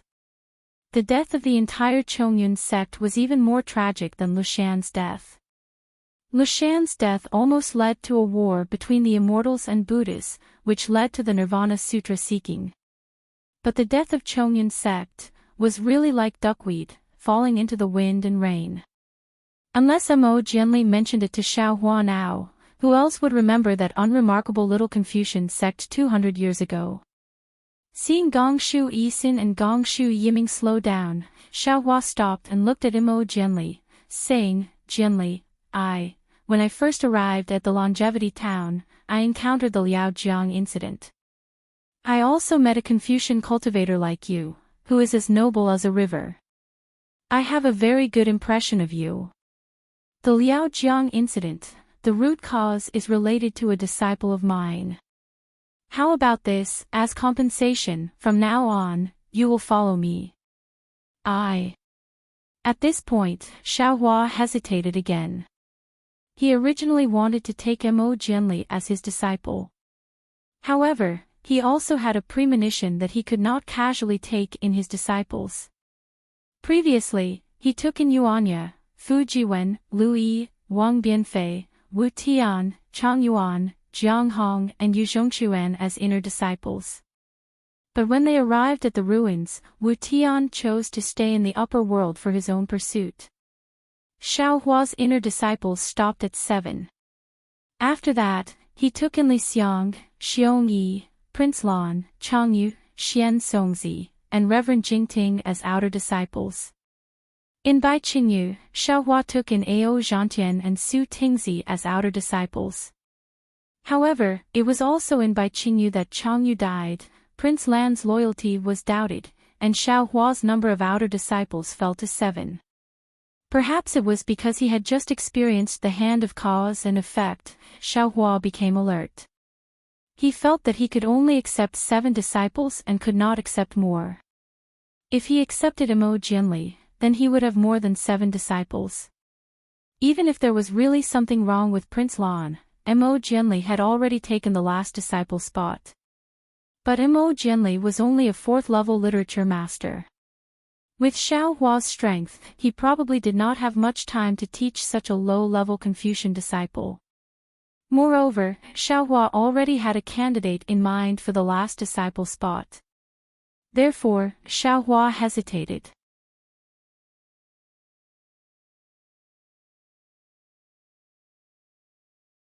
Chapter 4475. Junior appreciates senior's kind intentions. Mo gently smiled. Junior is a Confucian cultivator. It would be inconvenient for me to follow senior.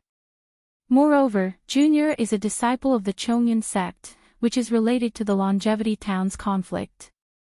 It would also bring trouble to senior. Ha! Xiaohua laughed and said, if you didn't say this Xiao would have hesitated. But since you have spoken your mind, how could this Xiao disappoint you? This Xiao may not have the time to teach you a Confucian cultivation technique, but this Xiao remembers that you should cultivate a Confucian sword technique.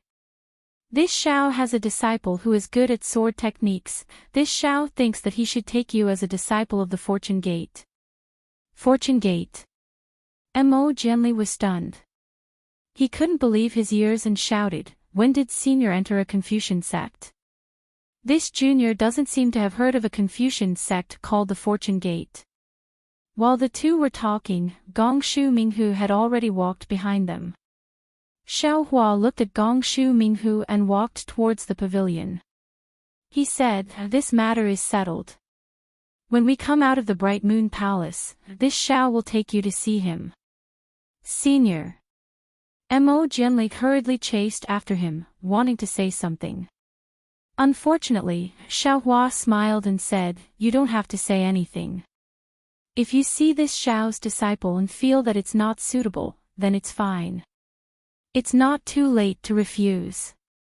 Xiaohua didn't think that Mo Jianli would refuse Yu Zhongquan and Chang Yuan, who were already at the 7th level.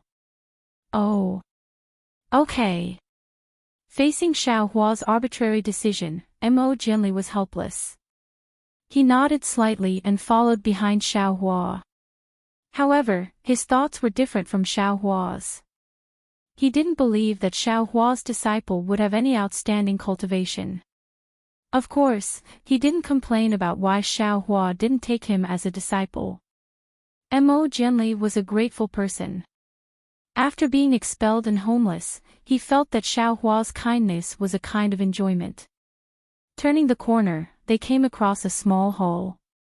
Gongshu Yixin and Gongshu Yiming walked to the entrance of the hall and looked back. When they saw Xiaohua and Mo Jianli coming over, they smiled at each other and quickly walked in. When Xiaohua entered the palace, he saw a tall young Confucian cultivator who looked similar to Gongshu Yixin. The Confucian cultivator had a smile on his face as he looked at Xiaohua. Next to him, Gongshu Yixin was holding his arm and acting like a spoiled little girl. On the two sides of this Confucian cultivator, there were a few men and women who were around the 5th or 6th grade of origin energy. These men and women all had imposing appearances and were intelligent on the inside, like dragons and phoenixes among men. Needless to say, this person was the Gongshu Jingyi that Gongshu Yixin had mentioned, the 7th level elemental energy grandmaster. Looking at Gongshu Jingye sitting steadily on the chair, waiting for him to pay his respects, Xiaohua smiled bitterly. He had really lifted a stone to smash his own foot. He originally disliked Zhu Qing's respect for him and wanted to find a more approachable feeling. He didn't expect that as soon as he met Mo Jianli, he would be humiliated by Gongshu Minghu. Gongshu Yixin came over to smooth things over for him, and then he had to follow her to pay his respects to a 7th level elemental energy grandmaster. Gongshu Yixin had good intentions. After all, the guidance or care of a high-level elemental energy grandmaster was a kind of opportunity. Gongshu Yixin would disdain to introduce ordinary cultivators. However, Gongshu Yixin had met Xiaohua. How could a human Daoist Grand Ascension stage cultivator meet a Confucian grandmaster with the power of a junior? Etiquette, etiquette. Xiaohua sighed. The etiquette of Confucian cultivators is a bit pedantic, but in essence, it is a kind of order. As the Immortal Realm's executioner, Su Ji upholds it. I was a bit rash today. Thinking of this, Xiaohua slightly straightened his body, about to reveal his cultivation level. However, at this moment, a slightly excited voice came from behind him. Yi Ming, you also came to the Thousand Demons Sacred Realm. I just came to Star Picking Tower and heard that the Gongshu family was also here. I was thinking that since you are a junior of the Gongshu family, how could you not be on this trip to the Star Moon Palace? Look, this is the thunder amplification wood that I found for you. It will definitely be useful for you to cultivate the 5 Qi righteous thunder. Ha! Xiaohua did not need to turn around, nor did he need to look back, nor did he need to use his divine perception to check. Just this voice alone was enough for Xiaohua to laugh. He could clearly tell that this was Duan Muqing, who had formed a grudge with him in Star Picking Tower in the Bronze Pillar Nation. That night, Xiaohua had taught Duan Muqing and Duan Muqiu a lesson. He had also said in front of Duan Muqing that he wanted to see if the so-called Confucian family still had justice, fairness, and justice. Duan Muqing had also made it clear that she did not believe in justice, fairness, and justice. She had asked Xiaohua to wait for her justice. After that, when Xiaohua had almost forgotten, he had finally waited for the Duanmu family's justice. That was the pursuit of Duanmu Liangxing in Canglangzi's cave. Duanmu Liangxing could be considered a hot-blooded man, but he was after all a disciple of the Duanmu family.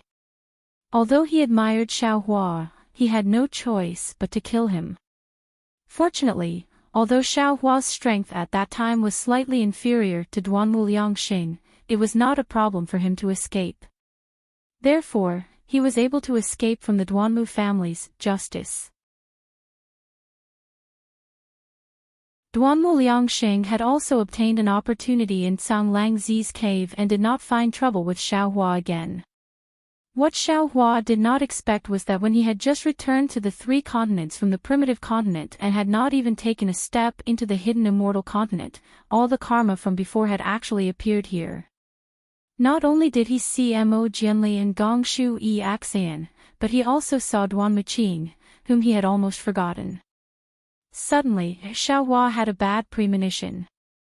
Damn it, it can't be.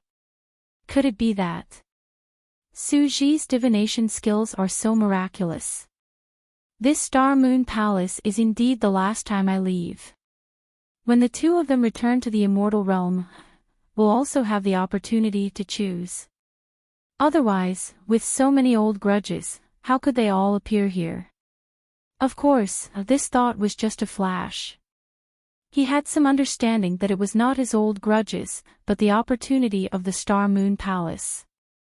Because of the appearance of the Star Moon Palace, all the families in the hidden immortal continent would send disciples who needed opportunities to come to the Star Moon Palace. Not only the disciples of the families who had grudges with him, but also the disciples of the families who had grudges with him would all have the opportunity to come to the Star Moon Palace. They would also, at the appropriate time, resolve the grudges between them. While Xiaohua was thinking, Duan Muqing had already said something excitedly. She walked past Xiaohua and arrived in front of Gongshu Jingyi. She bowed and said, "Great-grand-uncle, Junior Duan Muqing from the Duanmu family pays respect to great-grand-uncle." Gongshu Jingyi was waiting for Xiaohua to greet him, but Duan Muqing's sudden appearance stole Xiaohua's limelight. Gongshu Jingyi could not stand in front of the Duanmu family. He retracted his gaze from Xiaohua and raised his hand. "Get up, this is Star Picking Tower, no need to be too polite." Humph. Gongshu Yi Axian was not willing to give Duan Muqing a good face. She snorted and said, "You're just a branch of the Duanmu family, and you dare to call yourself a disciple of the family? Aren't you afraid that the Duanmu family's ancestor will scold you?" This. Duan Muqing did not dare to say anything in front of Gongshu Yi Axian. Yi Axian. Gongshu Jingye's lips curled. He knew clearly about Gongshu Yi Axian's arrogance. He also knew that her scolding of Duan Muqing was reasonable. However, he could only scold her. Duanmu Qing is also a disciple of the family. There are some words that you cannot say casually. Humph, great-granduncle, you think I want to say it? Gongshu Yi Axian said coldly. If he did not pester Yi Ming Jijie, even if I saw him, I would only treat him as a toad. He did not go back to look for a mirror. He is not only a branch disciple of the Duanmu family, he is also a literary master who has just stepped into spirit-refining qi. How can he be worthy of Yi Ming Jijie? Moreover, Yi Ming Jijie had already told him clearly 100 years ago that she did not wish to see him again. But what about him? Seeing Yi Ming Jijie's soft personality, forcing her step by step, showing an infatuated face in front of the elders to gain sympathy. Isn't it just a thunder-amplifying wood? What's so great about it that he would give it to Yi Ming Jijie in front of great-granduncle? This kind of wild ambition, great-granduncle is embarrassed to say it, but I will say it. Yi Axian. Gongshu Yi Ming at the side also seemed to be unable to bear it. She pulled Gongshu Yi Axian's sleeve and said, "Don't say it in front of everyone, this is not good." What is not good about it? It is because you are always thinking for others that you have landed in such an awkward situation. Now many disciples of the aristocratic families know that this guy is pursuing sister. Even if there are outstanding disciples who want to propose marriage to sister, they would be embarrassed. They would be afraid of brushing away the face of the Duanmu family. Gongshu Yi Axian understood Duanmu Qing's thoughts and hit the nail on the head. In reality, the Duanmu family does not even know of this guy's plans. It is not that bad. Gongshu Yi Ming's face was slightly red as she said in a low voice. Xiaohua originally did not like Gongshu Yi Axian's outspokenness, but hearing it now made him very happy. He smiled and stopped walking, watching with interest. Duanmu Qing naturally did not know that Xiaohua was here. His face was slightly pale as he said in a low voice, "Senior Gongshu, Junior knows that my cultivation is shallow and my background is not as good as Senior's. So from Senior's point of view, Junior's actions are indeed so. But, Junior can say it to Senior without any reservation, to the disciples of the Gongshu family. Junior can even say it to the heavens and the earth with a clear conscience." Love had no limits, no rank, and no strength. Perhaps Yi Ming Lady feels that Junior is not suitable, but from the moment Junior saw Yi Ming Lady, I have already treated her as my fairy. Junior does not dare to think too much because I am afraid that if I think too much, it will make that impression dim. Junior can only think faintly when the lanterns are lit, and hope that the night will make this longing last a little longer. Junior also knows that Junior is not worthy of Miss Yi Ming, but Junior is willing to be one of Miss Yi Ming's many admirers. Junior hopes that her path of cultivation will be smooth. Junior is willing to give up everything for her.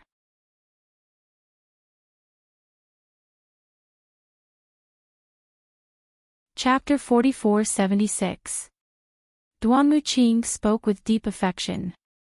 Not only did Gongshu Yi Ming blush, even Gongshu Yi Axian felt embarrassed and felt that she might have gone overboard. Duanmu Qing continued, "Junior heard that Miss Yi Ming's 5-chi thunder had reached a bottleneck and was unable to break through, so I have been thinking of a way for her. 200 years ago, Junior heard that the star-picking tower of Copper Pillar Country was bidding for the thunder-developing wood. Junior hurriedly went there to bid for the thunder-developing wood and give it to Miss Yi Ming to comprehend. Unfortunately, Junior was deceived by a despicable Dao sect cultivator and was unable to bid for the thunder-developing wood. In the following days, Junior has been looking for opportunities. Fortunately, the heavens were moved by Junior. A few years ago, Junior finally bid for a similar thunder-developing wood at the auction of the Luo Yi Merchant Union. After Junior obtained the thunder-developing wood, Junior hurriedly went to find Miss Yi Ming. Unfortunately, Miss Yi Ming was no longer in the Gongshu family. Junior asked around but could not find Miss Ming's whereabouts. Later, Junior heard news of the Star Moon Palace and immediately understood. Although Junior is not a candidate to enter the Star Moon Palace, Junior still tried my best to ask a senior in the family to bring Junior here. Junior does not wish to enter the Star Moon Palace, Junior only wishes to see Miss Ming here and give her this thunder-developing wood. Junior also knows that as long as Miss Ming enters the Star Moon Palace, after she comes out, her 5-chi thunder will definitely break through the bottleneck and step into the upper 5th grade of essence force. Junior is even more inferior. However, Junior does not regret it. Junior hopes that Junior can be a pebble under Miss Ming's feet. As long as Miss Ming can step on Junior safely, Junior will be satisfied. As she spoke, Duanmu Qing took the thunder-developing wood and walked in front of Gongshu Ming. She looked at Gongshu Ming affectionately. Damn it. Xiao Hua was flabbergasted. This guy really knows how to talk. I can't compare to him. Even Xiao Hua said so. Gongshu Ming's face was naturally hot. She lowered her head slightly and raised her slender white hand to take the thunder-developing wood. Seeing that Gongshu Ming was about to take the thunder-amplifying wood, Gongshu Axian, who was trying to break up the couple, came to her senses. She hurriedly pulled Gongshu Ming behind her and said coldly, I hate this kind of flowery speech the most. You want to trick me with a piece of wood? If you have the ability, come here on a rainbow cloud. Gongshu Axian looked up at Xiao Hua and said, Xiao Hua, I remember you have a thunder-devouring bead, right? 200 years is enough for you. Why don't you lend it to big sister Ming first?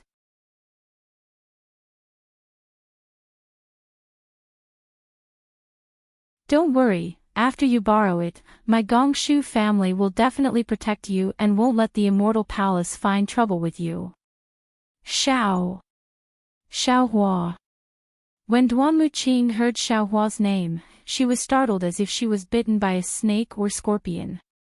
She turned to look at Xiao Hua. Xiao Hua had a bitter smile on his face, but he was feeling very good in his heart. He had just used his divine ability and was about to make trouble. When he heard Gongshu Axian was disrupting the situation, he immediately took 2 steps forward and touched his nose. He looked thoughtfully at Duanmu Qing and said, Young Master Duanmu, that despicable cultivator from the star-picking tower in the Bronze Pillar country who used despicable means to deceive you is here. I want to ask you, what despicable means did I use to deceive you at the auction at Star-Picking Tower? You. Duanmu Qing was dumbfounded. Those few words of his were merely to set off the atmosphere, to emphasize the hardships of not being able to obtain the thunder amplification wood. However, he never expected that Xiao Hua, whom he hadn't seen for several hundred years, would actually be right behind him. Moreover, he had directly passed by Xiao Hua without even noticing him. Moreover, Xiao Hua's question was even more heart-wrenching. Not to mention that Xiao Hua did not have any despicable means, even if he did, that was Star-Picking Tower's auction, and it was from hundreds of years ago. Duanmu Qing bringing up old scores in Star-Picking Tower's territory was not only giving Star-Picking Tower a bad look, but also finding trouble for herself. Details determine success or failure. The remorseful Duanmu Qing really wanted to grab the extra words out of everyone's ears and swallow them herself. Ah! Ha ha ha! When Gongshu Axian heard this, a look of surprise appeared on her face. She hurriedly said, What? You were the one who bid for the thunder-developing wood. How could you have won against young Master Duanmu from the Duanmu family? Quickly tell us, how despicable were you at that time? Seeing that Gongshu Axian did not mind blowing things up, Xiao Hua was also happy to add insult to injury. He nodded and said, Even if Lady Gongshu did not say this, I would still say it. Not to mention my innocence, even star-picking Tower's justice, will be tarnished. Hearing Xiao Hua mention justice, Duanmu Qing's face turned pale. Xiao Hua did not add any details and narrated everything from the time he met Duanmu Qiu to the time he said fairness, justice to Duanmu Qing. Indeed, without waiting for him to say much, when the group of Gongshu family disciples heard that Duanmu Qing sat on the dragon horse carriage and headed toward Star-Picking Tower, their faces were filled with disdain. The aristocratic family's carriages all had their own standards and were not for any aristocratic family disciples to sit on. Gongshu Yi Axayan could sit on it, Gongshu Yi Ming could sit on it, Murong Tsongyun could also sit on it, but Duanmu Qing, a side family disciple, could not sit on it. Because she could not represent the Duanmu family. Xiao Hua naturally did not know about this rule, but the Gongshu family disciples knew it clearly. Without mentioning anything else, how could Gongshu Yi Ming accept her flamboyant personality? Oh, that's right.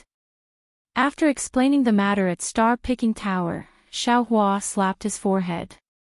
Looking at Gongshu Yi Axayan, he seemed to have thought of something and said, I almost forgot, Duanmu Gongzi is a person who keeps his promises. That was what I said that day. Duanmu Qing, I will remember your words.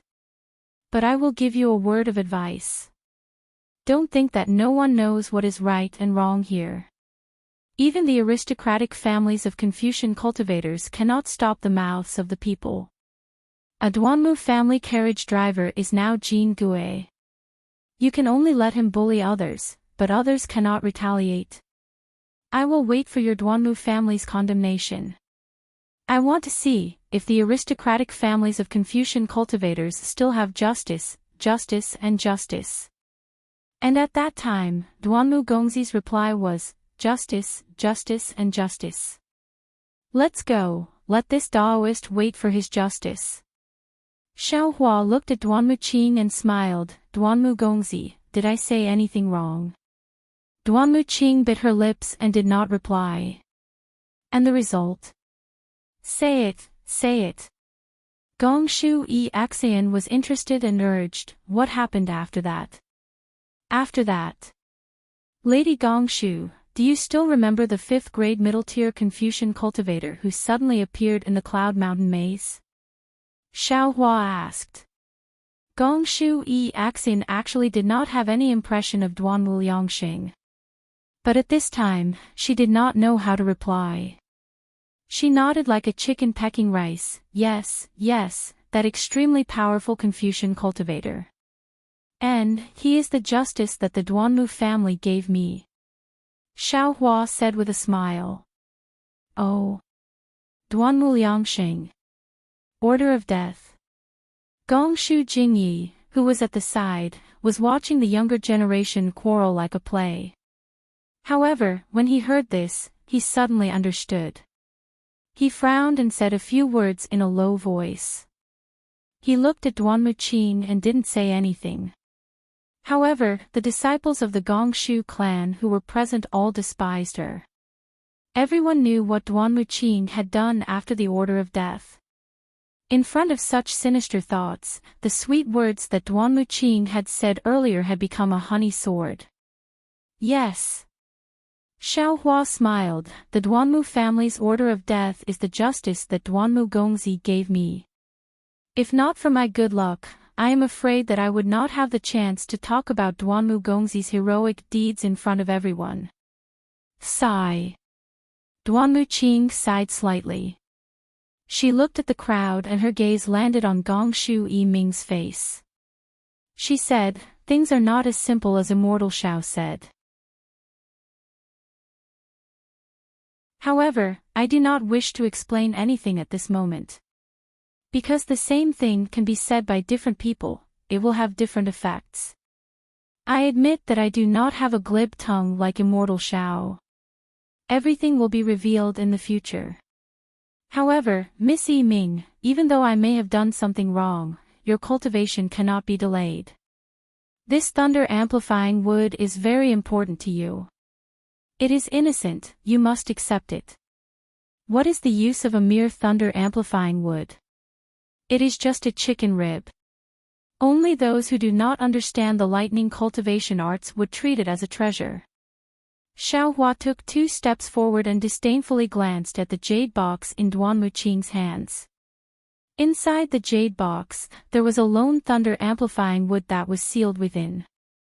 Xiaohua said coldly, Duan Muqing, do you think that you can let Miss Yi Ming's 5-chi legitimate thunder break through the bottleneck with a piece of wood that has been struck by lightning? If that is the case, there are probably a bunch of lightning cultivators in this world, right? You. Duan Muqing tried her best to maintain a cultured and refined image in front of Gongshu Yiming. Even when Xiaohua exposed her earlier, she did not get angry. She understood that Xiaohua was just a Dao cultivator. Even if she was from a side branch of the Duanmu clan, she was still a disciple of the clan. Her words were far more important than Xiaohua's words. There was no need for her to confront Xiaohua here. She could just wait for an opportunity to make up for it. But now, Xiaohua had once again belittled the thunder amplification wood that he had painstakingly found as worthless. He looked at Xiaohua and said coldly, this one does not have the qualifications to know if this thunder amplification wood is useful for Miss Yi Ming's cultivation. However, this thunder amplification wood was something that Miss Yi Ming occasionally mentioned on that day, so this one remembered it in my heart. This one also admits that this one really does not know how useful this item is for Miss Yi Ming to break through her bottleneck. However, I know that as long as I work hard, Miss Yi Ming will definitely benefit from this thunder-amplifying wood.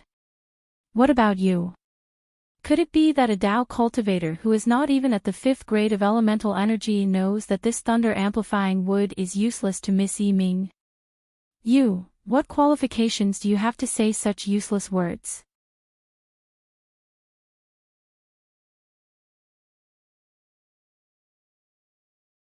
Chapter 4477.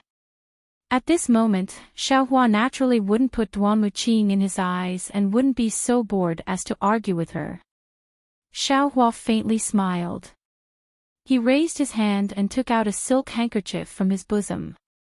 He said, for me to be able to say such words, I naturally have my reasons. I won't be like some people, whose mouth is full of nonsense and only one word is true. Saying this, Xiaohua placed the silk handkerchief in front of Gongshu Yiming, saying, Miss Yiming, do you think this is useful for your cultivation of the 5-chi thunder? This is. Seeing Xiaohua take out a silk handkerchief instead of thunder-developing bead or thunder-developing wood, let alone Gongshu Yi Axan, even Gongshu Yiming blushed. She looked at Xiaohua with some confusion. After all, silk handkerchiefs were mostly for private use by female cultivators. Men and women giving silk handkerchiefs had other meanings. Damn it. Others might be puzzled, but Duan Muqing was so angry that her lungs were about to explode. She already thought that Xiaohua was revealing something to Gongshu Yiming in front of everyone, flirting in front of her. Xiaohua, what do you mean by this? Gongshu Yi Axian was straightforward, shouting, I told you to take out the thunder-amplifying bead. You, what do you mean by this? Why don't Miss Yi Axian take a look first? Xiaohua turned and smiled at Gongshu Yi Axian, saying, you have a certain level of attainment in formations, you should be able to see it. Oh.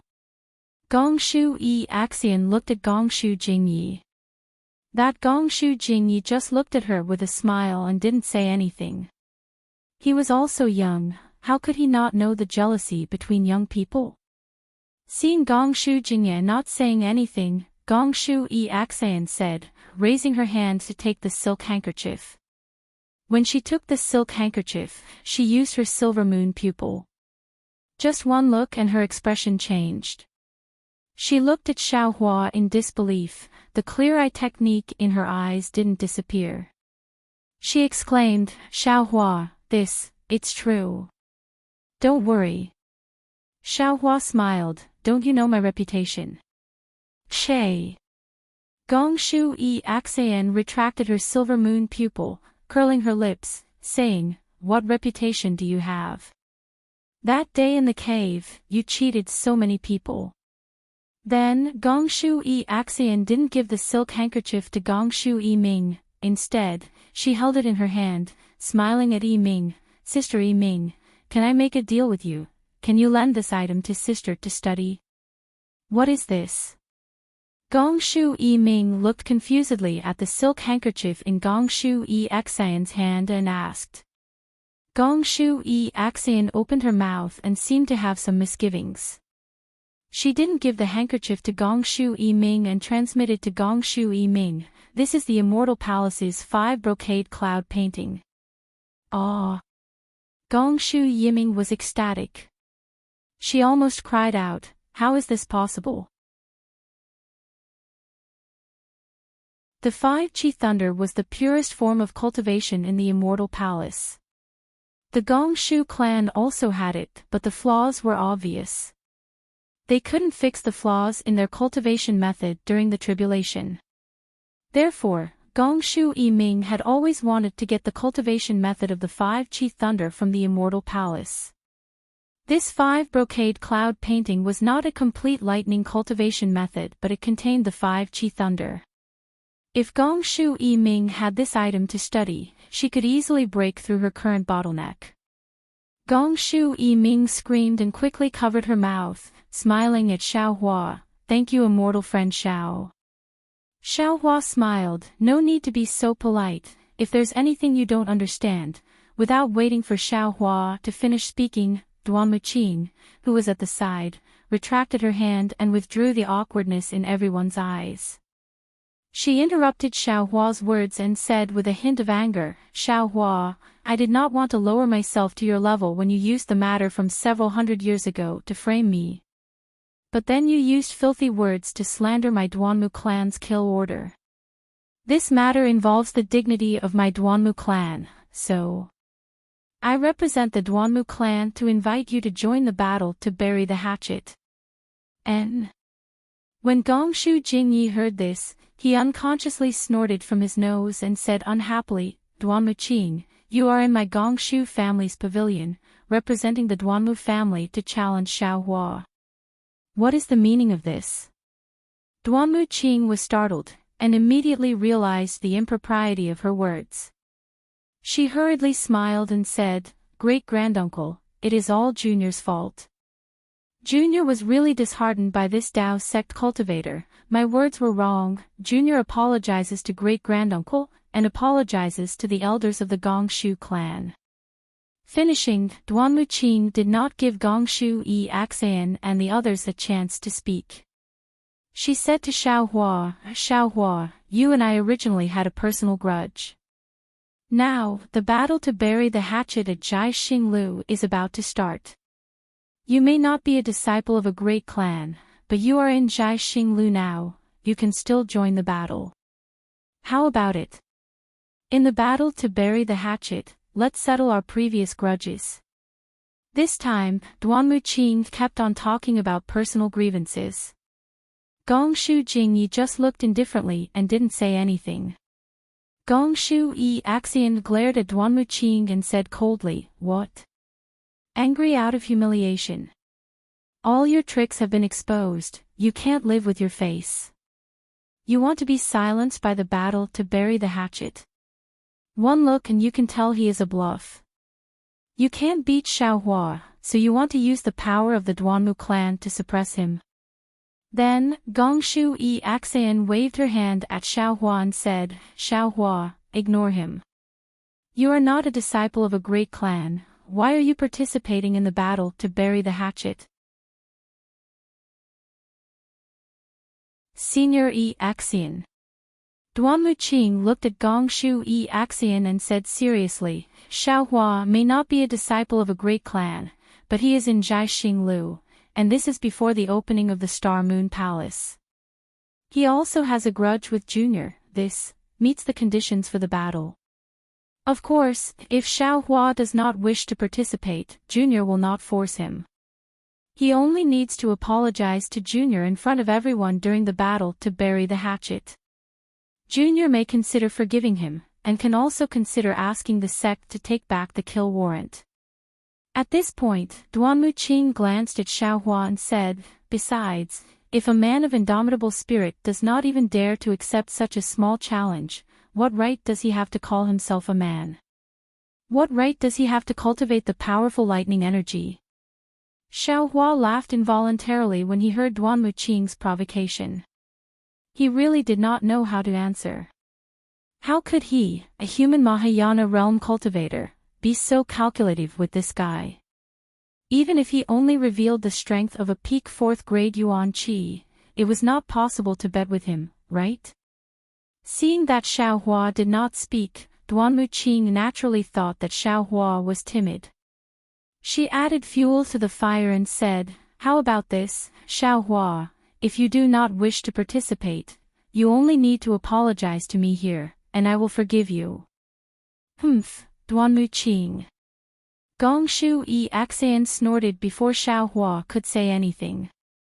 If you are so capable, why don't you fight Xiaohua one-on-one during the battle to bury the hatchet? Don't think I can't see your sinister intentions.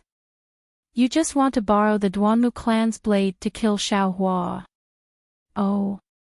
Xiaohua asked curiously. Axian, could it be that during the battle to bury the hatchet, it doesn't have to be 2 disciples who have personal grudges? Of course. Gongshu Axian was a little angry. Since the various clans are participating, we have to consider their reputation. It doesn't have to be disciples with personal grudges. Don't be fooled. He can't beat you, so he wants someone else to do it. Xiaohua. Duanmu Qing did not care that Gongshu Axian had exposed her thoughts. She smiled and said, if I were you, I would definitely go up and give it a try. After all, my Duanmu clan's kill order is still in effect. Any Duanmu clan disciple can kill you, and they can even return to the sect to receive a reward. If you are lucky enough to win, the kill order will no longer exist, and you can cultivate in peace in the future. Fine. Xiaohua looked at Duanmu Qing, who was acting like a clown, and sneered in his heart. Since Xiaohua didn't have to do it himself, he could just find a Fortune Gate disciple from the Xinhua mainland. Hence, Xiaohua nodded and said, this Xiao agrees to fight with you. Good. Duanmu Qing's eyes flashed with a cunning look. She smiled and said, looks like you are a man. Come, let's make an oath. Duanmu Qing raised her right hand and looked at Xiaohua. Xiaohua waved his hand slightly, as if he was shooing away a fly. He said, no need. You are not worthy. Damn it. Duanmu Qing could not help cursing in a low voice. So you are so cunning. If we don't make an oath, who knows if you will participate? Perhaps, you've been planning to slip away for a long time. Duanmu Qing was a little confused, just like Ao Qian from the Southern Sea Dragon Palace. However, one was for power, the other was for love. Oh, or it could be said that behind love, there was also the pursuit of power. Duanmu Qing pressed on, trying to force Xiaohua into a dead end. However, when Xiaohua fell into a dead end, he also fell into a dead end in Gongshu Yiming's heart. His various schemes aroused Gongshu Yiming's suspicion of his past actions. Since that is the case. Xiaohua muttered, turned to look at Mo Jianli and said, Jianli, help me make an oath. I have a new idea. I will change your master. Ah. Mo Jianli was stunned. He did not understand what Xiaohua meant. However, Mo Jianli was a straightforward man. Since he felt that Xiaohua's temper was good, he did not care about Xiaohua's cultivation level. He raised his hand and said, okay, young Master Duanmu, please, you. Seeing that Xiaohua not only refused to strike his palm to make an oath, but also let a mere scholar disciple take action on his behalf, he was so angry that his face had already turned green. This was really a kind of naked humiliation. You're really going too far. Good. Since you dare to make an oath with me, then remember the fight. Gritting her teeth, Duanmuqing raised her hand and hit Mo Jianli's palm. She said, in the fight, there is no need to talk about life and death. Humph. Mo Jianli was used to seeing the faces of aristocratic disciples. He said coldly, isn't it just a life? If you have the ability, then come and take it.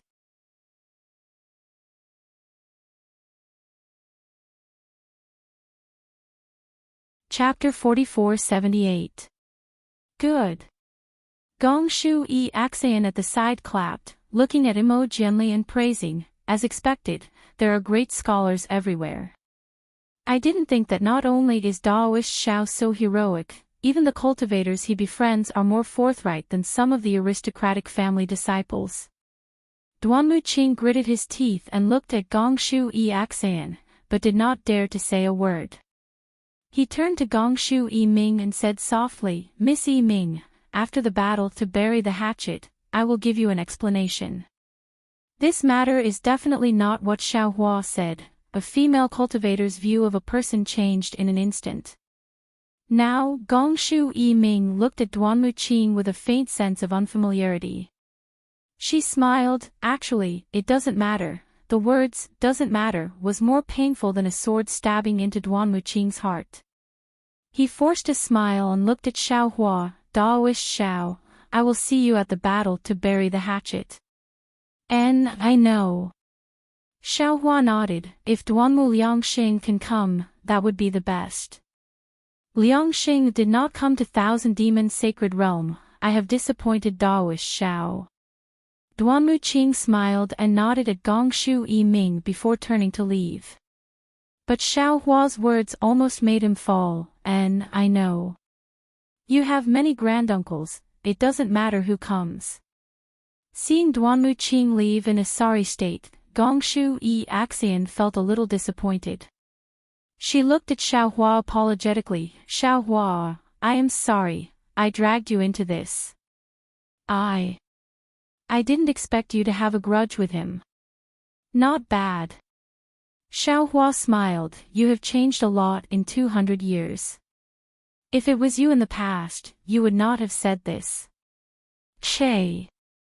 Gong Shu E Axian rolled her eyes at Xiao Hua, you think you are the only one who did not waste your life. Gong Shu E Axian could not help but cover her mouth and laugh. Her eyes looked at Gong Shu E Ming and Gong Shu Jingyi, revealing more coquettishness. Gong Shu Jingyi couldn't help but laugh. He knew that Gong Shu E Axian had always been arrogant. Not to mention the ordinary disciples, even the famous female disciples of the four clans weren't worthy of her attention. And today, Gong Shu E Axian's attitude towards Xiao Hua was definitely something that Gong Shu Jingyi had never seen before. This didn't allow him to not think about it. Gong Shu Jingyi looked at Gong Shu E Ming's excited expression and Gong Shu E Axian's shy expression.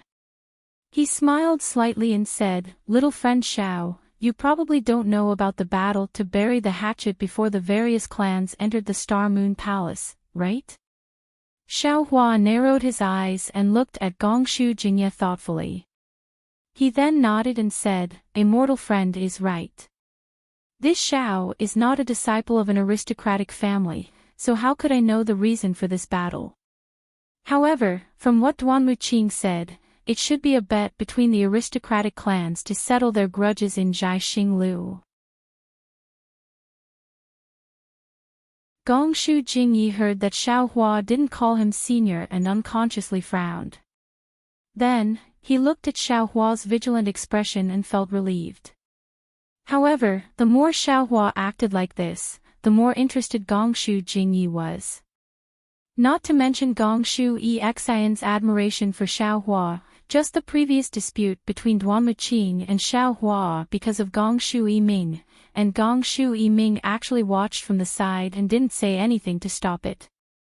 Gong Shu Jingyi knew that Gong Shu E Ming might have some inconvenient reason for transmitting voice to him. Since Gong Shu Yiming was happy to see the weak Xiaohua and the powerful Duanmu clan fight, then Gong Shu Yiming's meaning was obvious. Gong Shu Jingyi wouldn't let go of this opportunity to recruit Xiaohua into the Gong Shu clan. After all, a formation master stronger than Gong Shu Yi Axan, even if his cultivation wasn't high, to the Gong Shu clan, he was very precious. Therefore, although Gong Shu Jingyi was unhappy, he was still very approachable and said, "Little friend is right." However, this bet is a little different from the usual. The reason for this bet is actually very simple. Because the Star Moon Palace is an ancient relic, all the clans of the hidden immortal continent want to get a share of the profits. And the grudges between the clan's disciples naturally can't be severed, so in order to prevent the grudges of the hidden immortal continent from being brought to the Star Moon Palace, all the clans discussed to have a bet before entering the Star Moon Palace. Although this bet can't wipe out all the grudges, it can at least make people feel that there is some balance. Maybe they can get along peacefully in the Star Moon Palace and not cause trouble for everyone.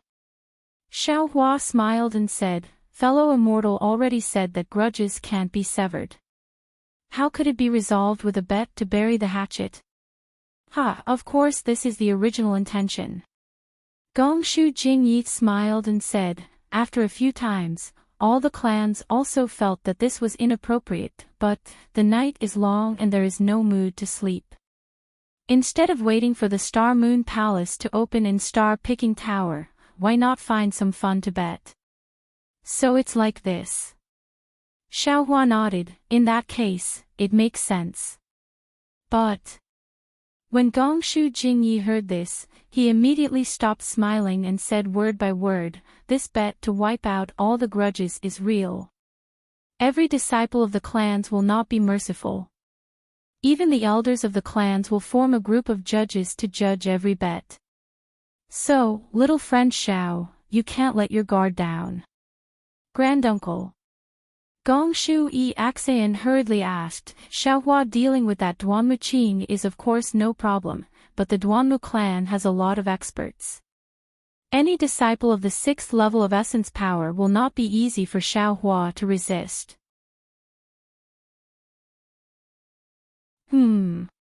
Gong Shu Jingyi glanced at Xiaohua and said, "According to what I know, the leader of the Duanmu clan is Duanmu Lianheng. He is famous for his bad temper. That year in Longevity Town, all the clans were watching and no one made a move. When Duanmu Lianheng arrived, he punched Buddha sect Ci Mei until her expression changed and ordered the Longevity Town's Buddha to retreat. When Duanmu Lianheng retreated, he was blocked by Manjushri Bodhisattva who had just attained nirvana. However, seeing Duanmu Lianheng in this state, Dongfang Jiang Liang of the Dongfang family blocked Manjushri Bodhisattva with his sword. From this, it can be seen that if little friend Xiao wants to bet with the Duanmu clan, I'm afraid." Gong Shu Jingyi stopped. Gong Shu Yiming smiled and said, "Granduncle, with you here, with my Gong Shu clan here, how can Daoist Xiao be at a disadvantage?" Gong Shu Jingyi smiled and said, "I'm naturally not afraid of Duanmu Lianheng, but I don't have a good reason." "Granduncle, you're wrong again." Gong Shu Yiming hurriedly said, "Daoist Xiao is proficient in formations and thunder techniques. This junior and Yi Axan can't compare to him. If this kind of person is used by my Gong Shu clan, wouldn't Granduncle have a good reason?" "This depends on little friend Xiao's opinion." Gong Shu Jingyi looked at Xiaohua meaningfully and said, "Maybe he'll be a guest, or have some marriage. Little friend Xiao's strength may not be enough to be a guest, but in terms of marriage, it's possible." Hearing about marriage, Gong Shu Yiming slightly raised his elbow and touched Gong Shu Yi Axan. Gong Shu Yi Axan was stunned and suddenly blushed. She hurriedly waved her hand and said, "Granduncle, this. I'm afraid this won't work. I'm not familiar with Xiaohua." "Yi Axan, Granduncle didn't seem to be talking about you." Gong Shu Yiming smiled and said, "Why are you so anxious?" I. Gong Shui Axian, who was always proud and arrogant, stuttered, not knowing how to answer. She really respected Xiaohua, but to talk about love, it seemed too early to talk about it. Actually, you don't have to take it seriously. You and Daoist Xiao first, put on a show, give granduncle an excuse, and deceive the Duanmu clan. Gong Shui Ming suggested, after this, who will know about this? But what if the fake becomes real? Gong Shui Axian was a bit sad, looking pitifully at Xiaohua and said, Xiaohua, if I agree, you won't pester me like that Duanmu Qing, right? Looking at Gong Shui Axian, who had a high cultivation in formations, but was ignorant of the ways of the world, and even spoke like a sinner, Xiaohua smiled and said, many thanks. I won't make things difficult for you. Not at all, not at all. Gong Shui Ming smiled and said, little sister Axian often talks about Daoist Xiao in front of me. She really respects you, but she doesn't understand, and doesn't understand what this means. How come I don't know? Gong Shui Axian looked at Gong Shui Ming with shame and anger. I just feel that Xiaohua is powerful, I don't feel anything else. That day Gusu Qiudi also said the same. There were many Gong Shu clan disciples in the pavilion. At this time, a few girls wanted to come over. But when they heard Gong Shui Axian mention Gusu Qiudi, they looked at each other and sat back, not knowing whether to laugh or cry. Gong Shui Ming and Gong Shui Axian were very close. She didn't care about Gong Shui Axian's shame and anger, and said, no matter what you think, if Xiaohua has nothing to do with you, granduncle can't fall out with the Duanmu clan. What do you say? Then he has something to do with him. Gong Shui Axian looked at Xiaohua, her face red, and said in a low voice. Good. Gong Shu Jingyi smiled and said, since Axian also agreed, I'll take over Xiaohua's matter, cough cough. Xiaohua touched his nose, coughed bitterly and said with a smile, I appreciate everyone's good intentions. A mere Duanmu Lianheng isn't worth me retreating. Gong Shu Jingyi frowned and said, little friend Xiao, now is not the time to act on impulse. A real man should know when to yield and when not to. Gong Shui Axian also forced a smile and said, Xiaohua, I know I don't understand things, and always cause trouble. Today's matter originally had nothing to do with you, but I dragged you in, so, you don't need to consider me, first pass this test.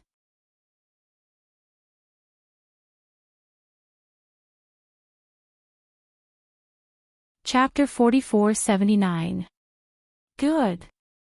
Xiaohua heard Gong Shui Axian's words and clapped. I was hesitant before. To be honest, Axian, your formation skills are not bad, but you are too arrogant. You never put others in your eyes. You don't know what's important. You may not be strong in the future. Today, because of your words and your willingness to acknowledge your mistakes, I have decided to ask someone to take you in as a disciple and impart to you the Tao of array formations. Then Xiaohua looked at Gong Shui Ming and said, and you, Lady Yi Ming, your 5-Qi Thunder cultivation is not bad. However, the cultivation method is not authentic. It even shows signs of deviating from the essence of a lightning cultivator. This has something to do with your character. You can also consider it. If you have any ideas, you can come find me with Axian after we reach Star Moon Palace. Xiaohua, what are you talking about? Not to mention Gong Shui Ming, even Gong Shui Axian was shocked. She looked at Xiaohua and asked. Immortal friend Gong Shu, thank you for your good intentions. Xiaohua did not answer. He cupped his hands towards Gong Shu Jingyi and turned to leave Gong Shu family's pavilion. Mo Jianli also hurriedly cupped his hands and followed. Xiaohua. Gongshu Axian did not seem to understand Xiao Hua's words. She wanted to chase, but she still said, "If you don't want to do this, I will talk to granduncle." "How about asking him to find star-picking Lu?" "Stop." Gongshu Jingyi glared at Gongshu Axian and scolded. "Granduncle." Gongshu Axian felt wronged. How can you let Duanmu family bully people like this? "Granduncle."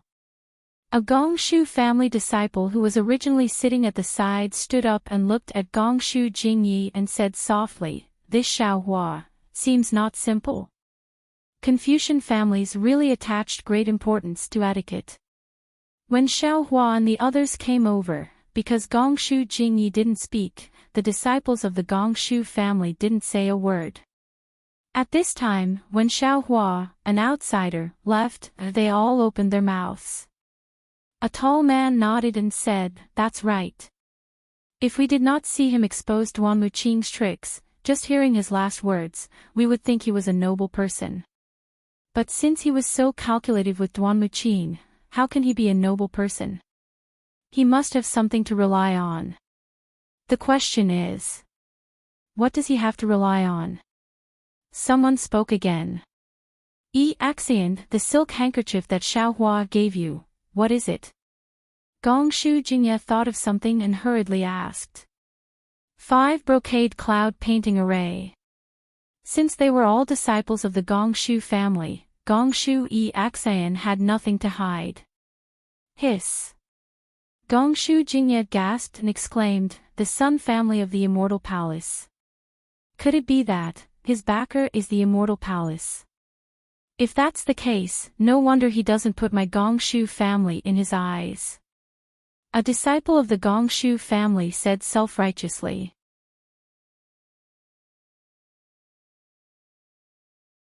"That's right." The other female cultivator nodded sourly. "Didn't he say it already? We need to find a master for Axian and Ming. If it's not an immortal official from the Immortal Palace, who can be their master? There's no need for further discussion." Gongshu Jingye's face turns cold, no matter what this Xiao Hua's background is, and what backing he has. As long as he doesn't have any conflict with my Gongshu family, it's fine. And, the matter of the 5 brocade cloud painting, no one can leak it. "Yes, we understand." The disciples of the Gongshu family all replied in a low voice. "Also, Qingping, go to Zhai Xinglu and see if they have any news about Xiao Hua. Buy it at all costs." Gongshu Jingyi instructed another woman. "Yes, disciple will go now." Gongshu Qingping replied and hurriedly left. After finishing the arrangements, Gongshu Jingyi looked at Gongshu Minghu and said, "Minghu, come here. Let me ask you, how many cultivators did Zhai Xinglu select to enter the Star Moon Palace?" "Zhai Xinglu. Did something happen?" Gongshu Minghu hurriedly went forward to answer. Not mentioning Xiao Hua, he brought Mo Jianli out of the pavilion, looked at the direction, and walked down another flight of stairs. "Senior." Mo Jianli followed for a moment, looked left and right, and said in a low voice, "Junior doesn't know what you're thinking. However, Junior sees that the Gongshu family doesn't have any evil intentions, and the Duanmu family is really powerful. If Senior doesn't use the Gongshu family, I'm afraid it won't be easy to deal with that Duanmu Qing." "Oh, don't worry about that." Xiao Hua smiled and said, "I don't put that Duanmu Lianheng in my eyes. How can I not see through Duanmu Qing's provocation? If it wasn't for the Duanmu family's kill order, I wouldn't even care about him." Mo Jianli obviously didn't believe Xiao Hua's words, but he could only nod and say, "Senior, as long as you're confident."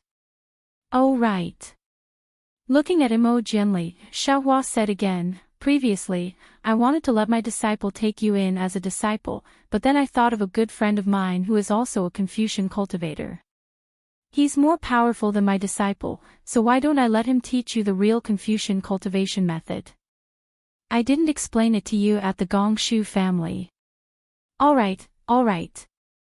Thank you, Senior, for your kind intentions. Mo Jianli hurriedly replied. Previously, Xiaohua had a premonition that he couldn't take in too many disciples, but when he saw Gongshu Yi Axian and Gongshu Yi Ming's aptitudes, he was moved to take them in.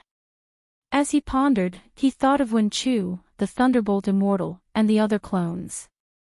Although he could only take in 7 disciples, he had several clones. If nothing unexpected happened, each of his clones should be able to take in 7 disciples. When Chu could teach Gongshu Yi Ming the 5 Qi Thunder, the Thunderbolt Immortal could teach Gongshu Yi Axian the Tao of Array, then Wen Chu could also teach Mo Jianli the 5 Qi Origin. But seeing Mo Jianli's absent-minded appearance, Xiaohua naturally understood what he was thinking. He smiled and was about to say something, when a faint clear light swept over. Then, when this clear light touched Xiaohua and the others, it immediately dissipated. It was very strange. If Xiaohua wasn't a Mahayana realm cultivator, he wouldn't have noticed anything. Strange. Xiaohua was stunned. His eyes turned and he was puzzled. Who's following me? Could it be the Duanmu family? Could it be that they can't even wait for a challenge to bury the hatchet? Thinking about this, Xiaohua quietly released a strand of Buddhist consciousness. Buddhist consciousness was naturally more concealed than the light of clear sight, not to mention that Xiaohua's avatar had already attained the Buddhist consciousness of Namo Maitreya Buddha. However, just as Xiaohua released his Buddhist consciousness, he saw a faintly discernible shadow floating behind him, quietly approaching. Damn it! Xiaohua frowned. He was really angry. His body moved slightly, blocking in front of Mo Jianli. He raised his left hand, condensed spiritual power in his hand, and calmly made a move. But at this time, to Xiaohua's surprise, the shadow left Xiaohua and Mo Jianli and flew to the other side of the corridor. The corridor of Zhai Xinglu was very large, more than 100 feet long. Xiaohua and Mo Jianli were on the left side. And the shadow was flying to the right side, more than 100 feet away from Xiaohua. It didn't have the intention to attack at all. Xiaohua also unconsciously condensed spiritual power in his hand, quietly waiting for the result. He didn't believe that in the 3 continents, within 100 feet, there was anyone who had a greater advantage than him. Just as Xiaohua saw this and didn't release his spiritual power, what made Xiaohua even more surprised was that the shadow only hesitated for a moment, then immediately flew over. Of course, after flying over, it stopped, and the shadow became even dimmer, as if it was observing something. Senior. With Mo Jianli's abhijna, he naturally couldn't detect the appearance of this shadow. He was a little confused as to why Xiaohua suddenly blocked in front of him, and said curiously, "Senior, I suddenly thought of something." Xiaohua smiled slightly, and said without turning his head, "Come with me." As he spoke, Xiaohua lifted his feet and walked towards the stairs. Yes. Mo Jianli didn't suspect anything, nodded, and followed. Xiaohua and Mo Jianli left, and the shadow also hurriedly left. However, after a while, Xiaohua's figure appeared in the corridor again.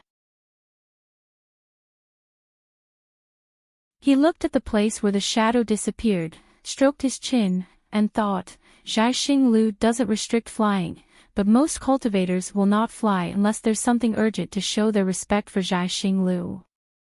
Not to mention that this cultivator is so stealthy. At this moment, the disciples of Zhai Xinglu seem to have something urgent to do, and they aren't at their shifts. Could it be that this cultivator did something unfavorable to Zhai Xinglu? However, after a while, Xiaohua denied this. After all, Zhai Xinglu belonged to Xingyu, and Xingyu was founded by Fairy Xingyu. Although Fairy Xingyu didn't reveal herself, she was still an immortal from the immortal realm, and her abhijna was self-evident. Who would dare to pluck the hair from a tiger's body? Since he had come to this conclusion, Xiaohua naturally turned around, wanting to turn back. However, at this moment, another ray of clear light swept over. Just like before, it stopped when it saw Xiaohua, then retracted. Of course, Xiaohua was prepared this time. As if he didn't notice anything, he turned around and walked towards the stairs. Behind him, another shadow vaguely flew by, heading towards the corridor. Hee hee. When the shadow disappeared, Xiaohua smiled and thought to himself, shadows appear again and again. I'm afraid there's a problem. Even if this shadow has nothing to do with Zhai Xinglu, I still have to go take a look. Otherwise, wouldn't my understanding of the hand of karma be in vain? Thinking of this, Xiaohua leaped up and headed towards the end of the corridor. There was also a flight of stairs at the end of the corridor, but the stairs led upwards. At the same time, there was a bow that was shaped like a crescent moon. Xiaohua flew in front of the bow and scanned it with his divine perception. He had already sensed the aura of a defensive array on the bow. He pondered for a moment, and a light flashed around him. The appearance of a small nose and small eyes appeared, and he rushed towards the bow.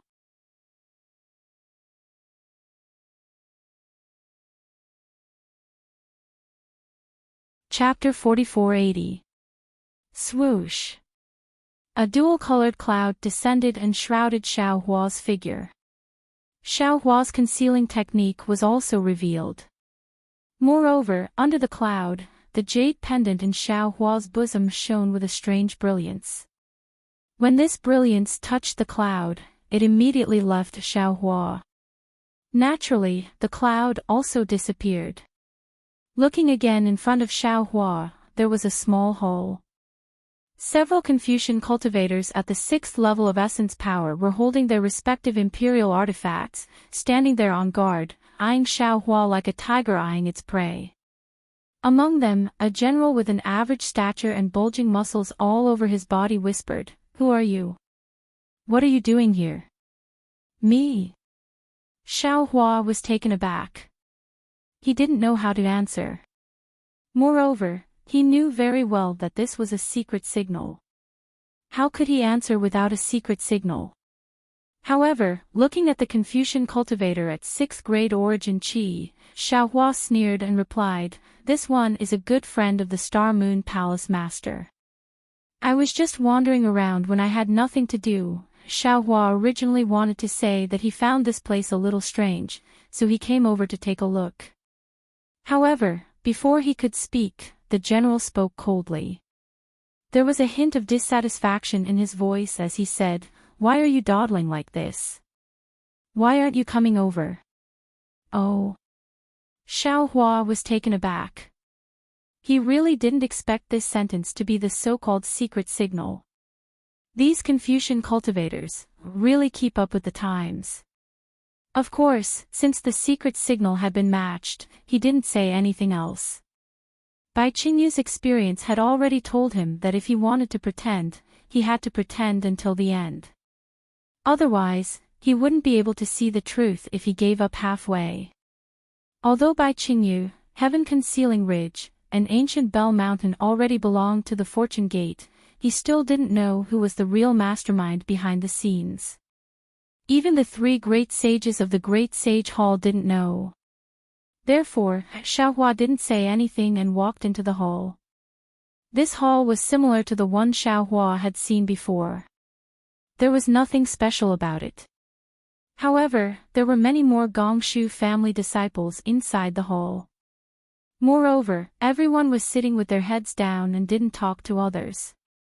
When Xiaohua walked in, no one raised their heads to look at him. Therefore, Xiaohua looked around and found a place where there weren't many people and casually sat down. He also slightly lowered his head and only released his Buddhist sense to look at the situation around him. What surprised Xiaohua was that the cultivators in this hall were all Confucian cultivators, and they were all above the Great Grandmaster realm. Many of the cultivators were even wearing things that concealed their cultivation base. Xiaohua's cultivation base was extraordinary, otherwise, he wouldn't have been able to see through it. This is getting more and more interesting. Seeing the situation before his eyes, how could Xiaohua not know that he was already in a very delicate situation? Moreover, he had coincidentally uncovered a mysterious veil. He was looking forward to seeing what was behind the veil. Unfortunately, Xiaohua was still overthinking things. In less than half a cup of tea's time, the military generals who had been guarding the door earlier walked in, looked around, and said, "Today's gathering was rushed, so not many people came. Let's not talk about anything else. I just want to tell everyone that the previous plan will be put on hold for now. If there is no new information, everyone should not take any action for now. Just enter the Star Moon Palace and do your own things. I have a question." Without waiting for the military general to finish speaking, a cultivator called out coldly. "Fellow immortal, please speak." The military general raised his hand and pointed. "I believe that all of you are like me, fellow immortals, and have put in a lot of effort for today. We naturally entered the Star Moon Palace for one purpose, but towards the star-picking tower." "Shut up." Without waiting for the cultivator to finish speaking, the military general roared angrily. A tricolored ball of light condensed in his hand, and he shouted, "Don't tell me you don't know the taboo." Yes, I know I was wrong." The cultivator hurriedly apologized and said, "I just wanted to say that we have been preparing for a long time, and now that we have a clue, why did we suddenly give up this?" The military general was obviously stunned. He didn't expect someone to ask. He then turned to look at another cultivator. That cultivator pondered for a moment before saying, "Actually, this is also a secret that you don't need to know. However, considering that all of you have made a lot of preparations, we may have a chance in the future. Thus, the master told me to tell you that the current situation is a little different. This is because the Star Moon Palace Lord has appeared today and brought back 2 cultivators of unknown origins. Furthermore, one of them is a human Grand Ascension stage cultivator. This is not something that we can deal with. Thus, our plan will be postponed." "A human Grand Ascension stage cultivator? How is that possible?" The military general exclaimed, "I've never heard of a human Grand Ascension stage cultivator in the Dao sect. I don't care if you believe it or not, but I do." The cultivator said in an indifferent voice, "This is what Master told us to do. You can all disperse." "Disperse?" The military general faltered upon hearing this. "We're going to disperse just like that?" "That's right, what else can we do? Do you want a human Grand Ascension stage cultivator to kill you with a single slap?"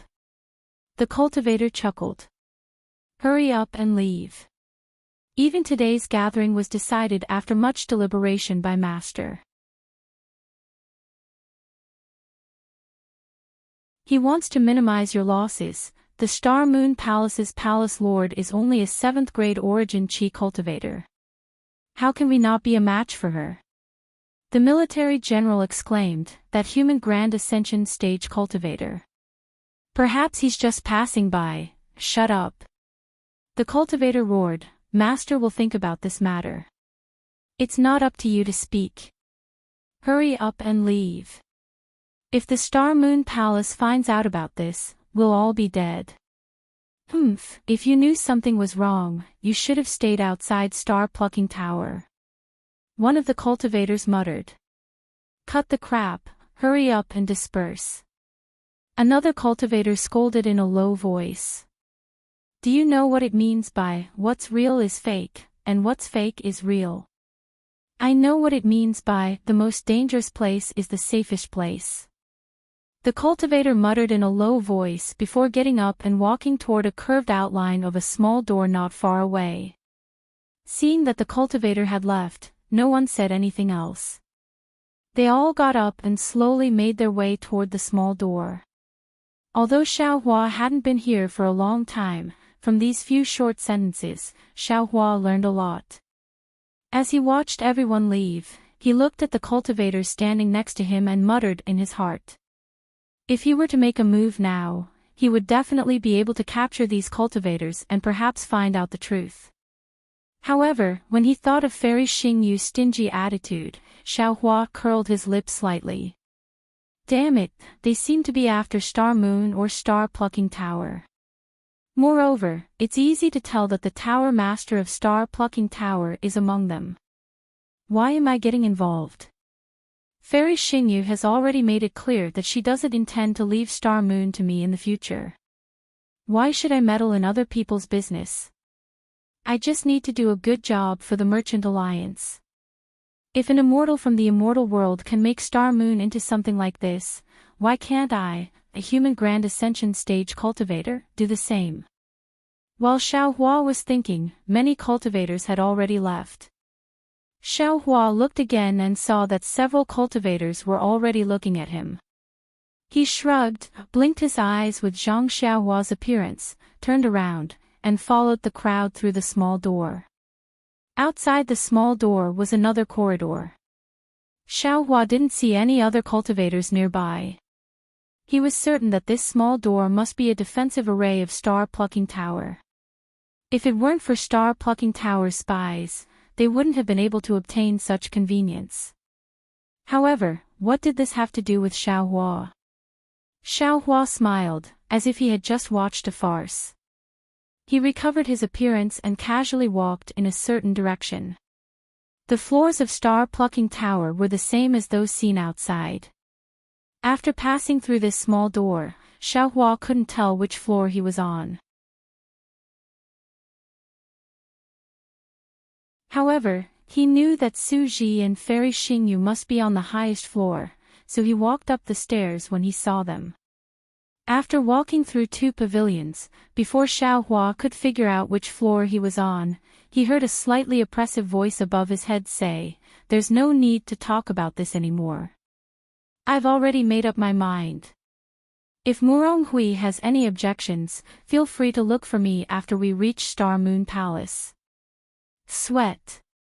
When Xiaohua heard this familiar voice, he immediately stood on the stairs and refused to move. Damn it, is this really the rhythm of my ascension? It's just Star Moon Palace, but acquaintances are appearing one after another.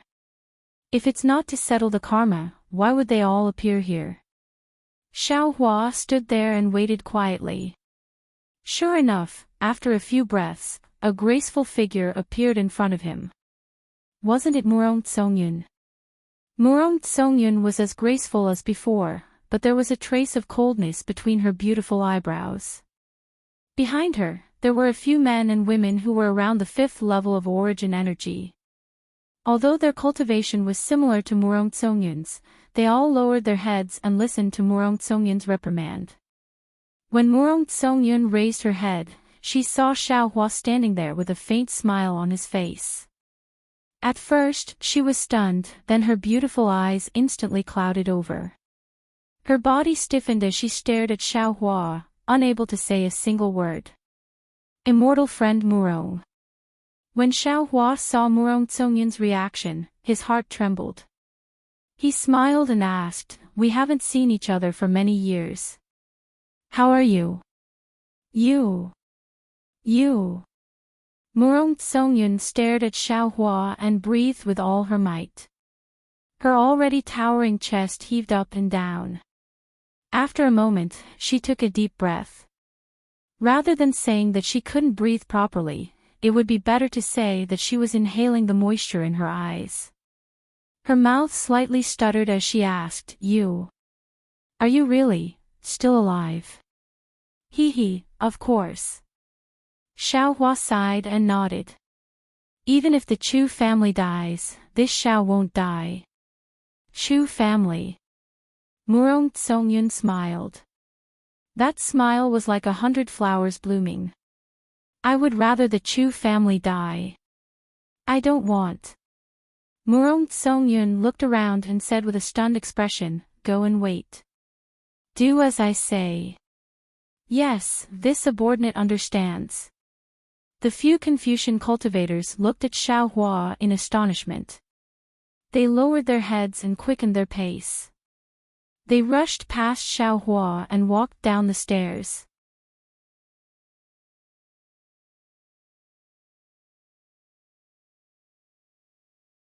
Chapter 4481. Murong Tsongyun walked in front of Xiao Hua in a few steps, but the closer she got, the smaller her steps, as if she didn't dare to close the distance between them. Her eyes almost never left Xiao Hua's face. When she got closer, she said, "Xiao Hua, you really scared me to death. What happened that day? In order to save me, you fell from the sword diagram. I also wanted to rush down, but I was entangled by that damn bald donkey. I thought, since you died, I also didn't want to live alone. I wanted to die together with that damn bald donkey." At this time, 14th uncle finally arrived and solved my dangerous situation. But when I went to look for you again, there was no trace of you. Speaking to here, Murong Tsongyun stopped. His eyes flashed with extraordinary splendor, and his tone carried joy as he said, "I originally thought you had already fallen in the demon god's blood, but who would have thought, before I could even return to the clan, I would receive the abnormality of the demon god's blood. I really don't know how to describe the surprise at that time. Xiao Hua, you are truly a person who is good at creating miracles. I didn't dare to believe that you could actually survive in the god-devil blood pool, and I didn't dare to believe that you were actually farming there after the god-devil blood pool disappeared. Did you know? In these 200 years, I have been to the god-devil blood pool several times and personally saw the drastic changes there. Oh, no, that place is no longer called the god-devil blood pool, but Shao country. A country that is not a country of Confucian cultivators, nor a country of Taoism. A country that is named after a Taoist cultivator that they worship. A country that is bigger than all the countries in the hidden immortal continent. This country doesn't have a ruler, nor does it have any authority. Because other than the Taoist cultivator that is like a god in their hearts, there is no one else in the entire hidden immortal continent that can be the ruler of this country."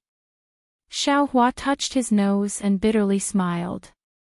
"Miss Murong, there is no need to be so emotional. This Xiao only sowed some rice seeds there. Moreover, there is also the contribution of the literary saints of the various clans. This Xiao's actions are really insignificant. This might be insignificant in your eyes, and even in the eyes of other cultivators, it is merely a senseless act. But in the eyes of the hundreds of millions of citizens of Shao Kingdom, what you have done is a miracle." Murong Tsongyun smiled and said, "You can imagine that the entire 9 provinces of the hidden immortal continent is a disaster.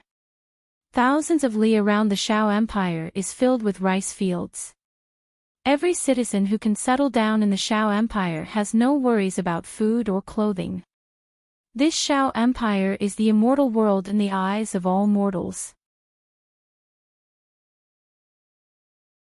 I have been to Shao Empire several times in the past few hundred years and witnessed the prosperity of Shao Empire with my own eyes. Today, Shao Empire has already become a rare paradise in the entire hidden immortal continent." Hearing Murong Tsongyun's words, Xiao Hua also smiled. Back then, he thought that if he didn't plant grain in such a large swamp, it would become a real swamp in the future. Leaving it there would be a waste. That was why he let the disciples farm with him.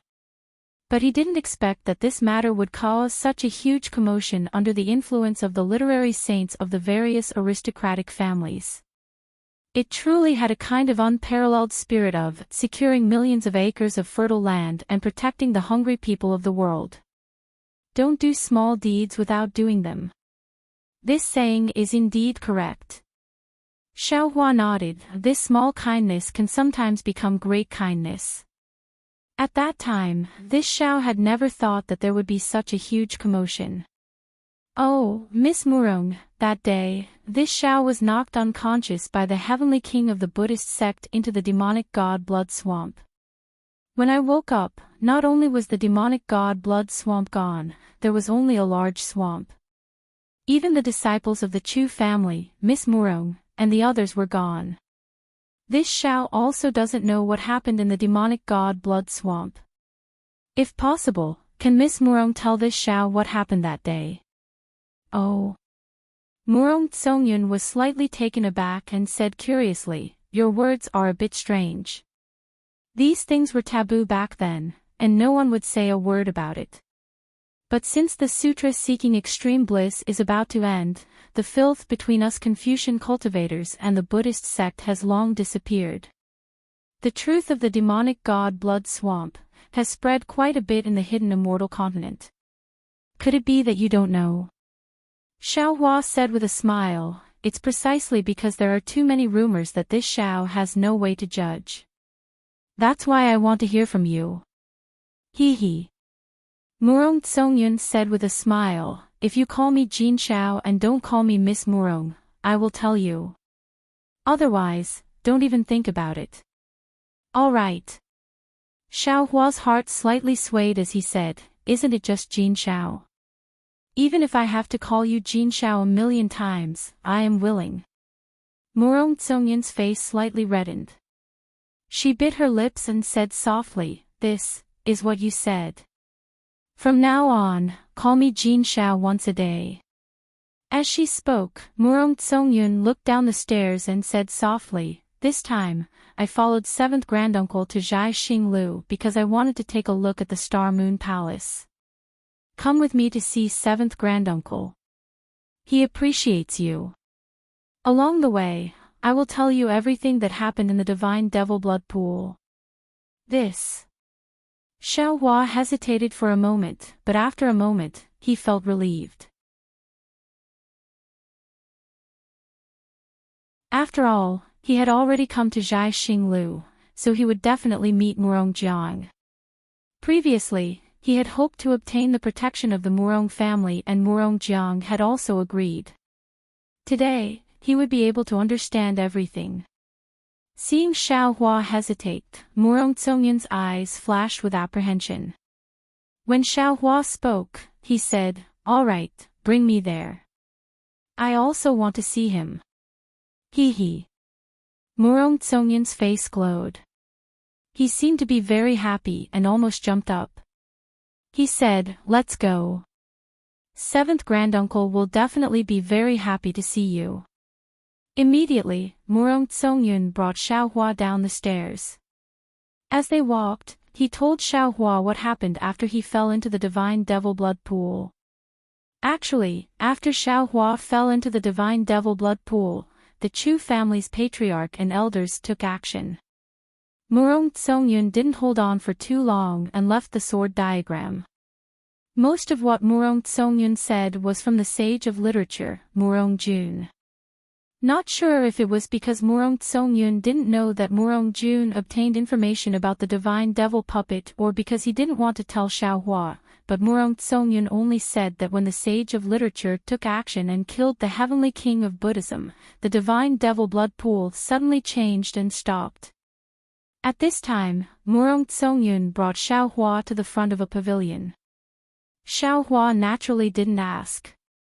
He slightly nodded and sighed. "I didn't expect that after I fainted, so many things would happen. If the sage of literature didn't come, you and the Chu family's disciples would have fallen in the divine devil blood pool." Murong Tsongyun shook his head and said, "Xiao Hua, you are wrong. In fact, all of this had been arranged in advance. I and the other disciples also knew about it. We also knew that we were bait. But we didn't expect the Buddhist sect's methods to be so ruthless. They actually used some soul cultivators' transportation channel. So, you have to remember, on the hidden immortal continent, the power of the various families is the real big hand behind the scenes. Even the high and mighty immortal palace isn't." "Yes." Xiao Hua sighed, "Otherwise, why would I want to shelter under the Murong family's power and avoid the immortal palace's attack?" Hee hee. Murong Tsongyun laughed again. He reached out and pulled Xiaohua's sleeve. You have already done what you promised, seventh uncle. I presume he has nothing else to say, right? Xiaohua opened his mouth. He wanted to explain something, but seeing Murong Tsongyun's smiling face, he swallowed his words. The Murong family's pavilion was similar to the Gongshu family's, but there weren't many people in the pavilion. Aside from a few men and women with similar cultivation to Murong Tsongyun standing around the pavilion, there was a very proud young man sitting on a chair. He was holding a yellow book and carefully reading it. This young man was Murong Jiang, whom Xiaohua met at the God-Demon Blood Pool. Before the Fiend God Blood Pool, Xiaohua was unable to see through Murong Jiang's strength. 200 years later, Xiaohua was able to clearly see through Murong Jiang's strength. This Murong Jiang was already a martial ancestor at the peak of the 7th level of origin energy, only one step away from stepping into the realm of literary saint. Presumably, Murong Jiang was the person the Murong family wanted to enter Star Moon Palace, right? Murong Jiang didn't even raise his head as he pulled Xiaohua into the pavilion. His eyes were fixed on the book, unable to move. Seventh uncle, seventh uncle. Murong Tsongyun excitedly called out, look who's here. Murong Jiang responded, but his right index finger was on his lips again. He dipped it in his saliva and flipped through the book, reading it with relish. Quick! Murong Tsongyun pulled Xiaohua and secretly said, quick, pay your respects to seventh uncle. He will definitely keep his promise, Xiaohua bitterly smiled. He slightly raised his hand and was just about to open his mouth when he saw Murong Jiang waving his hand and blocking his way. Murong Jiang lightly said, what promise did granduncle give you? As he spoke, the corners of Murong Jiang's eyes twitched. He glanced at Murong Tsongyun and Xiaohua, and then his gaze fell onto the book. However, just as his gaze touched the book, his entire body suddenly went still, as if he had thought of something. He raised his head, and his gaze fell onto Xiaohua like lightning. With a voice of disbelief, he said, Xiaohua. How come it's you? Yes, it's me. Xiaohua smiled and said, we haven't seen each other for 200 years. Immortal friend Murong is still as elegant as before. Immortal friend Murong. Murong Tsongyun's face slightly changed when he heard Xiaohua's address.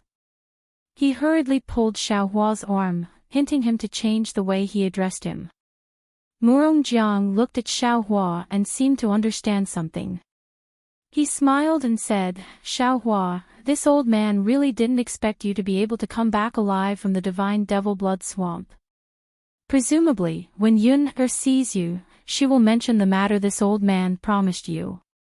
This old man understands Yun-er's thoughts. She has mentioned this matter many times in the past 200 years, but you have never come to my Murong family. Since we met in the Thousand Devils Sacred Realm Star-Picking Tower, this old man will be frank with you. This old man is a man of his word. If you are willing to be my Murong family's guest elder, this old man will immediately agree. Moreover, I will immediately report this matter to the family through Star-Picking Tower. When we come out of Star Moon Palace and return to the family, we will officially let you join my Murong family.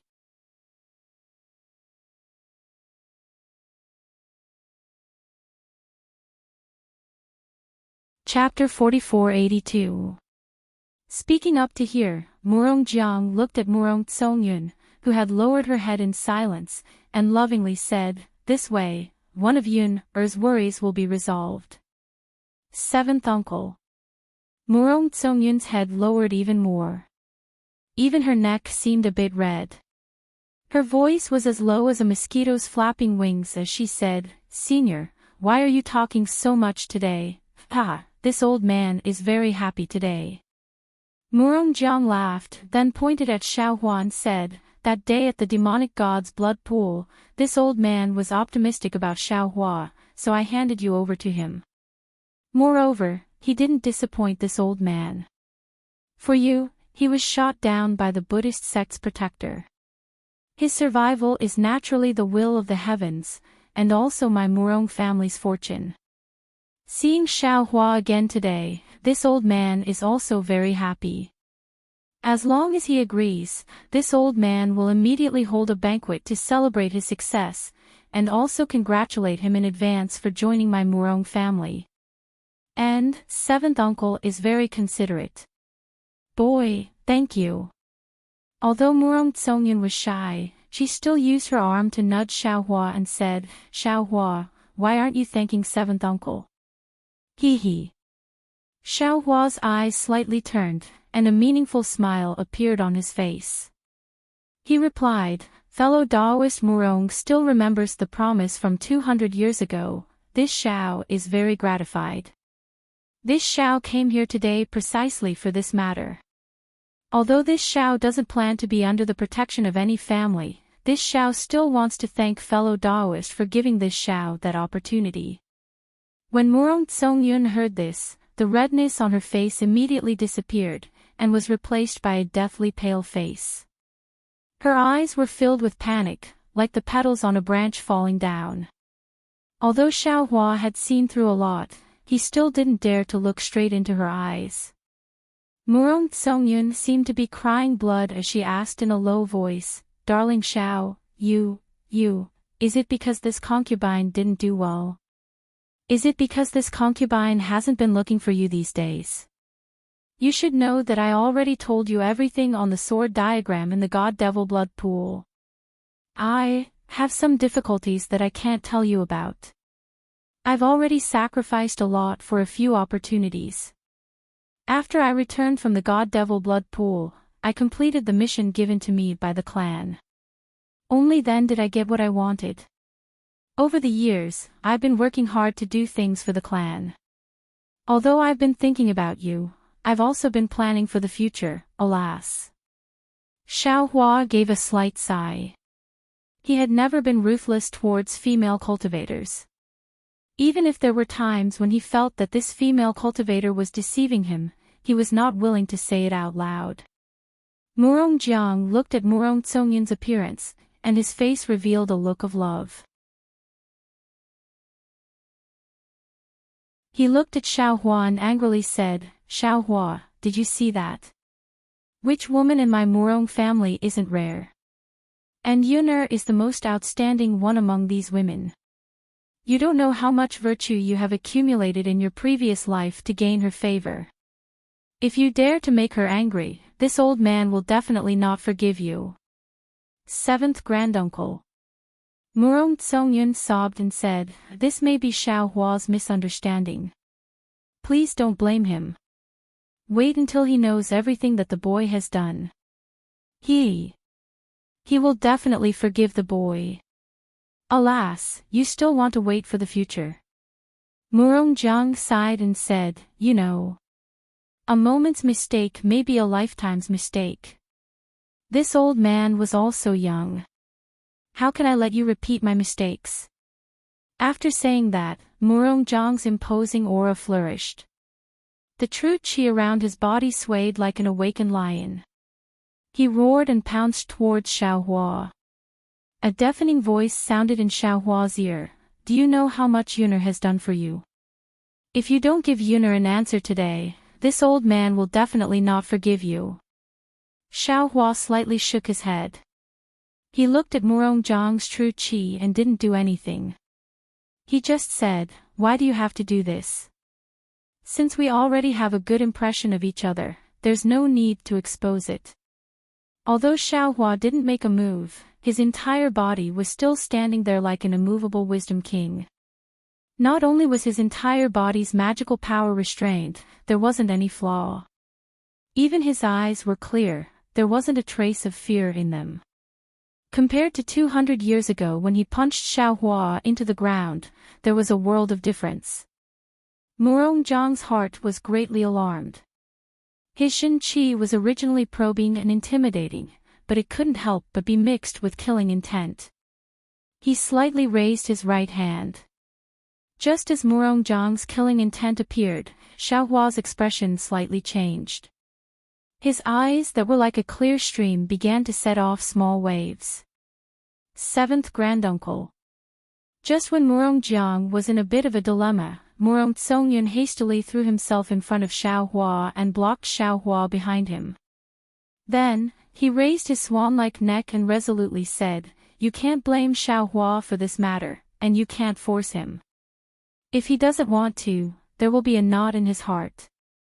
Even if he makes the boy happy for a while, he will never let the boy be happy for a lifetime. You feel that Xiaohua has hurt your face. If you want to hurt him, you can do it. Boy is willing to be Xiaohua's scapegoat." Murongjiang narrowed his eyes and looked at Xiaohua. He could tell that Xiaohua was only at the 5th level of origin energy. He wasn't much different from the Xiaohua he saw at the blood pool of gods and devils. Murongjiang was sure that he could kill Xiaohua in one strike, just like before. However, there was a kind of vigilance in his heart.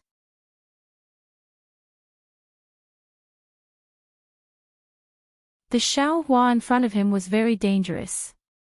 If he didn't succeed with this strike, it would bring about consequences that he couldn't bear. Seeing Murong Tsongyun blocking his right hand and giving him a way out, Murongjiang sternly said, "All right, Yun, since you have pleaded for leniency, this old man won't make things too difficult for Xiaohua. Moreover, this old man can give him a period of time to consider.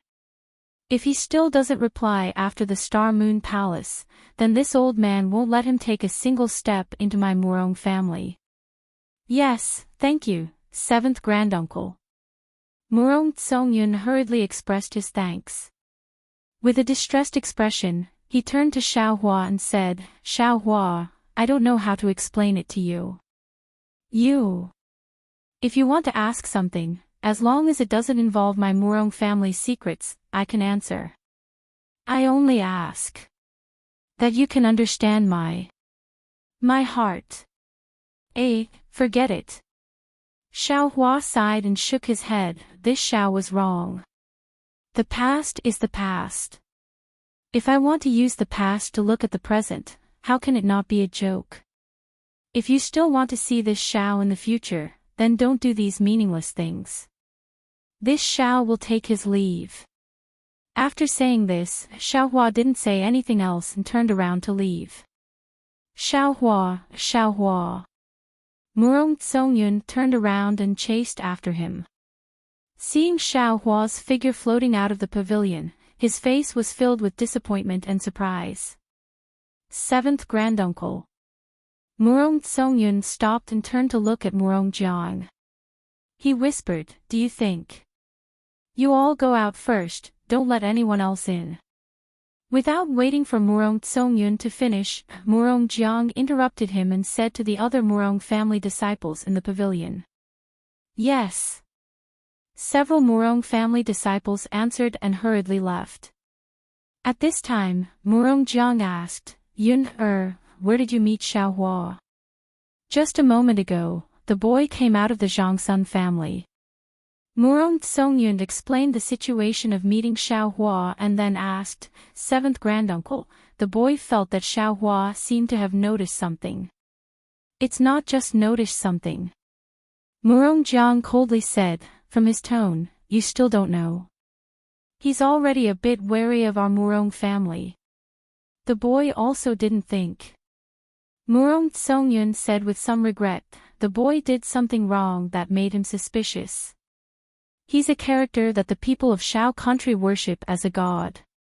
If our Murong family can win him over, it will certainly be of great use to our Murong family's development.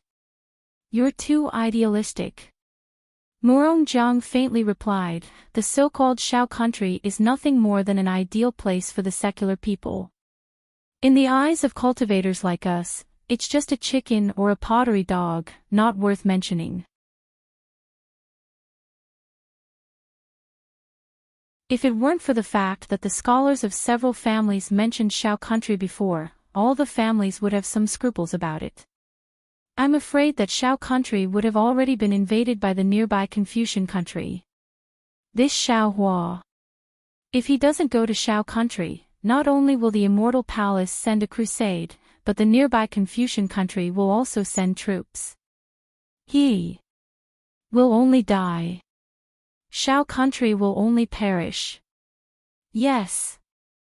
Murong Tsongyun nodded. The boy also knows this, so he wants to seize the opportunity to take down Shao country. Speaking up to hear, Murong Tsongyun was suddenly startled, his face somewhat pale, and anxiously said, "Seventh granduncle," the boy remembered, wasn't Shao Hua suppressed by a demon king? How could he suddenly appear here? He must have suspected it because of this matter.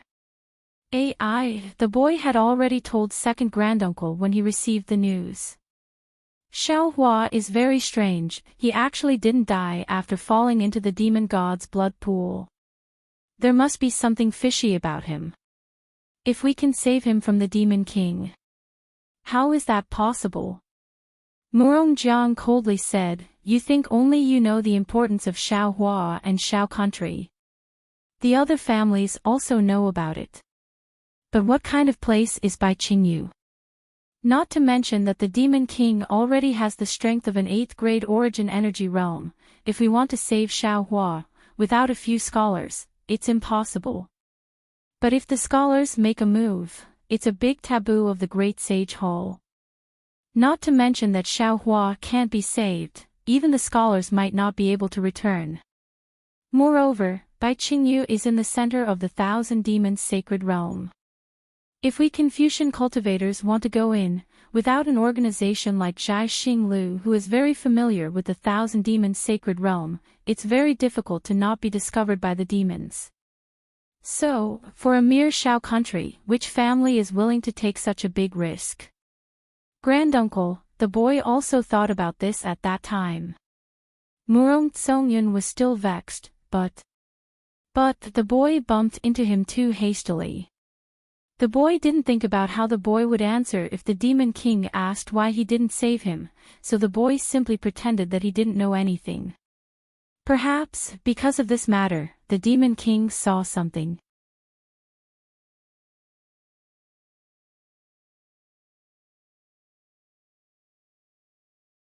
Chapter 4483. That's only one of the reasons. Murong Jiang thought for a bit and nodded. Not only that, you might be too hasty. I'm also a bit impatient. Secondly, I feel that Shao Hua is different from before. I don't have the confidence to kill him. Murong Tsongyun shook his head. How is that possible? Boy has made great progress in 200 years. Could it be that he's one level higher than boy? Only Shao Hua himself knows about this. Murong Jiang dragged out his voice and said, thirdly, wasn't he suppressed by Bai Qingyu's Demon King? How could he suddenly appear here? After we left the hidden immortal continent, we are no longer well informed. I'm afraid we don't know what happened in the Thousand Demons sacred realm. Damn it. Murong Tsongyun cursed, boy knows. Some family must have reached an agreement with the Great Sage Temple and rescued Shao Hua. That's why he has the courage to talk to seventh granduncle. And it's because that family is here that Shao Hua came here. Murong Jiang was stunned again and nodded, yes, it must be so. Those who can talk to the Great Sage Temple are either first-class families or second-class families. The 4 great families are not in Zhai Xinglu, so they can only be first-class families. That day in the God-Devil Blood Pool, Gongshu, Duanmu, Huangfu, Zhangsun, Yuan, Kong, and Meng families were there. I'm afraid it's one of them. Boy, let's go out for a walk. Murong Tsongyun couldn't sit still and said, buy some information from Zhai Xinglu and see what happened in the Thousand Demons sacred realm. And, go. Murong Jiang sat back down and said, you don't have to take Shao Hua too seriously. He is just a Dao sect cultivator. Even if he has cultivated to the 7th grade of Essence Qi, he is still a loner, he won't be able to achieve anything big. If he can join our Murong family, it'll be good for you. If he can't, he'll be your enemy in the future. Boy. Murong Tsongyun bit his lips and said, Boy, I don't believe. I can't win him over. Be careful not to draw fire to yourself. Murong Jiang picked up the scroll he had put down earlier and reminded him, Do you still remember the matter of the star-picking tower in the Copper Pillar country? Since you've revealed the dragon bones to the East Sea Dragon Palace, don't act on your own initiative and show up at the auction. That time, Zhai Xinglu had almost found out about the Murong family. The patriarch has told you before that you can't be too headstrong. You should let go of what you should. Yes, thank you for your reminder, 7th granduncle. Murong Tsongyun was startled and hastily lowered his head to reply. Go and come back quickly. Murong Jiang said with a smile, the challenge will begin soon. I think there will be a lot of excitement waiting to be seen. Yes, the boy understands. Murong Tsongyun nodded and hurriedly left. When Xiaohua came out from the Murong family's pavilion, a cold smile appeared on his face. Murong Tsongyun's guess wasn't wrong. Xiaohua was indeed moved when she saw Murong Tsongyun, but after a few words, Murong Tsongyun mentioned that she had gone to Xiao Empire a few times. Xiaohua became suspicious. Since Murong Tsongyun was so concerned about her, how could he not know that she was suppressed by Bai Qingyu's Monster King? Even Ao Zhantian and Zhai Xingzi knew that Murong Tsongyun had the Murong family behind him, so there was no reason for her not to know. Of course, if it was Gongshu Yisin, a woman who didn't know about worldly affairs and only cared about formations, perhaps even with the Gongshu family behind her, she wouldn't know that Xiaohua was suppressed. However, Murong Tsongyun wanted to stand out in the Murong family, so how could she not care about the news of the 3 continents? How could she not know that Xiaohua was suppressed? If Murong Tsongyun had mentioned Bai Qingyu at that time, or even defended himself, Xiaohua might not have turned hostile so quickly. However, Murong Tsongyun's cleverness backfired and he wanted to play dumb until the end, which made Xiaohua realize that Murong Tsongyun was acting right in front of her. Since she was suspicious, Xiaohua thought about the battle at the blood pool of gods and demons and made many discoveries.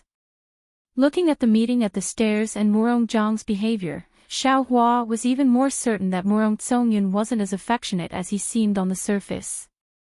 This affectionate side was like the sweet words of a female praying mantis, but behind it, there was a lot of cruelty and exploitation. Therefore, after telling Murong Jiang about the battle at the blood pool of gods and demons, Xiaohua was ready to leave. Facing Murong Jiang's coercion, Xiaohua could only sneer. In the end, Murong Jiang had tested Xiaohua's strength at the blood pool of gods and demons. If Murong Jiang really wanted to fight, Xiaohua didn't mind taking revenge and bullying the weak again. As for whether Murong Jiang could take a punch from Xiaohua, that wasn't something Xiaohua would consider. Xiaohua walked to the stairs, and her face had already changed into Zhang Xiaohua's. This time, Xiaohua didn't want to use her original face even if she was beaten to death. She had only met Gongshu and Murong clan, but it had already made her so embarrassed. In the future, if she met other familiar cultivators, how should she address their elders? An unfamiliar 4th-grade elemental energy cultivator wouldn't attract too much attention. Xiaohua wandered around Zhai Xinglu for half a day, and also came across a few places to trade. But what he hoped for didn't happen. Now, most of the cultivators who came to Zhai Xinglu were preparing to enter Star Moon Palace. Who would pay attention to the bidding? Even the things prepared by Zhai Xinglu couldn't be seen in Xiaohua's eyes. Apart from feeling some of the liveliness unique to the human race, Xiaohua didn't seem to have gained anything. Seeing that it was boring, Xiaohua had the intention to withdraw, and prepared to return to the top floor to rest. At this time, she heard a Zhai Xinglu disciple who was only at the 3rd grade elemental energy say, Seniors, this junior just received news that the challenge to bury the hatchet will begin after a meal. This auction will end here. If seniors still want to bid, wait until after the challenge to bury the hatchet, then come back here to bid. Ha! That Jai Xing Lu disciple had just finished speaking when a burly armament cultivator called out, "Great, there's another show to watch." Brother Mu, I remember that you have some grudges with Brother Qing Feng from the Kong clan. Could it be that you also want to bury the hatchet here? Beside the armament cultivator was naturally another armament cultivator, but this armament cultivator was slightly short, and his face was also yellow. This Brother Mu smiled coldly and said, "The matter between me and Qing Feng is not worth mentioning. How can it be resolved in the challenge to bury the hatchet? Besides, I came to Bright Moon Palace this time to seek an opportunity. It was an opportunity that I fought for with great difficulty from the clan. How can I make trouble for myself before entering?" "That's true." The fat armament cultivator scratched his head and said with a smile, "If not for some grievances that are difficult to resolve, who would fight here? Forget it, let's go and take a look." Xiao Hua was beside these two armament cultivators. He looked at these two Confucian cultivators whose strength was only at the upper middle of 5th grade essence force and muttered in his heart. Previously, Xiao Hua did not know the origins of Star Moon Palace and felt that it was very mysterious. He was afraid that only high-level cultivators from the three mainlands were qualified to come here. After Fairy Xingyu's introduction, Xiao Hua gradually understood that Star Moon Palace was most useful for cultivators and demons around 7th grade essence force. However, when he arrived at Jai Xing Lu, Xiao Hua actually saw Murong Zongyun, Gong Shu Yisin, and other aristocratic family disciples who were only at 5th grade essence force wanting to enter Star Moon Palace. These aristocratic family disciples were, after all, from first-class aristocratic families. Perhaps their potential was limitless and they were qualified to enter Star Moon Palace. However, the two Confucian cultivators that Xiao Hua saw now had average strength and aptitude. Xiao Hua really did not know what special opportunity they would have if they entered Star Moon Palace. However, when he saw the smug look on their faces, Xiao Hua somewhat understood. At this point, the opportunity in Star Moon Palace was no longer important. What was important was whether or not they could obtain the qualification to enter Star Moon Palace. This was a kind of glory, a capital that could be flaunted. Sigh, in the eyes of Fairy Xingyu and Su Ji, Star Moon Palace is a matter of life and death. In the eyes of Gongshu Jingye and Murong Jiang, it is an opportunity for a breakthrough. However, in the eyes of many cultivators, it has become a kind of qualification. Xiao Hua sighed. I have to say, in the eyes of different people, the same thing will have different effects. No matter how good the opportunity is, when it is fought over by everyone, it will also change its meaning. Seniors, there is no need to be anxious. Just as Xiao Hua was about to leave, the Jai Xing Lu disciple in the auction hall said loudly, "After a while, Jai Xing Lu will use the defensive array in the building to send all of you to the place where the former enmity will be buried." Haha, really? The fat armament cultivator had just taken a dozen steps when he heard this and could not help but laugh.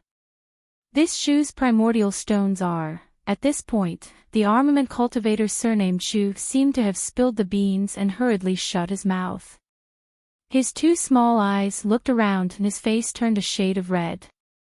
Brother Mu was also stunned, but he smiled slightly and said, "That's right, Jai Xing Lu's arrangement is excellent. When I met Brother Zhu in the hidden immortal continent, wasn't it also at Jai Xing Lu? I remember that day." Yes, yes. Seeing that Brother Mu had changed the topic, the armament cultivator surnamed Zhu hurriedly interrupted. His pair of small eyes looked left and right. When he saw Xiao Hua not far away with a faint smile, he fiercely glared at Xiao Hua. Xiao Hua innocently shrugged his shoulders. He also did not want to hear it, but this armament cultivator surnamed Zhu's voice was very loud. Not only Xiao Hua, but many people nearby also heard it. A few of them could not help but laugh. Swoosh! In just a moment, a nebula began to appear all around the auction hall. This nebula surrounded the several thousand feet large auction hall. Moreover, as the nebula spread down the four walls, the entire auction hall began to become transparent. One by one, brilliant stars appeared in the nebula.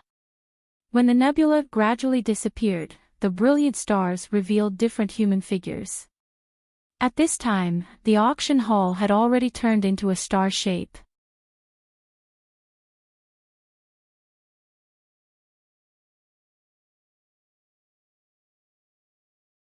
Chapter 4484. Boom! High up in the sky, there was a rumbling sound. Rings of light that were more dazzling than ordinary stars appeared. These rings of light were a few miles in size and rapidly expanded, enveloping an area of 100 miles. At this moment, streams of divine senses, elemental senses, and even more clear sight lights were scanning the entire starry sky. It seemed a little chaotic. Gotcha! There was another rumble of thunder.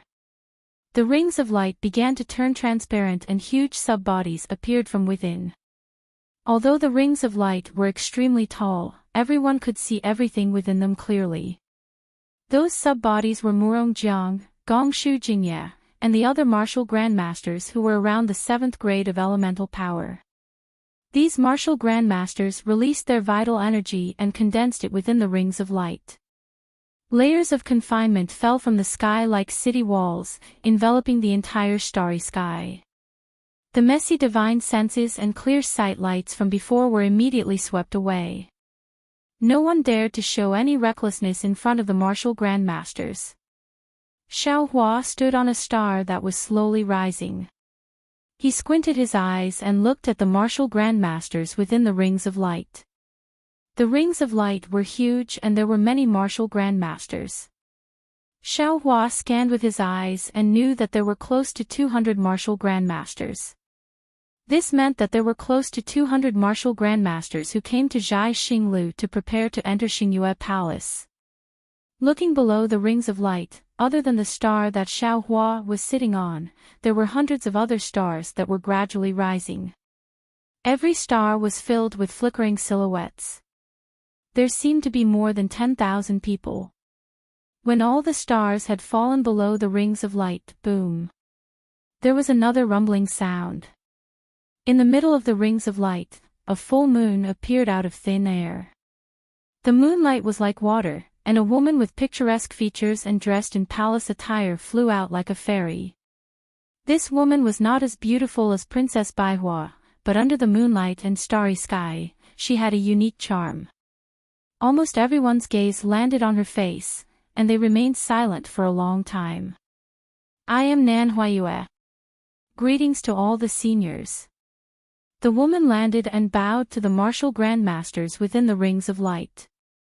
Under the orders of my palace lord, I am here to help all the martial grandmasters bury the hatchet. Very good. A proud voice sounded from within the halo.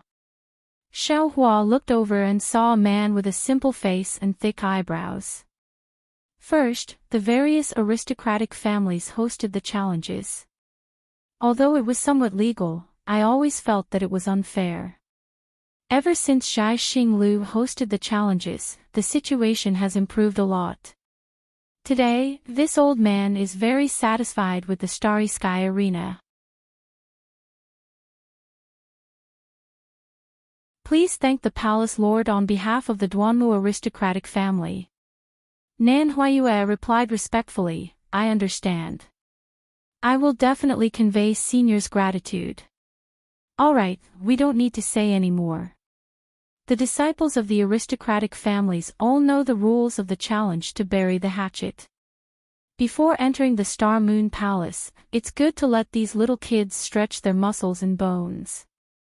Gongshu Jingye opened his mouth, his voice like thunder. Yes, this old man hasn't seen so many aristocratic families' disciples gather together to exchange pointers for many years. I wonder how many outstanding disciples have emerged after so many years. Today, I really want to broaden my horizons. A young man in luxurious clothes said with a smile on his face. Duanmu Lianheng raised his head and looked at the man in luxurious clothes opposite him. He said disdainfully, "Brother Meng Qing, this is a challenge to bury the hatchet. It's not a ranking battle for your Meng clan. If you don't have any grudges, there's no need to step forward. Brother Meng's words will cause some unnecessary misunderstandings. If there are some disciples who are as competitive as Brother Meng and want to stand out in this challenge, it will affect our plans to enter the Star Moon Palace." "Why?" "Brother Duanmu seems to want to settle the personal grudges between us here." The Meng clan's great-Grand Master Meng Qing did not show any weakness. He smiled and said, "Although this challenge to bury the hatchet has yet to have a great Grand Master level battle, things in this world have always started from nothing. This Meng is willing to accompany Brother Duanmu to set this precedent." The words of an important figure had always been a necessity in some situations. None of the disciples present took the words of the Meng clan's great grandmaster seriously. The aristocratic families had many complicated relationships, so it was normal for them to casually tease each other. Unfortunately, just as the few great grandmasters from the aristocratic families were smiling, Duanmu Lianheng nodded and said, "Good, then." A saber light that was like an exploding galaxy flew across the sky brilliantly and surged violently toward Meng Qing, who was opposite the full moon. Although the entire starry sky was a part of the fragmentary star Cold Moon Great Array, for the sake of the Confucian cultivators of the aristocratic family's challenge, there was no restriction or noble spirit in the starry sky. As the saber light swept past, lines of space cracks were formed, and the endless noble spirit pillar condensed into a phosphorescence that landed on the saber light. The roar completely covered the starry sky, and even the full moon was blown away. Damn it. Meng Qing naturally did not expect Duanmu Lianheng to attack as he pleased. The saber light was already in front of him in the blink of an eye.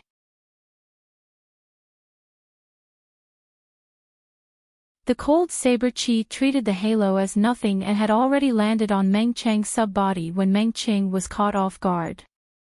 Tens of thousands of fine lines split open on the sub-body, and wisps of true chi flowed out from the fine lines. Meng Qing did not doubt that if this saber hit him, his sub-body would definitely be torn into pieces. Meng Qing cursed in his heart and roared again, "Break!" Following this roar, Meng Cheng's sub-body suddenly trembled, and a faint shadow flashed. The golden light turned into a fist that broke through the air and rushed toward the saber light that was like a river. The shadow had just appeared, but it was just a shadow. It only crossed a few dozen feet in the starry sky. The countless noble spirit pillar was even more vast than the saber light. The roar continuously crashed into the fist, and the armor inscriptions and tricolored clouds within the fist instantly condensed into a huge fist. The patterns on the fist were clear, and each pattern was a mountain. The tricolored clouds also covered the many mountains and rivers. At this time, the inscriptions on the armor also flowed on the surface of the fist, and a strand of human chi was produced like silk. The entire fist was filled with the unique noble spirit of the Meng family. It was like a mountain that blocked the murderous river of stars. Boom! The mountain-like fist collided with the water-like saber light. The water wrapped around the mountainside, and the mountain broke the water flow. In the space not far below Nanhuayue, the attacks of the two grandmasters finally collided. A huge roar sounded, and wisps of lightning actually flashed out. The noble spirit pillar turned into countless tiny vortexes and crazily surged into the starry sky in all directions. Within the lightning, the entire starry sky was shaking. Thousands of explosions were produced everywhere, and the space was torn apart, forming a storm that rushed toward the full moon. Nanhuayue's expression changed greatly. Starlight flashed around her body, and she wanted to escape toward the full moon. However, the noble spirit pillar imprisoned her for dozens of miles around her. Nan Huayue's figure moved a few times, but she couldn't fly out. The wave-like force had already rushed below her. Not only was her palace dress disheveled, even the true energy protecting her body was scattered. At this critical moment, whoosh! The full moon not far from Nan Huayue suddenly bloomed with milky white moonlight. The moonlight was like milk spilling out. Wherever it flowed, all the forces were calmed. Not only did the danger around Nan Huayue disappear instantly, even the space that was torn apart by Duanmu Lianheng and Meng Cheng's attacks disappeared without a trace. When the moonlight filled the entire place, a tranquil and holy aura was slowly born in the nearby starry sky. The entire place was quiet, and there wasn't a trace of the mortal world. Everyone seemed to be intoxicated in the moonlight paradise. Senior Duanmu, Senior Meng. Nan Huayue suppressed her panic and said with a smile, "If the two of you want to participate in the challenge to bury the hatchet, it's naturally possible. However, you still need to report to me. Otherwise, wouldn't it be improper? We're all boorish people. We've truly disturbed the fairy." Meng Cheng was the first to speak, and he said with a smile, "This old man apologizes to the fairy in person." Hearing Meng Cheng's gentle and refined voice and his lukewarm tone, how could the boorish person he spoke of be himself? He was clearly mocking Duanmu Lianheng. However, Duanmu Lianheng also snorted coldly and didn't reply. Gongshu Jingyi smiled and said, "This old man heard that the Duanmu family was going to put on a good show today, but I didn't expect that the main character wouldn't appear, and Brother Duanmu would actually be a walk-on. This old man really doesn't understand. Are they trying to put on a show of strength?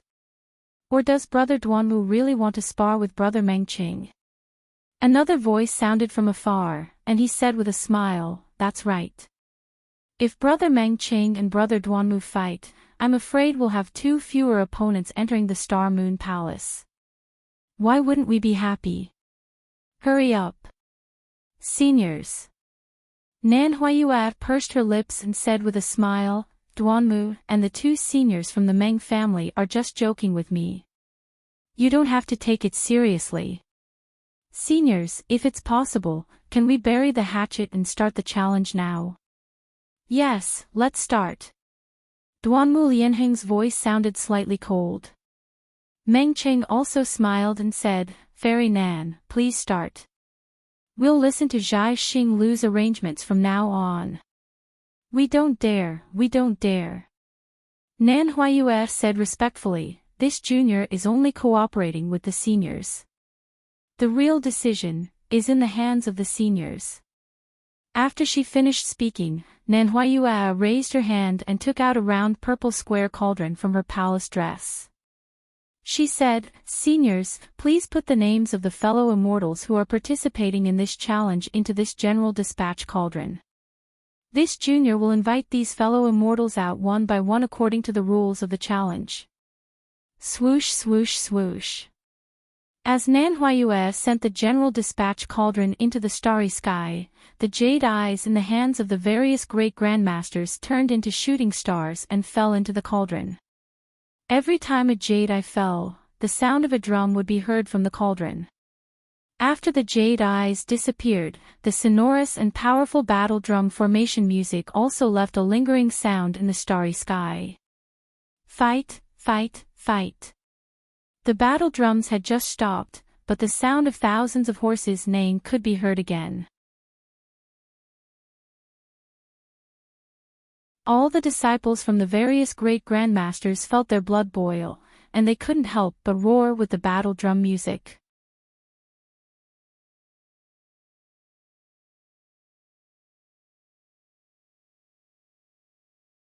Chapter 4485. Thump, thump, thump.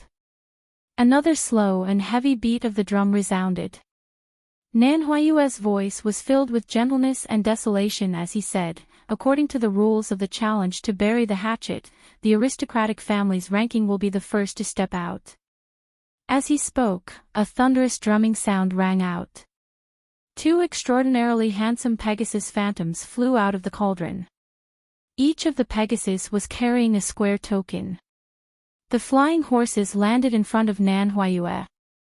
They snorted and flapped their wings. They looked exactly like divine steeds.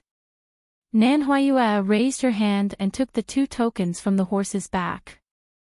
The flying horses neighed and disappeared into the starry sky. Nan Huayue raised her left hand. Her eyes flashed and she smiled. The first round is Duanmu Qing from the Duanmu family. As she spoke, she glanced at the other token and read, Mo Jianli. Mo Jianli. Who is Mo Jianli? The moment Nan Huayue spoke, all the aristocratic family disciples were stunned. The few Confucian cultivators around Xiaohua began to discuss. How come I didn't know there was a Mo family? Could it be that I am ignorant? It's not that you are ignorant. This Mo Jianli is probably not an aristocratic family disciple. That's why we didn't know. Furthermore, according to what I know, the aristocratic family with a higher level will go first. If their opponent is not from the aristocratic family, they will go first. After all, this is a challenge between aristocratic families. If they don't show off their aura, how can they succeed?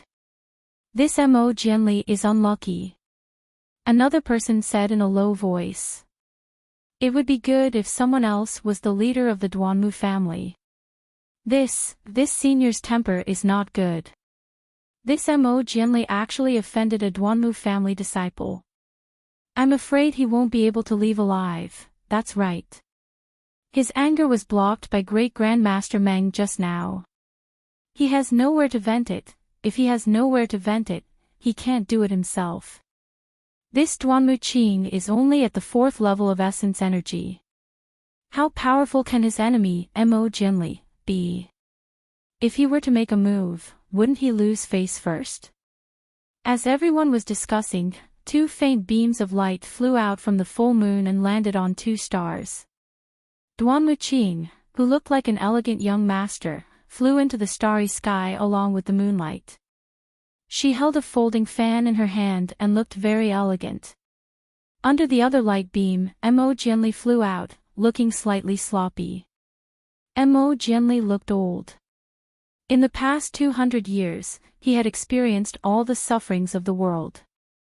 He had seen all the vicissitudes of the world. He did not care about clothes anymore. Looking at Mo Jianli, one could see the maturity of the vicissitudes of life. Now, compared to Duanmu Qing, he was an uncle. Boom! Before Mo Jianli could land in front of Duanmu Qing, the entire place was filled with laughter.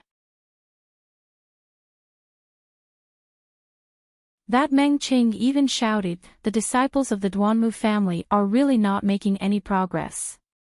A Zhongshe disciple actually can't get along with a literary master.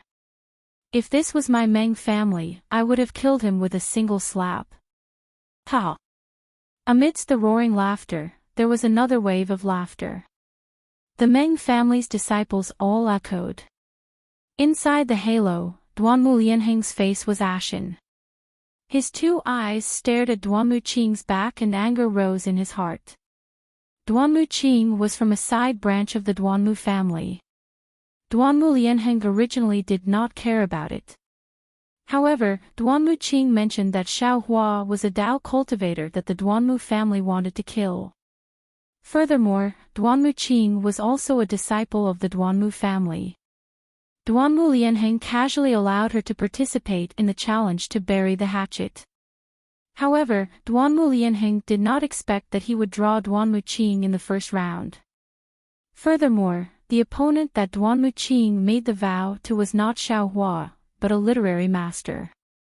Although he knew that there was something fishy going on, this joke was obviously over. Mo Jianli was originally a little terrified.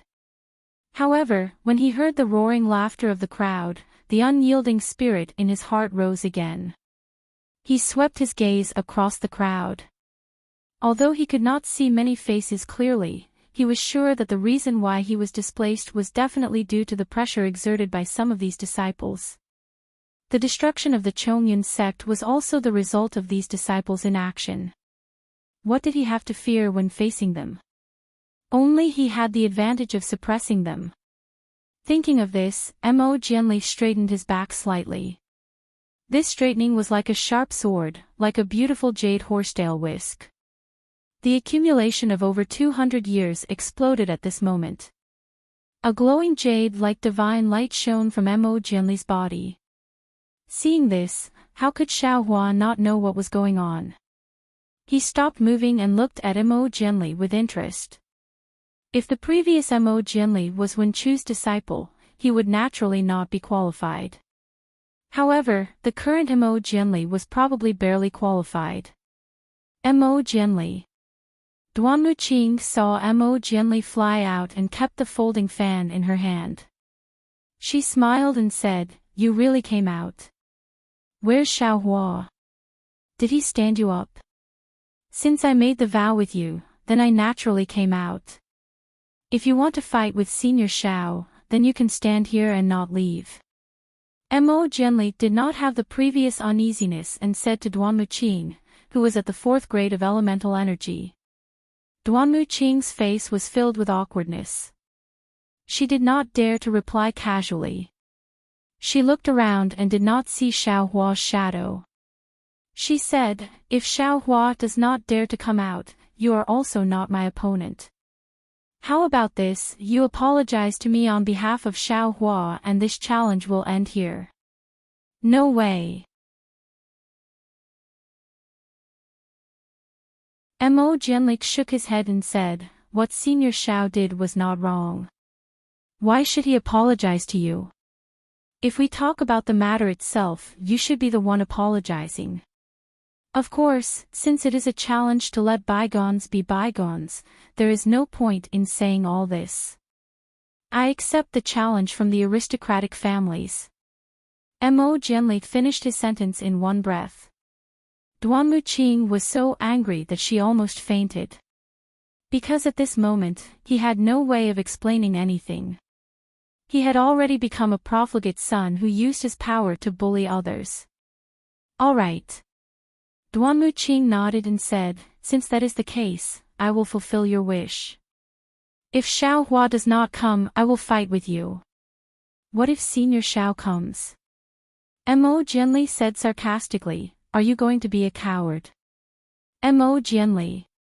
Duanmu Qing was completely enraged. She roared angrily, "This is a challenge to let bygones be bygones. Don't show off your filthy words. Are you going to fight, or not?" "I don't care." Mo Jianli was not angry at all. He only shrugged and said, "The key is to see if Duanmu eldest young master, are you going to fight or not?" I. Duanmu Qing gritted her teeth. In the end, she still shouted, "If it is you, I will fight." Without waiting for Duanmu Qing to finish speaking, a thunderous sound came from afar. Duanmu Lianheng was already impatient and ordered. Duanmu Qing's body shook.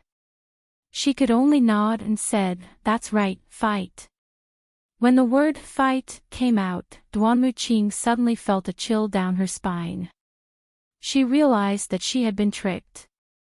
Needless to say, this must be Xiaohua's plan. Under the eyes of thousands of people, he forced her to fight. Duanmu Qing did not know how strong Xiaohua was. Just based on Xiaohua's cultivation, Duanmu Qing was not afraid. However, the problem was that even Gongshu Axan had to call Xiaohua senior. How would he dare to fight Xiaohua? Sure enough, just as Duanmu Qing's voice landed, a figure appeared indifferently. Under his feet was a cloud and he flew out from one of the stars. Seeing Xiaohua's thin and tall figure, Duanmu Qing immediately looked like she had lost her father. Her face was pale and her eyes were spitting fire as she stared at Xiaohua. If looks could kill, Xiaohua would have died 100 times. Senior Xiao. Nan Huayue opened her mouth in surprise. Previously, when she heard Duan Muqing mention Xiaohua's name, she had some doubts. However, she did not expect that a mere scholar realm cultivator would dare to offend a human Mahayana realm cultivator. However, Nan Huayue only opened her mouth and did not say anything else. She was afraid that she would disrupt Xiaohua's plan. Of course, she also did not think that Xiaohua would really attack Duan Muqing. Sure enough, Xiaohua flew to Mo Jianli's side and said with a smile, "This Xiao is here. You should obediently be a coward." Ha ha ha. Another wave of laughter rang out. Duan Muqing's face was incomparably ashen. However, after the laughter, there was also a lot of discussion. Good heavens, who is this cultivator? How can he be so arrogant?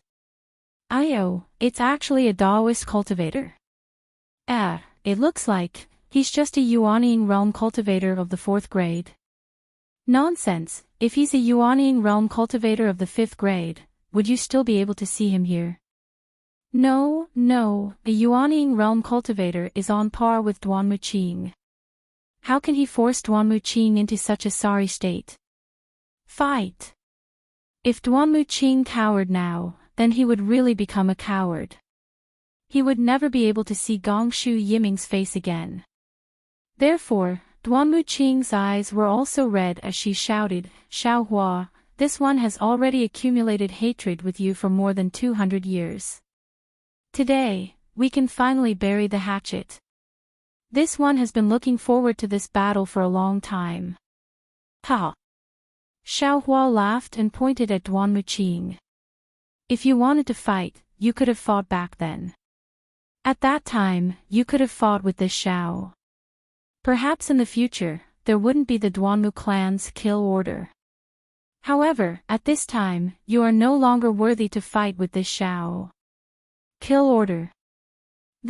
What is going on? Another person asked loudly.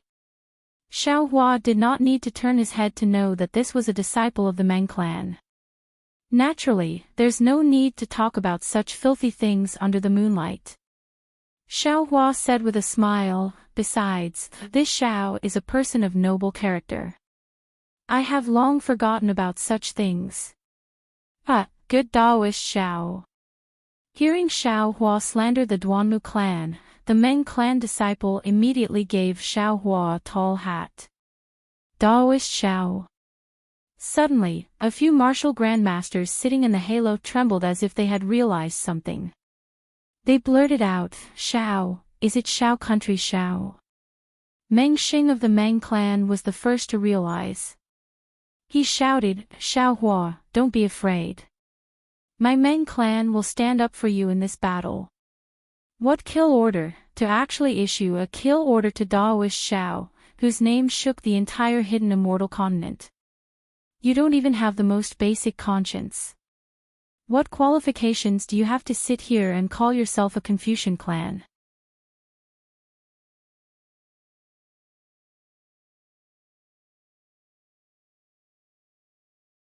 Chapter 4486. Damn it. Duanmu Lianheng cursed a few times. He really did not think so much. Moreover, the kill order was something that happened before the God-fiend blood pool. It had nothing to do with the Xiao Empire later. Thank you for your high opinion of me. Xiaohua smiled and raised his hand to signal to the surroundings. I don't need your help to deal with the Duanmu family. If I need your help in the future, I will definitely ask. Duanmu Lianheng could no longer endure and laughed coldly. I want to see how a Daoist cultivator will deal with my Duanmu family. Duan Muqing, fight. Yes, the boy knows. Duan Muqing was forced to do something beyond her ability. She clenched her teeth and said, I would rather die than live in dishonor. You think too highly of yourself. You are just a pile of rubble. Xiao Hua said indifferently. You are not worthy enough to fight with me. As he spoke, Xiao Hua said to Mo Jinli, come back. Yes, senior. Seeing Xiao Hua standing there, looking down on the disciples of the aristocratic families as if they were nothing, Mo Jinli was convinced and flew back to Xiao Hua's side. Humph. Duanmu Qing snorted coldly.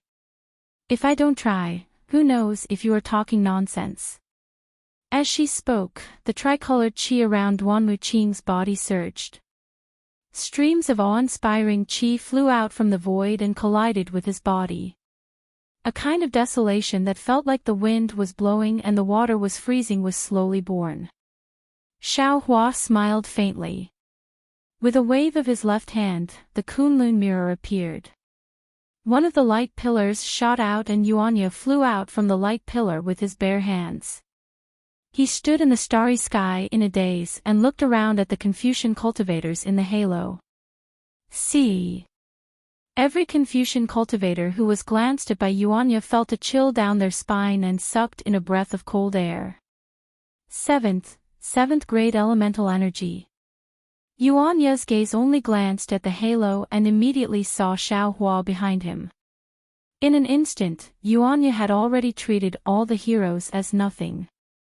He bowed and said, Master, why did you call me out? Master. Duanmu Qing was stunned. A 7th grade elemental energy Confucian cultivator actually called Xiao Hua master.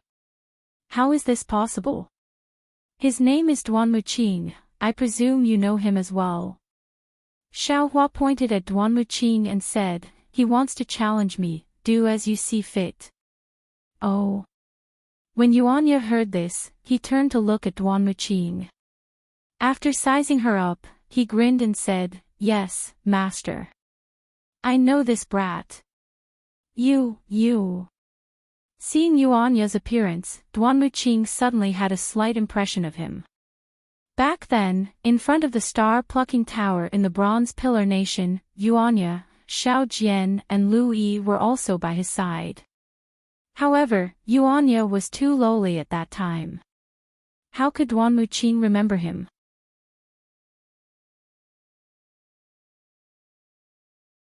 If Xiao Hua hadn't mentioned it, he definitely wouldn't have remembered it. That's right, that's me. Clouds appeared under Yuanya's feet as he flew towards Duanmu Qing to take a look.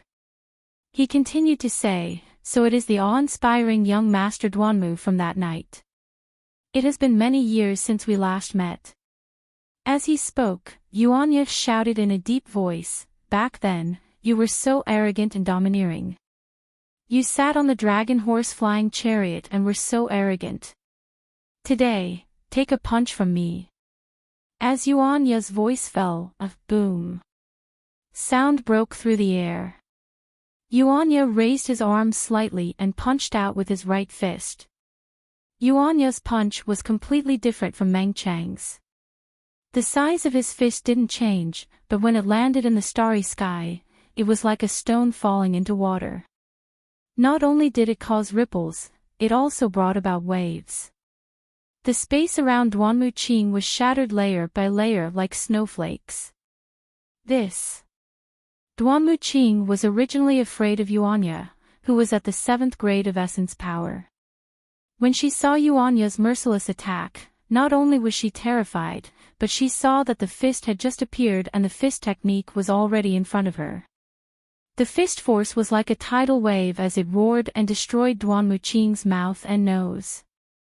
Furthermore, a ferocious flame that covered the sky and covered the earth firmly imprisoned Duanmu Qing like a hungry wolf hunting for its prey. Everyone was shocked. The close to 200 Confucian martial grandmasters were also dumbfounded. This was because they had just seen Yuanya's fist dance and his fist had just left a mark in the starry sky. Yuanya's fist had already landed on Duanmu Qing's body without any exaggeration. Pooh! It was a very ordinary sound, not much louder than the sound of a flower bud blooming. Yuanya's fist made contact with Duanmu Qing's chest. Gotcha! Within Duanmu Qing's Confucian robe, there was a cracking sound. Several rays of light flashed and the Confucian robe turned into butterflies and scattered. At the same time, the treasured armor within the Confucian robe was also shattered into pieces. Not only that, under the treasured armor, pu. The sound of flesh and blood bursting could be heard. Countless amounts of true energy surged out from Duanmu Qing's body. Pooh! There was another muffled sound. Duanmu Qing raised her head and spat out a mouthful of blood. The blood was mixed with a rich three-colored true energy. This true energy and blood actually transformed into a dim jade lotus in mid-air. However, this jade lotus disappeared in a flash. Duanmu Qing's body was like duckweed as she slowly descended from the starry sky. Damn it! Duanmu Lianheng raised his hand and waved. Just as a ray of cloud was about to fly out, Nanhuayue raised his hand and pointed. A ray of moonlight covered the unconscious Duanmu Qing.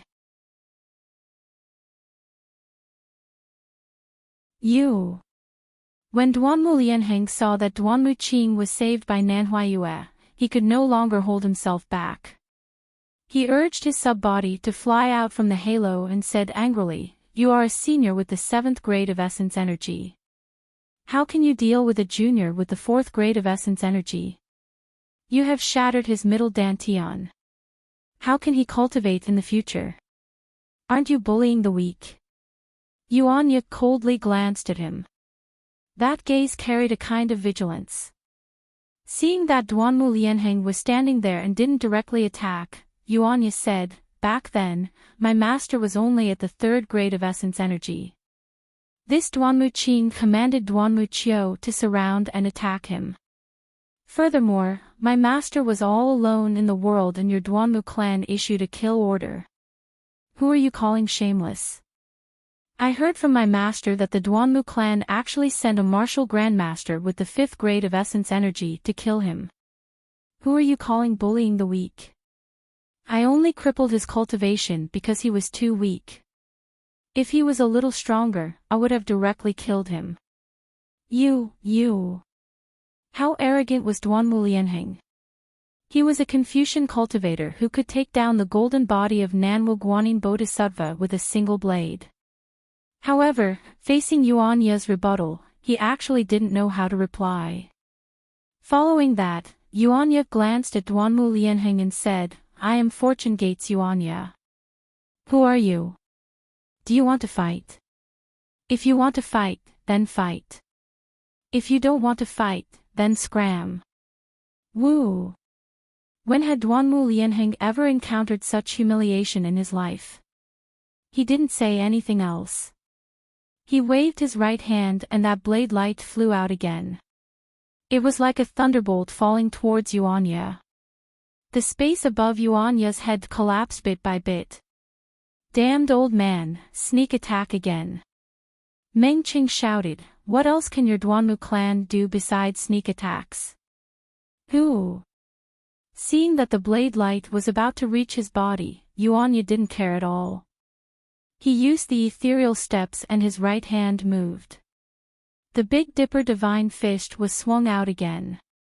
Where the fist landed, the space was also shattered. Spiderweb-like spatial cracks surged out.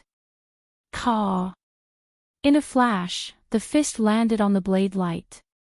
Amidst the sound of metal and stone, the blade light was smashed into pieces by the stone-like fist. A bloodthirsty fist wind passed through the blade intent and directly rushed into Duanmu Lianheng's body. Ah! This Dao Gates cultivator is so powerful. The group of Confucian disciples were shocked, and they all exclaimed in unison, "This so-called Fortune Gate disciple, Yuanya, is able to fight to a draw with Duanmu Lianheng of the Duanmu family. Then what about the master he mentioned? Wouldn't he be able to easily take Duanmu Lianheng's life?" Hiss. Not only were the Confucian disciples shocked, even Duanmu Lianheng was shocked once again. This fist wind was filled with blood. If a cultivator hadn't heard of the blood massacre, they definitely wouldn't have such a fist wind. Although Duanmu Lianheng's cultivation seemed to be slightly stronger than Yuan Ye's, his morale definitely couldn't compare to Yuan Ye's, who had fought to the death with the Devil Clan. Puff, puff, puff. Like an explosion, the protective layer around Duanmu Lianheng's body rushed into his body through his hand. Not only did the explosion cause cracks to appear on Duanmu Lianheng's Confucian cultivation, it even created ripples in the nearby starry sky. Senior Duanmu. Before Duanmu Lianheng could circulate his true qi to resist this fist wind, Nan Huayue anxiously said, "You're not in the general dispatching cauldron, so you can't do anything." Duanmu Lianheng hurriedly retreated and took a deep breath. The clouds around his body surged once again, and he barely managed to disperse Yuanya's fist wind. Then, he pretended to be innocent and pointed at Yuanya, saying, This Senior Yuanya is the disciple designated by Senior Shao, so he's in line with the rules of the challenge to bury the hatchet. Nan Huayue said, "You didn't receive Duanmu Qing's order, so if you want to do anything, you can put in the command talisman again." All right. How could Duanmu Lianheng show weakness? He narrowed his eyes and said, "I'll challenge this Daoist Shao."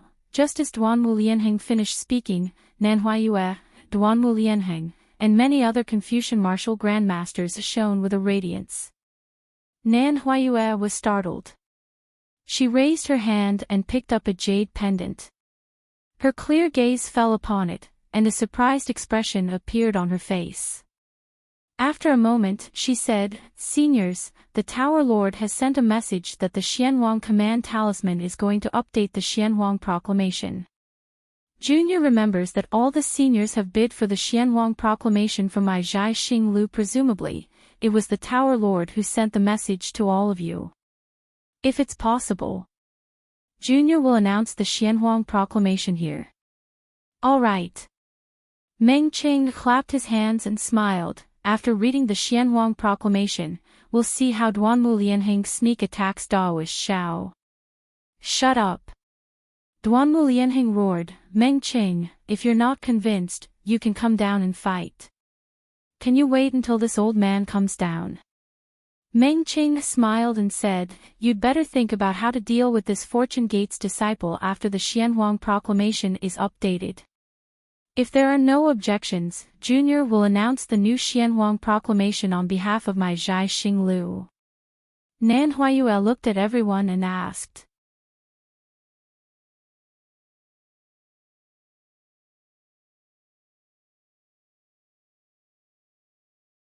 Chapter 4487.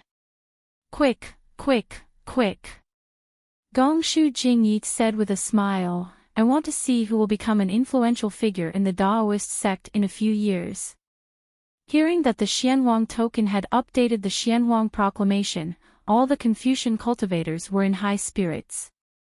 They all looked at Nan Huayue with wide eyes. After all, the Xianhuang proclamation was not only a hunting list, but also a huge gamble with the 3 continents as a plate. All the Confucian cultivators wanted to get some excitement from the Xianhuang proclamation. However, when everyone's gaze fell on Nan Huayue, his face turned red again. He seemed to be embarrassed as he said, "Seniors, I have a small condition, speak quickly." Duanmu Lianheng scolded impatiently. Meng Qing said coldly, "Brother Duanmu, why are you so rude? As the representative of the Duanmu family, even if you can't have tender feelings for the fairer sex, I'm afraid you can't scold a young girl, right? Can't you see that she's embarrassed before she even speaks? Damn it." Duanmu Lianheng's eyes overflowed with brilliance as he looked at Meng Qing. His tone was filled with anger. However, he only cursed inwardly. He glanced at Yuanya from the corner of his eyes and suppressed his anger. "I know that seniors have already bid for the Xianhuang proclamation."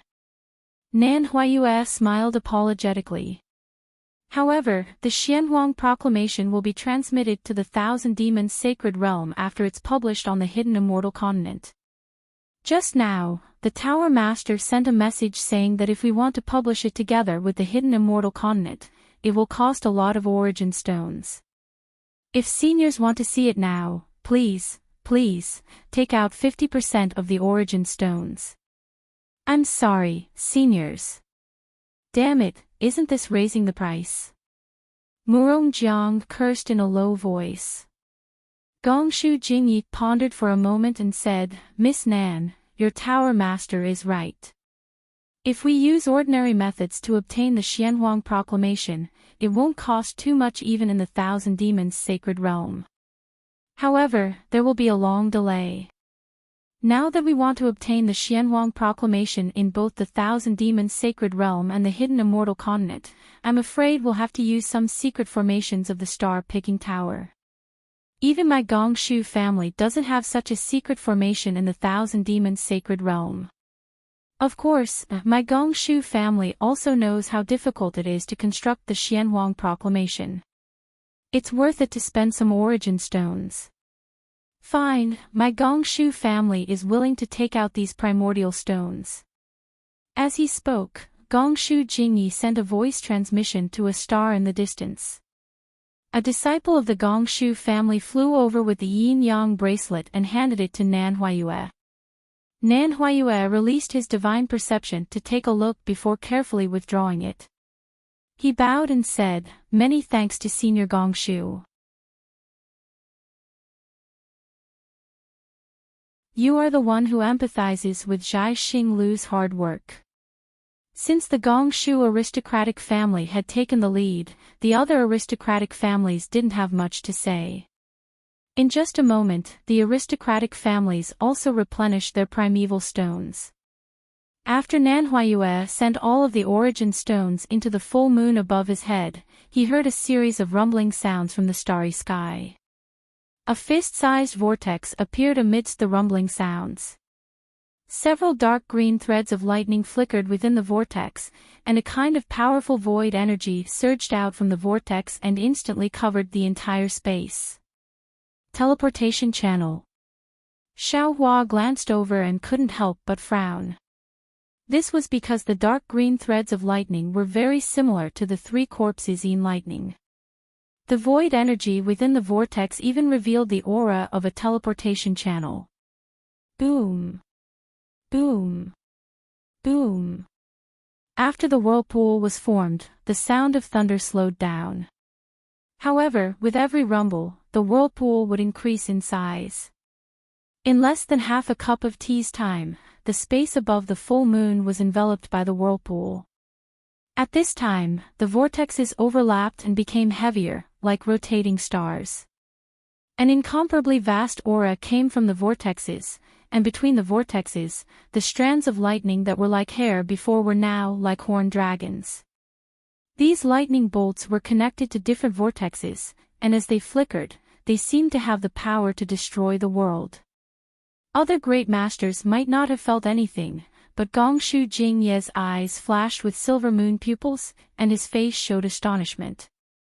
The Gongshu family had always been famous for their arrays, and Gongshu Jingyi was also an array master. However, he had never seen the Gongshu family build such a huge defensive array. Moreover, in his silver moon pupils, he didn't see any trace of a defensive array at all. He didn't even see the Dharma power of an ordinary Taoist array. No wonder Zhai Xinglu is so powerful. Gongshu Jingyi thought to himself in surprise. Just from this inexplicable array, I can see how extraordinary Zhai Xinglu is from one side. Not to mention my Gongshu family, even the four great families might not be able to build such an array in the Thousand Demons Sacred Realm to directly receive the news of the Xianhuang token updating the Xianhuang list, right?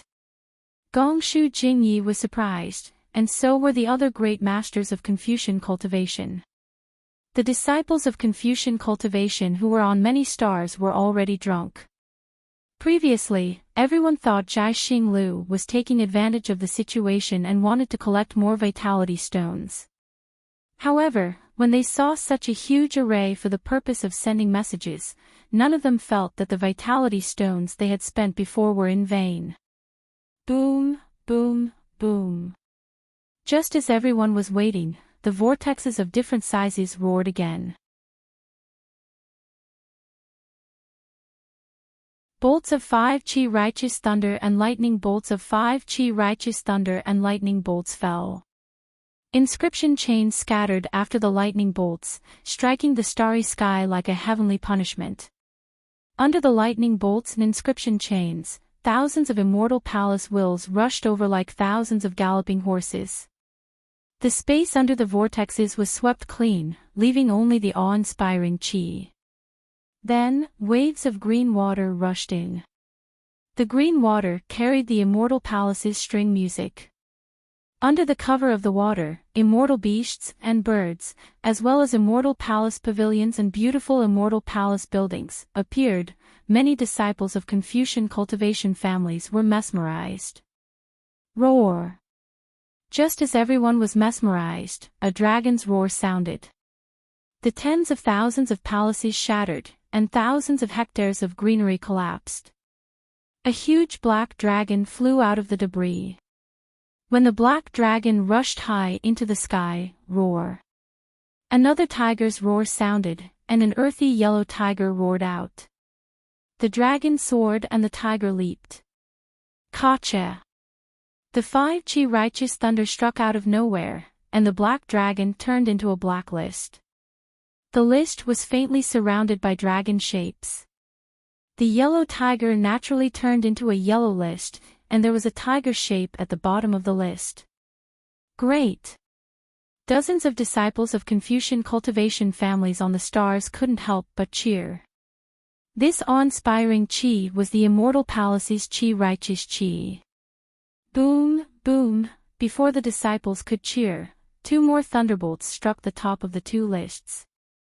Under the thunderbolts, not only did the 4 ancient inscriptions of a profound list and yellow list appear on the 2 lists, but a solemn, dignified, and mighty aura gushed out from the 4 characters and filled the entire space.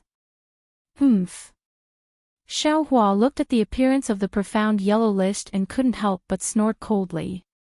He inwardly criticized, although this chi righteous chi looks grand, it's actually strong on the outside but weak on the inside. It's just a list. It's just borrowing the name of the immortal palace to increase its own prestige. Swoosh! The profound yellow list was revealed, and thousands of clouds gushed out from the void. Those clouds floated over the profound yellow list, and like dots of ink falling down, blood-colored names appeared on the profound yellow list one by one. The first name on the profound list was Grand Mist Ancestor of the Great Desolate Mountain, the second was Lianghui Mountain Daoist Master, and the third was Dark Knight of the Burning Glass Pool.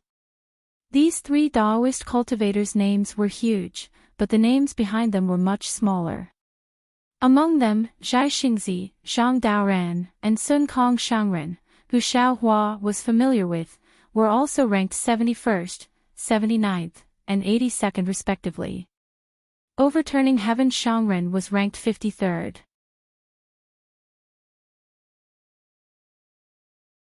Ao Zhantian and Shui Mingzi were not on this profound list. Sigh. Xiao Hua's gaze fell, and he couldn't help but frown. The Daoist cultivators above the 4th level of origin power are listed on the profound list. There are a total of 108 of them. So many cultivators above the spirit severing stage, how come I don't know so many of them? It seems like the hidden immortal continent is really full of hidden dragons and crouching tigers.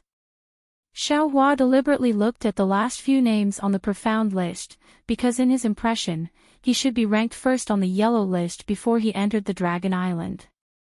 And he killed the assassin of the mysterious Yellow Order, so he should be ranked on the profound list. Sure enough, 200 years was enough to erase a lot of memories. His name didn't appear on the profound list, so no one knew that Xiao Hua was once ranked on the profound list. After looking at the profound list, the yellow list also appeared in the multicolored light. 360 bloody names appeared in front of everyone.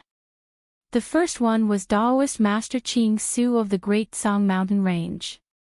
Soaring Dragon Mountain Ranges Xiongyi, Soaring Dragon Mountain Ranges Lixiang, and His Highness Lan of the Soaring Dragon Mountain Range were ranked 67th, 81st, and 107th respectively. As for Changyu of the Soaring Dragon Mountain Range, he was ranked 304th because he was only at the early nascent soul stage. Xan Ping, Su Tingzi, and the others were not on the profound list. Xiao Hua had seen the other Daoist cultivators on the Yaotai Mountain before, but Xiao Hua didn't know most of them. After the multicolored light faded, the profound list and the yellow list gradually returned to normal. Those bloody names seemed like a mocking smile, and even more so, it seemed like they were looking at the numerous Confucian cultivators with desolate eyes. Oh. Murong Jiang, who was in the distant halo, asked in a low voice. This old man remembers that Xiao Hua was ranked last on the previous profound list. Why is there no trace of him here? I'll let Senior Murong know. Nan Huayue said in a low voice. Junior checked the profound list before. Senior Xiao was once on the yellow list, and later on, he was ranked on the profound list. Then, for some unknown reason, he disappeared again. Xiao Hua. I remember now, isn't he that Daoist cultivator who was suppressed in Baiqingyu some time ago? Another great grandmaster from a Confucian family asked curiously. Since he has been suppressed, he will naturally disappear from the profound board. That Confucian martial grandmaster naturally said what the majority of the Confucian cultivators were thinking. The entire halo once again returned to normal. Everyone seemed to be pondering why Xiao Hua suddenly left Baiqingyu, and also seemed to be waiting for the profound list to be updated.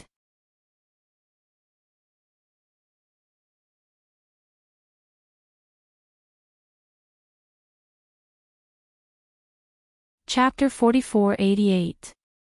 Rumble. Thunderous sounds were heard again from the huge whirlpool that enveloped the space. Then, the chains of Ming Lu swayed wantonly in the whirlpool like a horned dragon. A feeling that Ming Lu couldn't escape arose from the bottom of everyone's heart. Woo! Amidst the rumbling, the 9-colored clouds surged out. Suddenly, a strange whistling sound came from the clouds. The clouds shrunk rapidly, and a bloody light appeared in the vortex. A meteor that was several feet long flew out from the vortex. This meteor had a bloody tail and crashed into the yellow board at lightning speed. Kacha! A crisp sound was heard. The name of the last name on the yellow board was smashed into pieces. A red light flashed, and a large word that looked like it was written with a bloody brush appeared. Fortune Gate's Lupang. Fortune Gate. A Confucian cultivator said strangely, since when did the mysterious yellow board put a bounty on the disciples of our Confucian sects? Isn't this nonsense? Not necessarily. Another Confucian cultivator frowned and said, maybe it's a Daoist sect. Brother Situ, are you confused? Since when did our hidden immortal continent have a Daoist sect? Of course there isn't one on the hidden immortal continent, but it doesn't mean there isn't one in the Pure Land, right? Those bald donkeys have always indulged Daoist cultivators.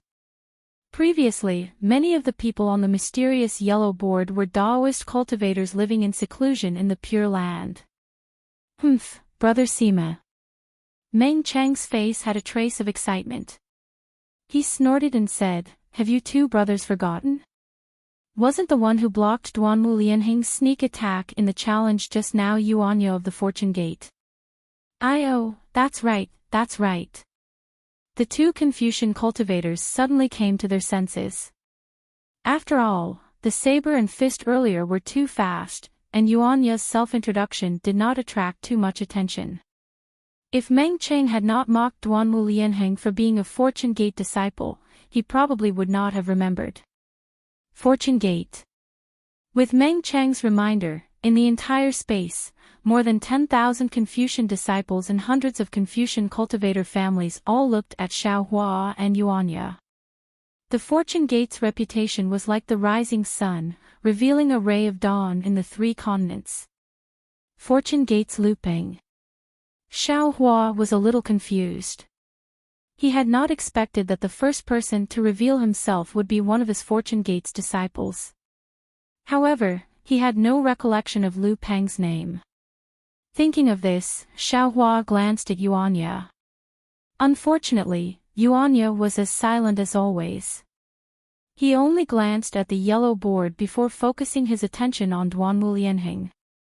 Congratulations, Senior Xiao. Nan Huayue said respectfully.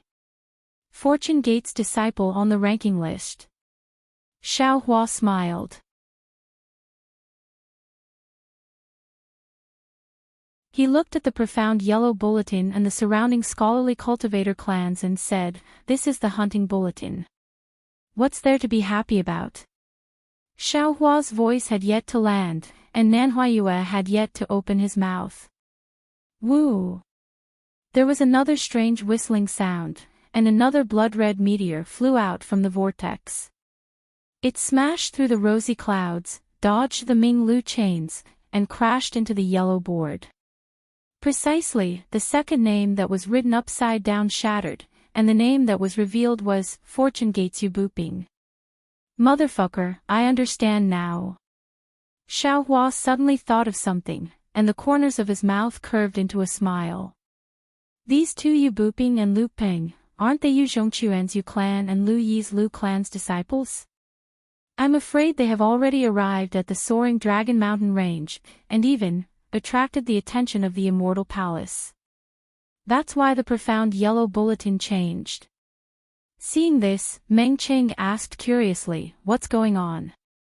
Why are there two Fortune Gates disciples in succession? This profound yellow bulletin, is there something wrong with it?" Then, he turned to Nan Huayue and asked, "Miss Nan, your star-picking tower's defensive formation is fine, right?" Nan Huayue said proudly, "Senior Meng, please rest assured. Even if there is something wrong with the profound yellow bulletin, my star-picking tower's defensive formation is absolutely fine, woo woo woo."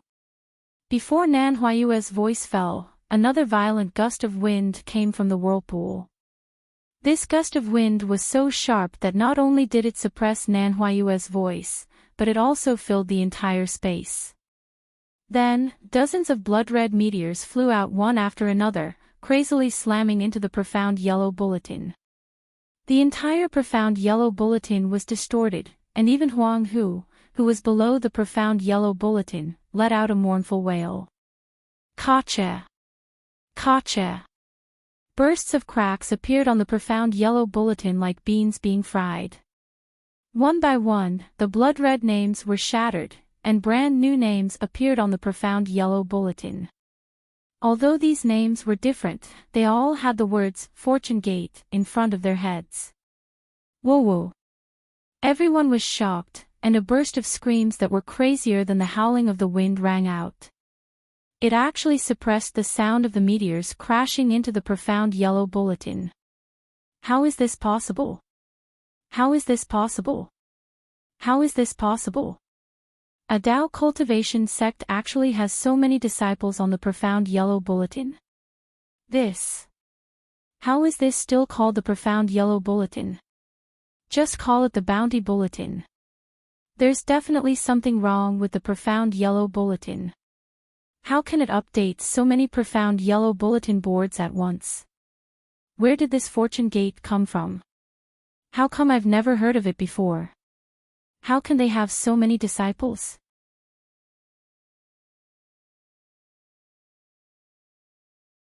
Woo woo! The crowd exclaimed. The shouts and doubts did not stop. The second wave of wind whistling was heard. The entire whirlpool in the sky turned crimson red. Hundreds of crimson stars flew down again. They collided with the yellow board even more violently than before. The entire yellow board flickered continuously. It was shaking violently as if it was about to collapse. Whoa whoa! Everyone exclaimed again. On the profound yellow bulletin, between the 200th and the 300th, it was completely occupied by the names of the Fortune Gates disciples. There were no other Tao cultivation sect's disciples at all. 160 disciples. Gongshu Jingyi was a little dumbfounded. He stole a glance at Xiaohua, who looked calm in the sky, and murmured in a low voice, "Even if they're all gold core realm cultivators, this fortune gate is really terrifying." How could other Confucian cultivators not think so when Gongshu Jingyi thought so? They all looked at Xiaohua doubtfully, thinking about how to quickly report this matter to the sect. Unfortunately, their imagination was still too shallow. Just as they were thinking about how to deal with the fortune gate, woo-woo, another round of meteor shower unexpectedly came. Boom boom boom. The profound yellow bulletin was once again smashed into pieces by this meteor shower. One by one, the shining names on the profound yellow bulletin refreshed from the 100th to the 200th. What also made the tens of thousands of Confucian cultivators dumbfounded was that these names still carried the brilliance of the fortune gate. Boom! All the disciples present went crazy. Gongshu Yi Axian screamed at Gongshu Yi Ming, "Sister, am I dreaming? What is going on? Is the world going to be rewritten? I don't know." Gongshu Yi Ming also stuttered. Now she was also confused. Looking at the shining stars on the profound yellow bulletin, and then looking at the tall and thin figure under the moonlight, and then thinking about what Xiaohua said to her before, she had already lost her mind. Damn it! Murong Tsongyin's beautiful face also lost its color. At this time, how could she not know what was going on? Not only did she regret that she thought herself clever, but she also regretted that she didn't catch this little cultivator with infinite potential. 260 disciples. Murong Zhang's face was ashen, and he whispered, "Even if they are all golden core disciples, it is definitely the biggest sect in the last 100,000 years." Unfortunately, Murong Zhang's heart was very clear that he was just deceiving himself. If it were only golden core disciples, the profound yellow order wouldn't have sent them to the profound yellow bulletin. Among the 260 disciples of the fortune gate, at least half of them were nascent soul disciples.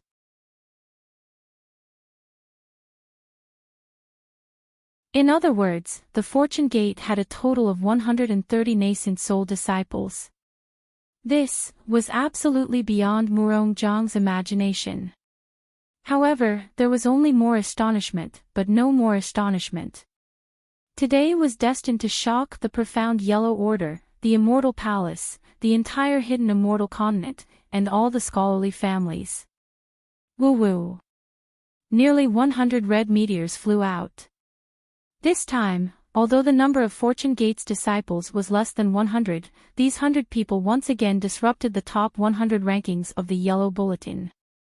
The Great Tsang Mountain's Daoist master Qing Su, who was originally the first on the Yellow Bulletin, was suddenly pushed down to the 90th place. Li Xiang, Xiong Yi, and Prince Lan, who were previously on the soaring Dragon Mountain range, were now on the Fortune Gate. Chang Yu's name disappeared, and the other 100 or so names of the other Daoist disciples were also smashed into powder. Xiong Yi, Prince Lan, and Li Xiang were now in the top 3 of the Yellow Bulletin. Oh, that's good. An unknown scholarly cultivator slightly breathed a sigh of relief and said, "This old man remembers that Xiong Yi's cultivation is only at the mid-nascent soul stage. Although some of these Fortune Gate's disciples are already at the nascent soul stage, they have just stepped into the nascent soul stage. Even if they are only at the early nascent soul stage, there are 300 nascent soul disciples. Isn't this too terrifying?" Another scholarly cultivator said.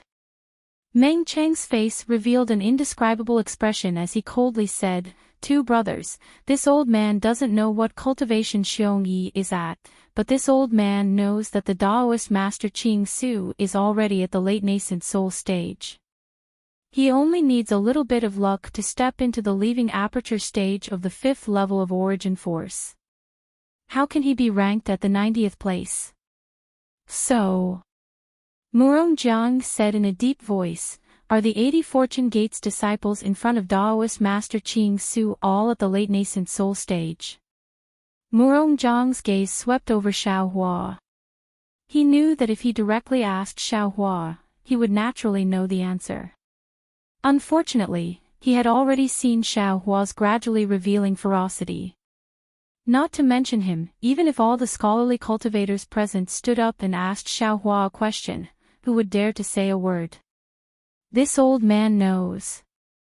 Gong Shu Jingye said, "Because Xiong Yi, Li Xiang, and Prince Lan are the Fortune Gates commanders, they are ranked at the very front." How much does the Fortune Gate occupy on the yellow bulletin? Duanmu Lianheng asked in a daze. "You're tuning into the LoveLore Library YouTube channel. We're so grateful for your support, and don't forget to subscribe to join us on this incredible journey through captivating stories. Your generosity through donations truly makes a world of difference, as it's the primary source of revenue that allows me to expand and enhance this channel for you. Thank you from the bottom of my heart for being a part of this adventure.